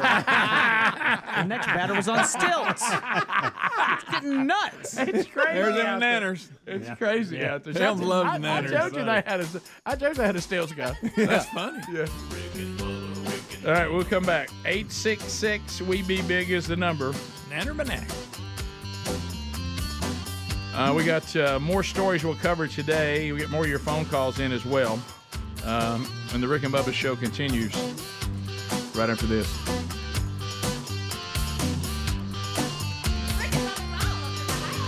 Rick and Bubba, Rick and Bubba. They don't want to talk about it. They're embarrassed about it, and they certainly do not hold him in high regard. And then the other thing that we were talking about is, with Nero, he was so wicked and evil that they tried to take him out of the history books, which you and I both don't agree with, because if you just remove uncomfortable things from history, you can't learn anything from them. That's right. And so it was. It's the same problem. And now it's hurting history, like you said, because they want to know things about him, and they've been destroyed. But the thing that I took away the most, that if you read Romans chapter 1, Paul's letter to the Romans, what you see is a society that got to the point where they said anything goes. and they really got to where they partied and laid around and did everything under the sun. Well, they got to a very high lifestyle, and instead of remaining disciplined, they just went for the fun factor, and it turned into anything goes. And I will say this: they were obviously a brilliant people. The things that they did with architecture and roads and science. I mean, of course, they covered on our tour because they have the place where Galileo was buried. Galileo. And they covered what John Lennox talked to us about how he was thrown out of the church. Yeah. Oh, yeah. For figuring out these formulas and saying, hey, I got news for you. We're rotating around the sun. The sun is the center of the solar system, not the earth. And, of course, this flew in the face of what the Roman Catholic Church was claiming Scripture said about Earth's place in the solar system, in the universe. And he was thrown out of the church. And then the PR campaign, when they finally had to did they say they didn't even really officially say that he was right to the 60s? Yeah. I mean, but he, because they... the rocket era kind of put all Right. that away, But, that was kind of like the alley-oop dunk to end that discussion, wasn't it? Yeah, learned a lot about Dante. Saw where he was buried, too. Dante's Inferno, the great author. Yeah. Well, what about and the other famous Roman that we deal with in our history and religion, Pontius Pilate? Was he brought up at all? No, there was no discussion of that. So I never did find out anything about that. It's funny because when he's quite a character, and again the reports are a little sketchy, but yeah, it's interesting reading about him, the man, who he was in history. Yeah, when you go to throughout this, it's all according to like what guides you end up with and all of that. You can go there and just find more about the history of what Paul went through when he went there. I got a little bit of that. Would like to get more of that, but what I noticed, they talk a lot more in Rome about Peter than they do about Paul, and for obvious reasons, because they believe that he started the church, and right. and there's you can agree or disagree on exactly what Jesus was saying. I find it hard to believe that Jesus would ever build his church on a sinless man that's going to deny him just a few days later. And Peter had to be saved just like the rest of us, and it would seem to defy everything that God says about him versus mankind, that he would build his church on any human being. Right. But that's not I want to be respectful of all that. But seeing, we do know what Peter did and what Paul did, and the history of what they went through in Rome is fascinating. Really. Yeah, it is. They have. We went to see Peter in chains, where they think these are the chains that Peter arrived shackled in, and they found these chains, and of course they've made a church on that as well. And like I said, under the St. Peter's Basilica, it's where they believe his body was buried. Yeah. So there, His and bones, that he was crucified upside down somewhere in that area where now Vatican City is located. I think he requested that. Correct. Because he was not worthy to die as Jesus died. That's correct. Yeah. So that was all fascinating. It really was. And got to see there's so much to take in. I mean, there's just so much history and so many. Think of all the famous art. The sculptures. I'll tell you what was funny was Michelangelo. They say it Michelangelo. That's it. Michelangelo.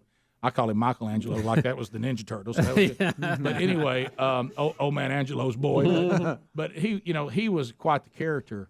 And but when he did, and we saw, and you saw me put this on the pictures, his sculpture of Moses. Well, when you think about interpreting Scripture into all the languages, sometimes there'll be little misses. Well, his interpretation.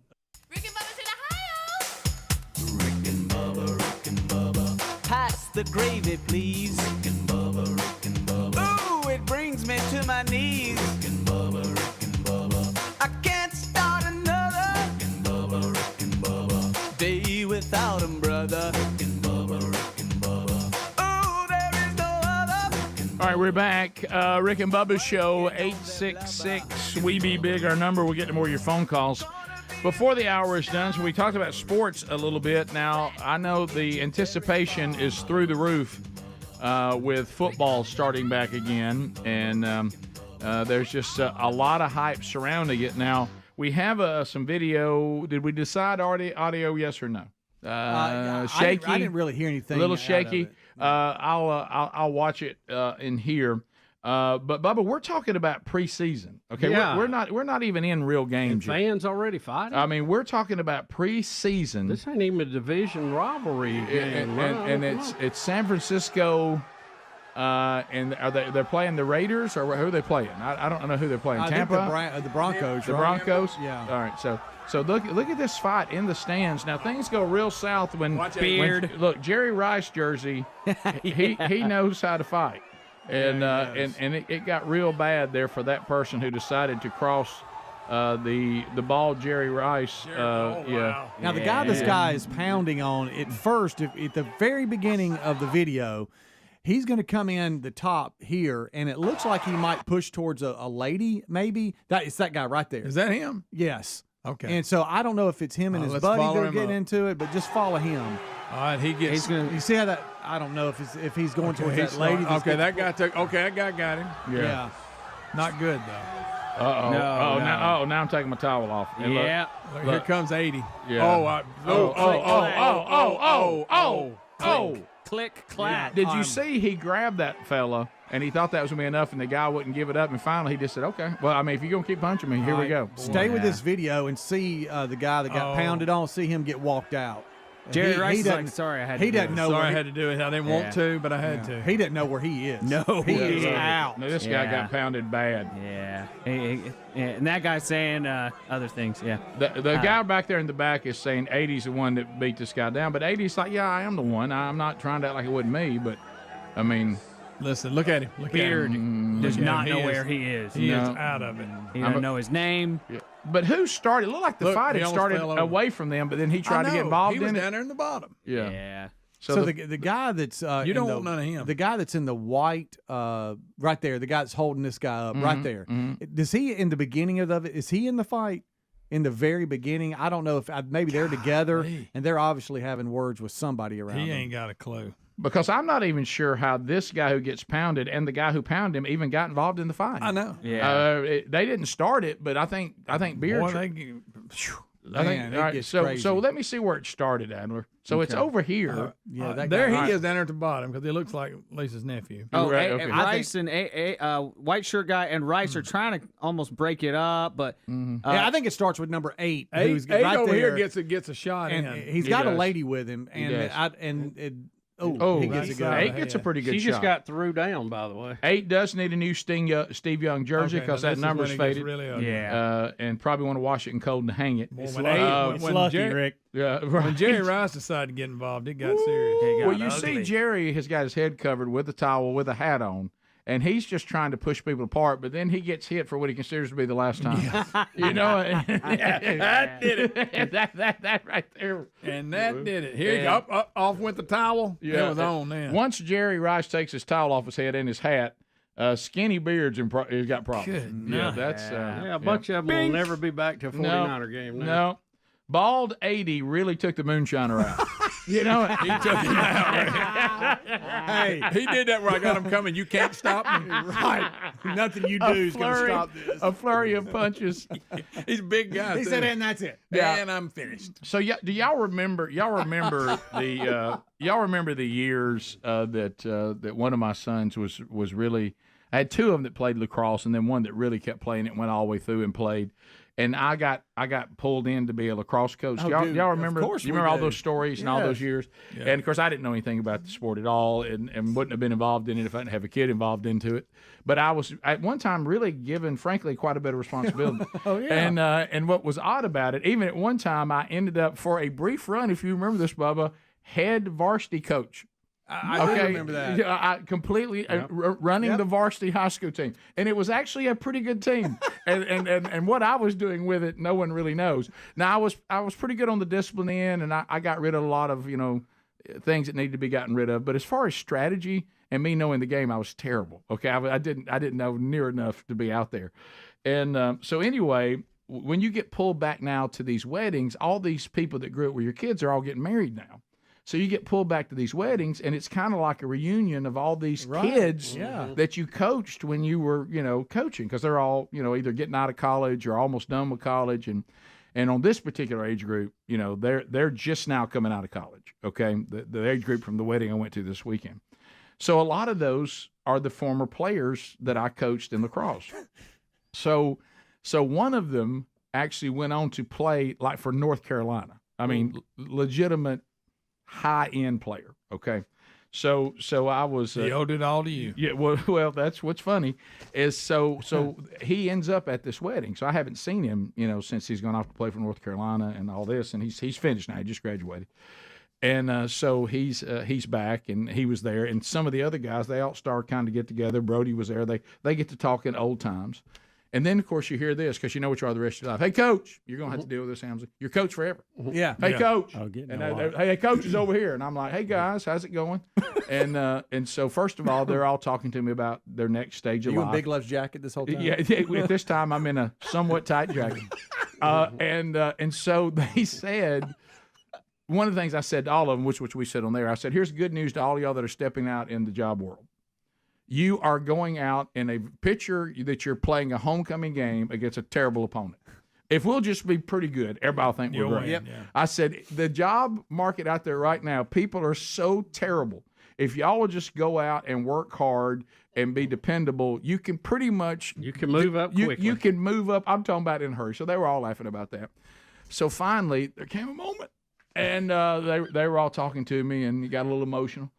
And we were hugging, and they were saying things back to me that they were part of, that nobody wants to get in Camp Burgess and all this kind of stuff, which was nobody wanted that. Then they began to talk about, they brought back the story, which was a legend one here and there, when the referee made the mistake of asking me if I wanted him to go home. That was one of their favorites. Then one of them said, what about the time when we were at that one place and Coach Burgess told that guy that nobody talks to him like that except his daddy, and his daddy ain't here? And I said, okay, guys, so those are not the memories that I wanted. Let's get back to the life lessons. Right. Those are the things they went. Yeah, and then it happened. And then it happened. They all kind of sparsely walked away, and all going about their way. And my son, hey Dad, he walks away with Camtastic. They're getting married in October, and I could see that the greatest player I ever coached was trying to get some time to me himself. Oh, I could see that, and so it's all of them walk away. He walks over and he reaches out and he said, "I want to say something, Coach." I thought, well, here it is. And he's going to credit me with everything he's accomplished in the garage. And he says, you didn't know what you were doing. Yeah, right. Thank you. Right. Yeah. And you didn't know much about lacrosse. You're right, son. But of all the lacrosse I ever played, there were coaches that knew a lot more lacrosse than you did. Yes, sir. I know. I wasn't much help to you. I think I used to ask you about the rules. You did. Well, good thing you had him. You did. But I want to tell you this today, in case I don't get a chance to tell you this. I never had more fun playing lacrosse than when I played for you. Well, how about that? He said, now I played at a much higher level, and clearly coaches that knew a lot more than you. Well, but look at the fun. But as far as having an absolute blast. Yeah.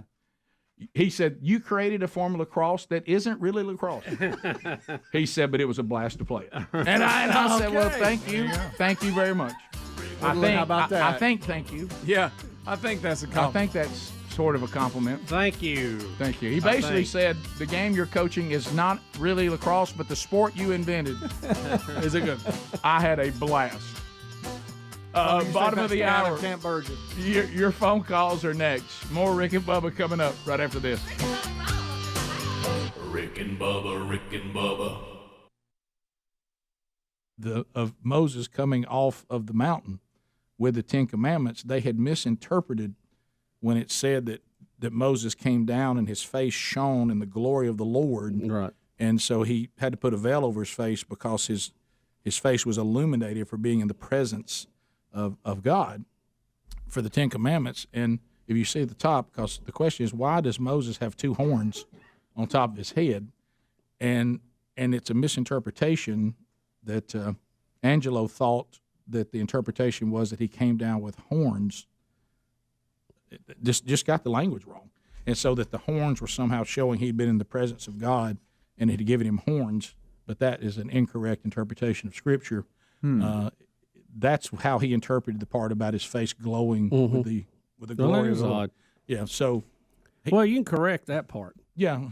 Can't add a veil, but you could chip off a few horns if you needed to. And they said there's other statues that have Moses with horns too. And what we were told by the archaeologists and the person who was giving us the guide, it was a misinterpretation of Scripture. Really? About That's interesting. Yeah, because you don't really want to see Moses with horns, but No, it's a little disturbing. but it was remarkable. Quite a beard he had there, too. But the way they would do these statues and these sculptures, it was just amazing, the muscle tone and the way they would even have movement in the body and how they would build those things either from plaster or from marble. It was really fascinating, very, very fascinating. And there's a lot of them.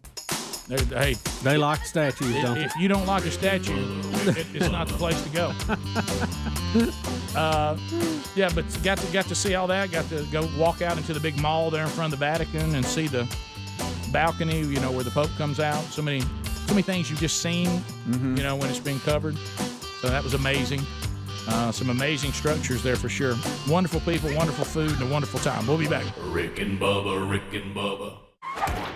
What is the current state of Top 10 Lamar? Where do you live? What are you doing? How do you get the show?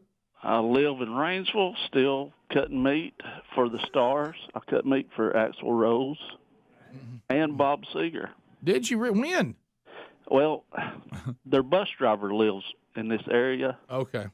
And he's made some huge orders for Axl Rose, like 500 fillets. Axl likes some fillets, don't he? Good night. Good night.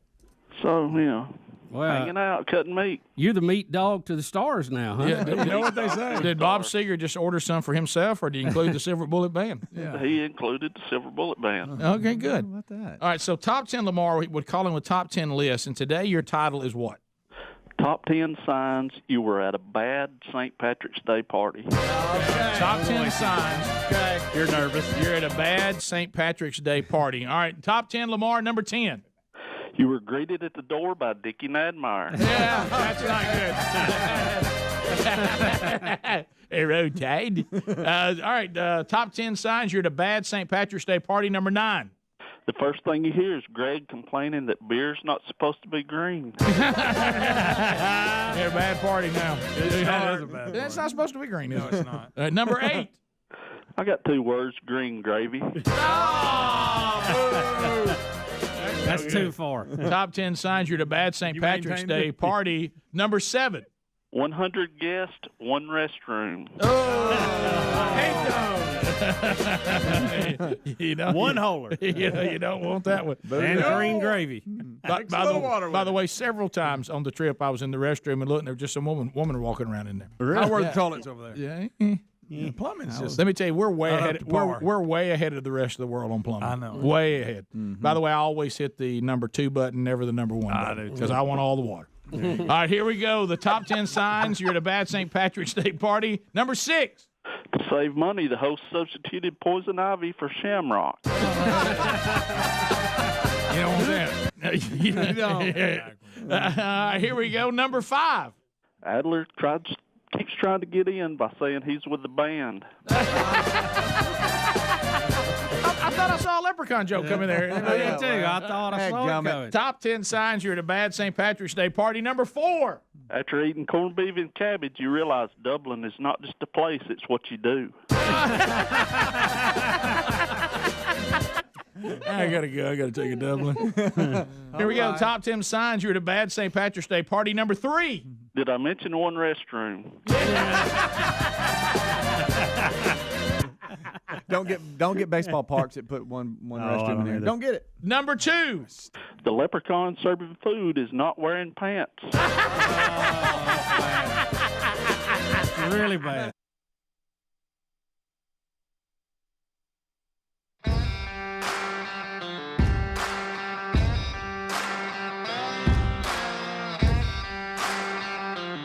Available, and you can reach us at 866-WE-BE-BIG. Everybody, let's go.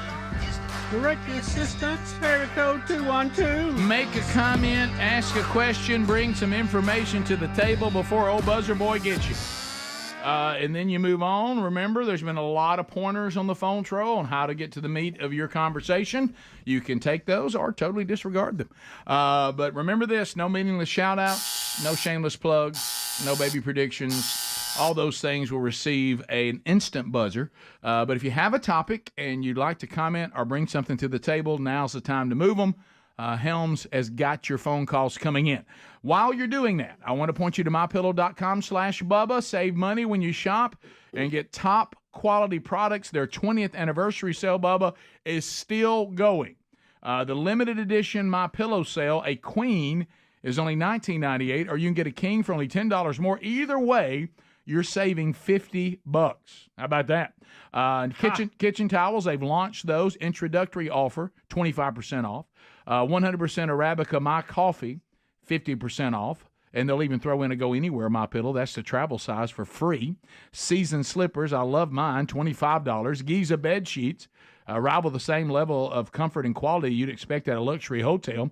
They're as low as $29.98. So you can save big time by going to mypillow.com/Bubba right now, or find that link at rickandbubba.com under the sponsors button.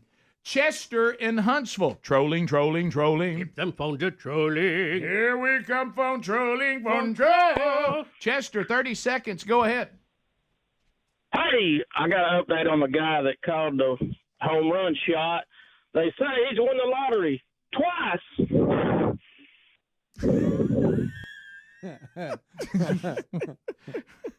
Twice! Did you hear the hard breathing after that? Yeah. I had nothing ready to go. I'll tell you what, couldn't wait to get it out there. I was in the Twice! I was in the chute. He's a heavy breath in. Wore myself out with it. Didn't realize it. Ran out of breath. Richard, Montgomery, good. I hope he calls Alabama. back. I-92. Richard, go ahead. Hey, Rick, I just wanted to tell you, I ordered a field of greens. Been on it about, a couple of weeks. Yep. Man, I really enjoy it. I'm getting good benefits out of it, and I like it a lot. Just wanted to give them a shout-out. Thank you, man. I keep getting great feedback on that, and I'm about to try that. They've got this new Insight, which is supposed to have a little extra in there for, good brain health, too, and let's face it, we need those. It's good to hear from Alex Jones. That's good. That's good. You're absolutely right. Chris in Alabama. Chris, 30 seconds. Go ahead. How's it going, guys? Good. Great.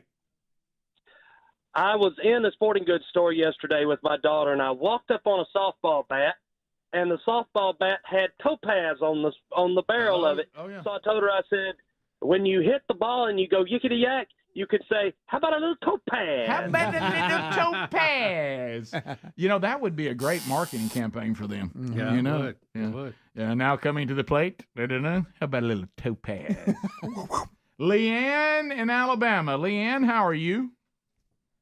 I'm doing fine, thank you. Oh, thanks for calling. I have a question for you, Rick, on the field of green stuff. Okay. I went and looked at it this morning, and there's a little jar of looks like powder stuff. Mm-hmm. But there's also the capsules. Are the capsules the same as the powder stuff? I really don't know. I would not take the capsules over the powder because the powder, I think, does a better job because of your absorption in your body. Wait a minute. If I had does the powder taste weird, though? No, not really. Yeah, a little bit. No, it really doesn't. The powders now, because here's what I researched even over this weekend, Leanne. I mean, if you want to do the capsules, that's certainly berry okay. flavored. But yeah, what I noticed was, and I didn't understand this in the beginning. I bet they wish I did since I do their commercials. Yeah, right.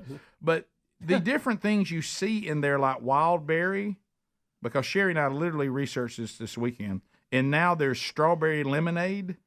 All those are flavors. They all have the exact same stuff in them. Right. So the benefits you get, that's just Field of Greens trying to say, would this taste better to you? Yeah. Now the original, they all do the same. Now the original to me still is plenty sweet and it tastes fine. But if you don't want that, there's a berry flavor and a new strawberry lemonade flavor that are actually, I mean, Sherry says she puts her shake together with it, and it actually is quite delicious. So anyway, if you put a little orange juice in there and mix it with that and whatever, it really tastes good. So I don't think that there's a need for you to go to the capsule if taste is your only problem. The capsule's better than nothing, but I think the powder does a better job. That's just my opinion, and the opinion of that company as well. Let's go to Scotty. Scotty in Louisville. Scotty, welcome to Rick and Bubba. How are you? Hey, guys. Doing good. How are you guys today? We're good. Fantastic. We're great. Oh, no. Scotty? Where'd he go? Where'd Scotty go? There you go. Hey. Yeah. Hey, guys, are you there? Yeah, we are. I can't let you go off the air until you give me a little bit of Gary talking about Uranus.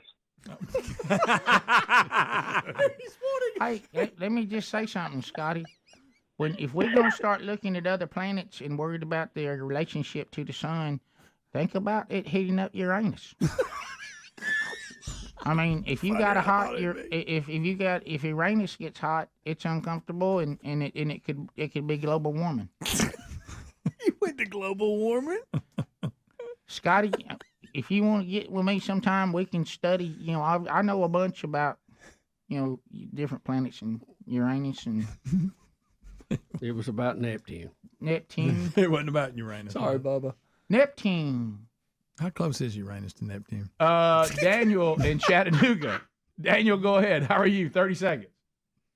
Hey, I'm doing all right. Greg, can you go over there and check on your brother? In the last segment, he gave a laundry tip and then called lacrosse a sport, which is a lot different than how he's talked about it in the past. Well, that's before he lost all that weight. Yeah.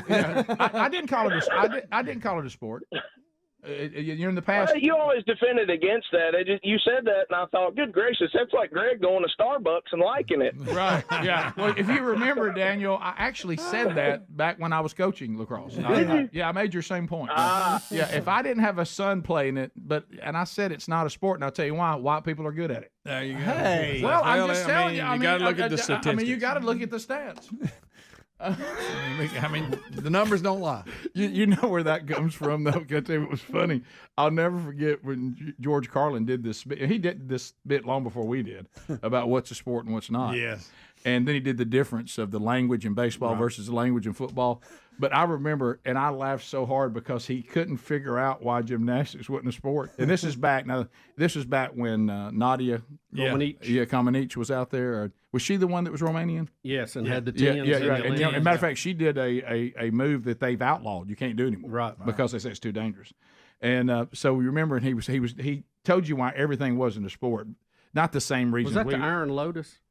That was some Blades of Glory. That's good, Bubba. But anyway, the Iron Lotus. For different reasons than we say, because he's much more creative. And it was funny when he got down to it, and he said, "Gymnastics is not a sport." And he pauses and he looks around. Everybody's laughing. He goes, "Because Romanians are good at it." Yeah. And then he goes, "I couldn't really think of anything else."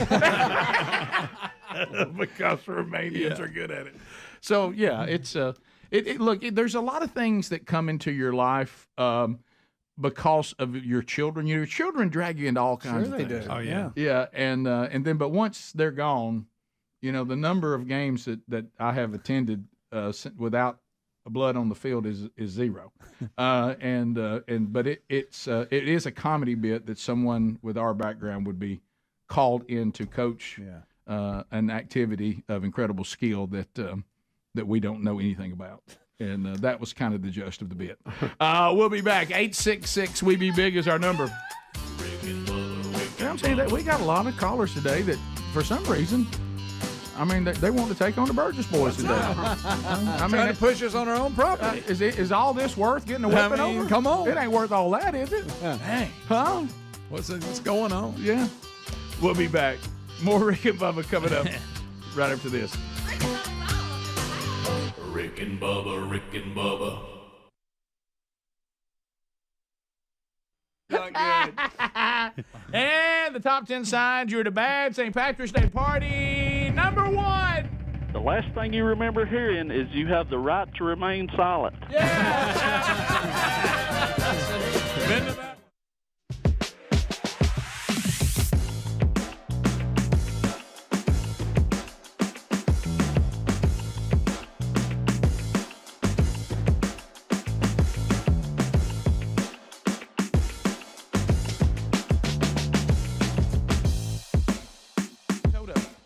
Great Toto. The great Toto. Yep, they're Toto. They got some versions still out there, don't they?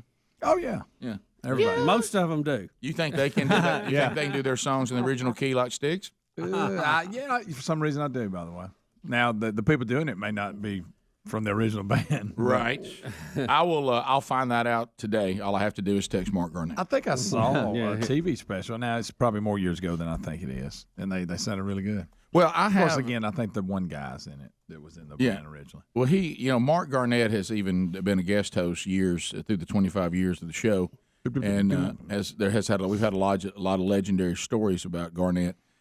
I've never in my life some of you think you go to shows, but you're not even in Garnett's league. He lives. No, don't think. Please don't picture that he's going to big arenas. Now he certainly will do that.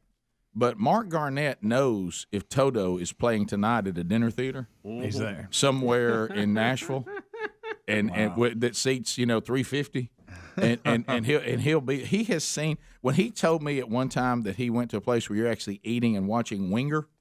What? Okay, and like Kip is up there on the stage, like talking to the crowd. It's such it's such a small venue. How about that? He knows where people are playing, and he knows when they're there. And by golly, he's got a ticket. No. Look, yes, I'm talking about if he'll find yes somewhere that he likes all these and if Steely Dan's playing, he's going to be there. Oh my goodness! And he's got a very what's the word, eclectic range and then the only time he and I didn't speak, and we didn't speak for I think it was a month and a half, is when he told me like Pet Shop Boys. Rick, he should have told that. It nearly cost him a friendship. I don't know if I'd have told that. Yeah, we didn't talk for a while, and he still says he understands that's a bone of contention, and it is. Yeah, Rick. Yeah. Yeah, but anyway, so we'll move forward today. I had one of those situations last night. Do you ever, when you're talking, especially to young people about marriage, and marriage is a wonderful, wonderful thing, but all things, lack perfection in a fallen creation. And this concept of the Lord God Almighty, and I know he said it because I see it in the Word of God. Now, this was, in all fairness, this was before the fall. Okay, when he said, I have searched creation, and I have not found the perfect helper and partner for a male. Can't find it. So I'm going to make the perfect one. Now, that is what the Scriptures say. Now, that was before the fall. We're correct? We're correct? Yeah, because after the fall, there were some extra things thrown in there. You see, and one of the things that actually, on a serious note, is very heartbreaking. And if you're not happy with that, email Greg Burgess at rickandbubba.com. But it really is enough of those. It is one of the most heartbreaking to me, and it's right out of the gate, is, you have Adam celebrating this gift and talking about bone of my bone and flesh of my flesh, and it's celebration. And then after the fall, he turns right around and blames her. And throws her under the bus with God and all that. So you see that then that now sin has come into the whatever. But anyway, but then there's these things that are not near as serious, and it's just the funny concepts of a male and female trying to live together. Right. I mean, it really is a funny thing, and it's certainly worth it if in wonderful matrimony. But one of the things, and then you have these little things that your wife doesn't like about you, and you don't like. You're quite on a little tightrope there. But this is very lighthearted. Yeah. But there's things, and my wife every now and then will come and say, today I'd like to once again address these things that you do that I really can't stand. And is there any way they could change? And I'll try to adjust. There's some you can, some you can't. But my wife is one of these people that can lay down in the bed if she's tired and go to sleep no matter the condition of the bed. I mean, see, if I go to bed, I've got to have the bed made, put back together, and I want the covers, I don't want my feet sticking out the bottom, and I want the covers to be the way they're supposed to be. Yeah. Or I can't sleep. Mm-hmm. I can't sleep in a messy bed. Now, my wife is tiny. She's tiny, so there's no such thing really as a messy bed to her. Because if the cover's just on the bed, she can get under it. She's fine, yeah. And she's fine. But see, I'm six, right at 6'2", 6'1.5" now as I'm shrinking a little bit with old age. Mm-hmm. And I can't, I got to have the bed set up a certain way. And she says that I'm overly quirky about it, and I.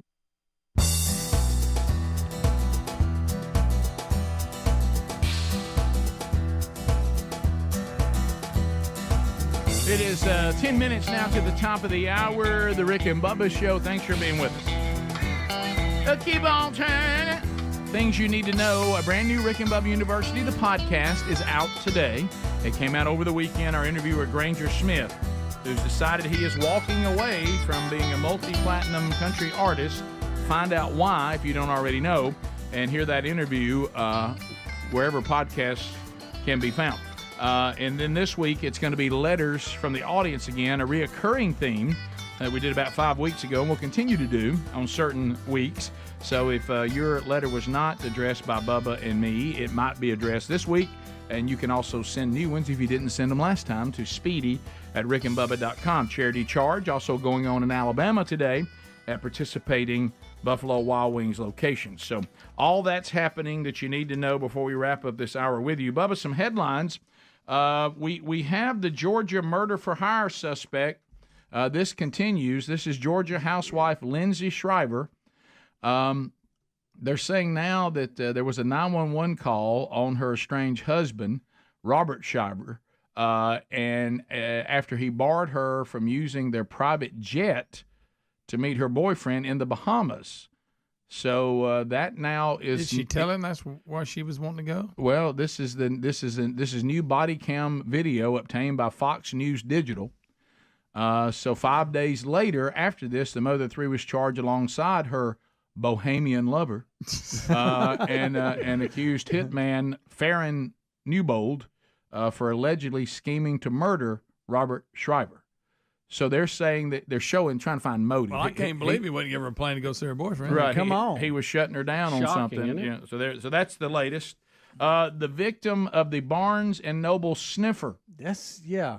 Following Sneaks up another behind people. Now, wait a minute. Where was President Biden at? Anybody know? Another arrest for the Barnes and Noble sniffer. And Bubba, this is a title nobody wants. And career sex predator. No. Khalees Craig. He's a career sex predator. So can you make sniffing's the least of your Can worries. you make a career at this? Yeah. One of his victims is demanding that Los Angeles authorities take the perverted prowler more seriously. He keeps getting arrested, and everybody keeps letting him go. For some reason, they be around books. They won't lock anybody up. Man. No, you're right. And so they're saying that this bar, and for some reason, why does he stake out Barnes and Noble? Yeah, something about he likes that book smell and feet smell. Right, I guess so. He's smelling people's feet at Barnes and Noble. Yeah. I guess he thinks it's a better, higher level hair out there. You know that how can you sniff think? and Okay. stuff. It's like going to a fancy restaurant versus just a little meat three. Right. Yeah, no I pun mean, he's intended. not at the public library. He's over at Barnes and Noble. Look, People are have you dropping seen- coin. have on you the seen kid. this? Do you He gets realize? up behind him. Yeah. Do you? Look, Rick, they got it on video. Look, he gets behind her and my sniffs God, their he's feet. like a dog. Oh, this is. Oh my goodness. Oh, wow. Don't read the bottom there. I didn't realize he so- sniffed them like dogs do. All right, so they say he's been sniffing people's feet in public places for 13 years. Looked to me like he's a little higher in the feet. Yeah, he's all right. No, How many sniffs he's do a you tall get dude. when they Look at the put way he's back there like he's look right there. Oh my goodness! Look at him. She sees Oh him. my goodness, that looks. What like, are you doing? I'm tying my shoe. He says. Oh my goodness, that is. Guys. He looks a little more like two dogs greeting each other than a foot sniffer. He does. Oh my goodness. He figured out with the books, people will stand and read one book, and then he can pretend like he's going down to get another book on that the. explains So that's it. why he does Gets the him books. a whiff. Well, people are saying, why in the world are we letting this sniffer go on for 13 years sniffing people? Well, his career, right? Yeah. Well, I didn't know you could make a career. I didn't either. Bubba, I'm What sorry about kind this of next compensation one. you Very, very sorry about this next one. 2 lawsuits accusing Michael Jackson of, sex abuse that had been previously dismissed have now been revived. What? By a California Is court this the ones they did that special of on? appeals. Yes, from the documentary Finding Neverland. There it is. Yep. And so these were gone, and an appeals court is bringing them back. I thought so they really wasn't gone then, right? Apparently not. Yeah. One of them, I don't know if both of them, but I remember one of them. The one thing hurt his case is that there was a time when he publicly said that Michael Jackson did nothing wrong. Right. That kind of hurt his case. Well, I think they probably feel like the estate is moving away, and this is their last shot to get a check. Well, these podcasts, these criminal podcasts, investigative type podcasts, they've brought some stuff back. Like Up and Vanished in Georgia. But we're going to have to hear all this again. Yeah, I've never heard though of a case being settled or dismissed or whatever that one was, Thrown out. and and then brought back. That Right. seems strange. So I don't know that it's long how they've come to this conclusion, but I guess there was an appeal made and it's been out there for years, and now the appeal said we hear your appeal and we will revive the case, which means look, people should have their day in court, and if people have been wronged by Michael Jackson, they should they should get some sort of justice.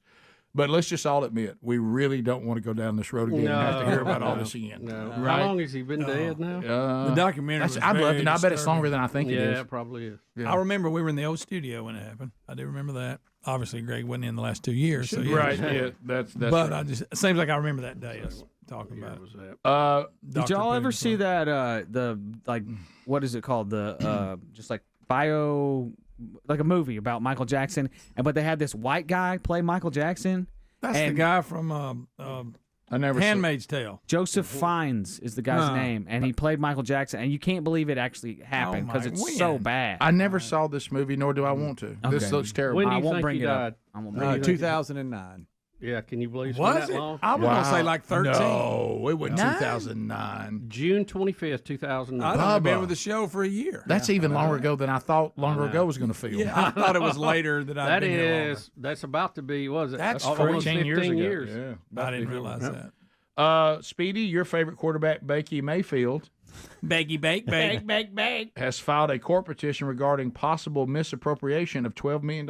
Have you been following this? You've been looking out for Now, Baker? what does he mean What's by that that? They're asking defendants to turn over financial records to find out where the money has gone. It says they don't know if the money has been properly and in a competent way invested, or has been stolen, or otherwise misappropriated, or something in between. Baker Mayfield saying, "I've lost $12 million, and I want to know where it I went. want to know how I lost it. Did I just make some bad investments? If so, I got it. I got you. But I really want to find out if somebody didn't just steal this from me that was doing this job for me." So who's he saying? Sounds like he had a financial advisor or somebody. Yeah, financial and team. He's lost some 12 money. mil. Hey. Wants to know where it is. Yep. Well, Mike can help him out with that. It's called Bidenomics. Right. That's fun. What they're trying to find out is they're saying when they've gone to these people and Bakey says, "Where's the $12 million I lost?" When they want them to document how it was lost, they're not documenting it. They're not giving the documents. And he's like, "Well, if I just lost it because I hired y'all and the investments we made were bad, fine. Well, show me where that happened." And what his lawyers are saying is, y'all are not providing us the paperwork that is pretty standard that shows us where this money on where you invested his money and how it went south. So that makes us worry that you might have just scoffed it for yourself. Yeah. And that's what they're trying to find out. Boy, this is a tale as old as time, isn't it? When you're dealing with entertainers and people taking control of their money. And, Yep. So he's at the Buccaneers now. Yes. Is he starting? Yes. You don't know that. Yeah, they Did you just named throw him the that out starter. there? He Why did said- they say it like that? I got to tell you, your yes was either big time excitement, or you just been following this and know every We mentioned detail. it. It was briefly. We didn't do the story on it, but we mentioned it on air about a week or so It was ago. Didn't they between him- they named him the starter, didn't they? Between him and the guy from Florida, Trask. I really don't know. I don't know. I thought I saw Anybody that. watch They a probably snap did. of football this weekend? No. No. Not at all. Me either. I don't do preseason. Yeah, I haven't. Actually, I saw when we were eating out one time. They had some TVs on, and I saw the Cowboys were on. But that's it. What about Ezekiel Elliott in a Patriot uniform? That's going to feel weird. I didn't even know that happened. Yeah, signed a 1 year. You okay with that, Helms? Yeah. Okay. I know you're a Cowboy guy. I don't really care anymore. Yeah. But not at all? No. I Zero? ain't got time for it. Yeah. But I mean, zero. Trying to. Do you do the thing like I, mean, do I with the like- Packers? Like I never watch them, but if I see a score, I go, "Oh, how about that?" Yeah. You still do that, don't you? I do. Yeah, And 'cause I it's our did childhood that team. this weekend. It's our childhood team. And I got I to know. tell y'all, I didn't give y'all enough, and I apologize on Hard Knocks and Aaron Yeah. Rodgers. Yeah. Yeah, right. Didn't give y'all Real- enough. How about that magician? Real happy. Hey, how's that guy doing now? I don't know. I don't know. Did they edit? I know. I want them to. It's black magic. How's that happening? I don't know. I have no idea. Thanks for being with us. Don't forget, if you're in Alabama, charity charge today. If you got more Rick and Bubba content, stick around. If you want to find out how to get all the content on your own time, go to rickandbubba.com. Rick and Bubba, Rick and Bubba.